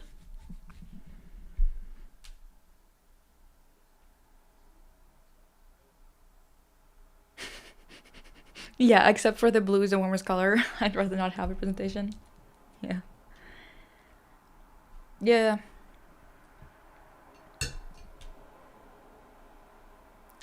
I haven't seen it. I just haven't seen it because I heard bad things about like the actresses being abused or something like that. So I stayed away from it.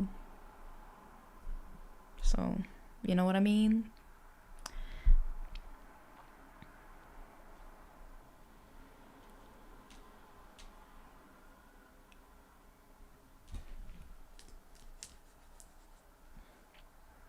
Anyway, if he hasn't seen it and it's gonna be the first time, no, you. Oh, okay. So next time you're coming in after you watched it, tell me so I can play the clip. I'm gonna clip it today. I'm gonna clip it today. I'm gonna wait. Let me write it down. Let me write it down.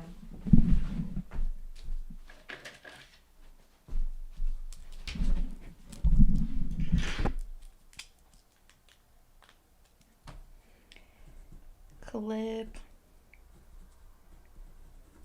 bound for stream. Okay.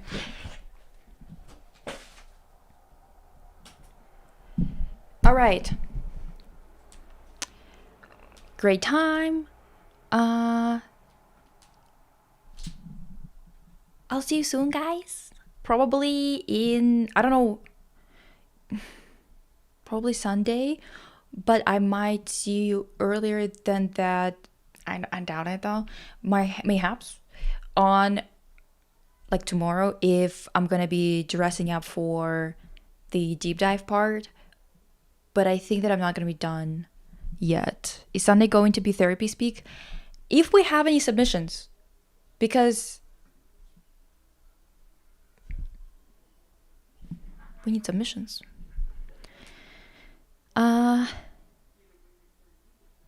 Anyway. Bye guys. Have a great day. I'm gonna play us out.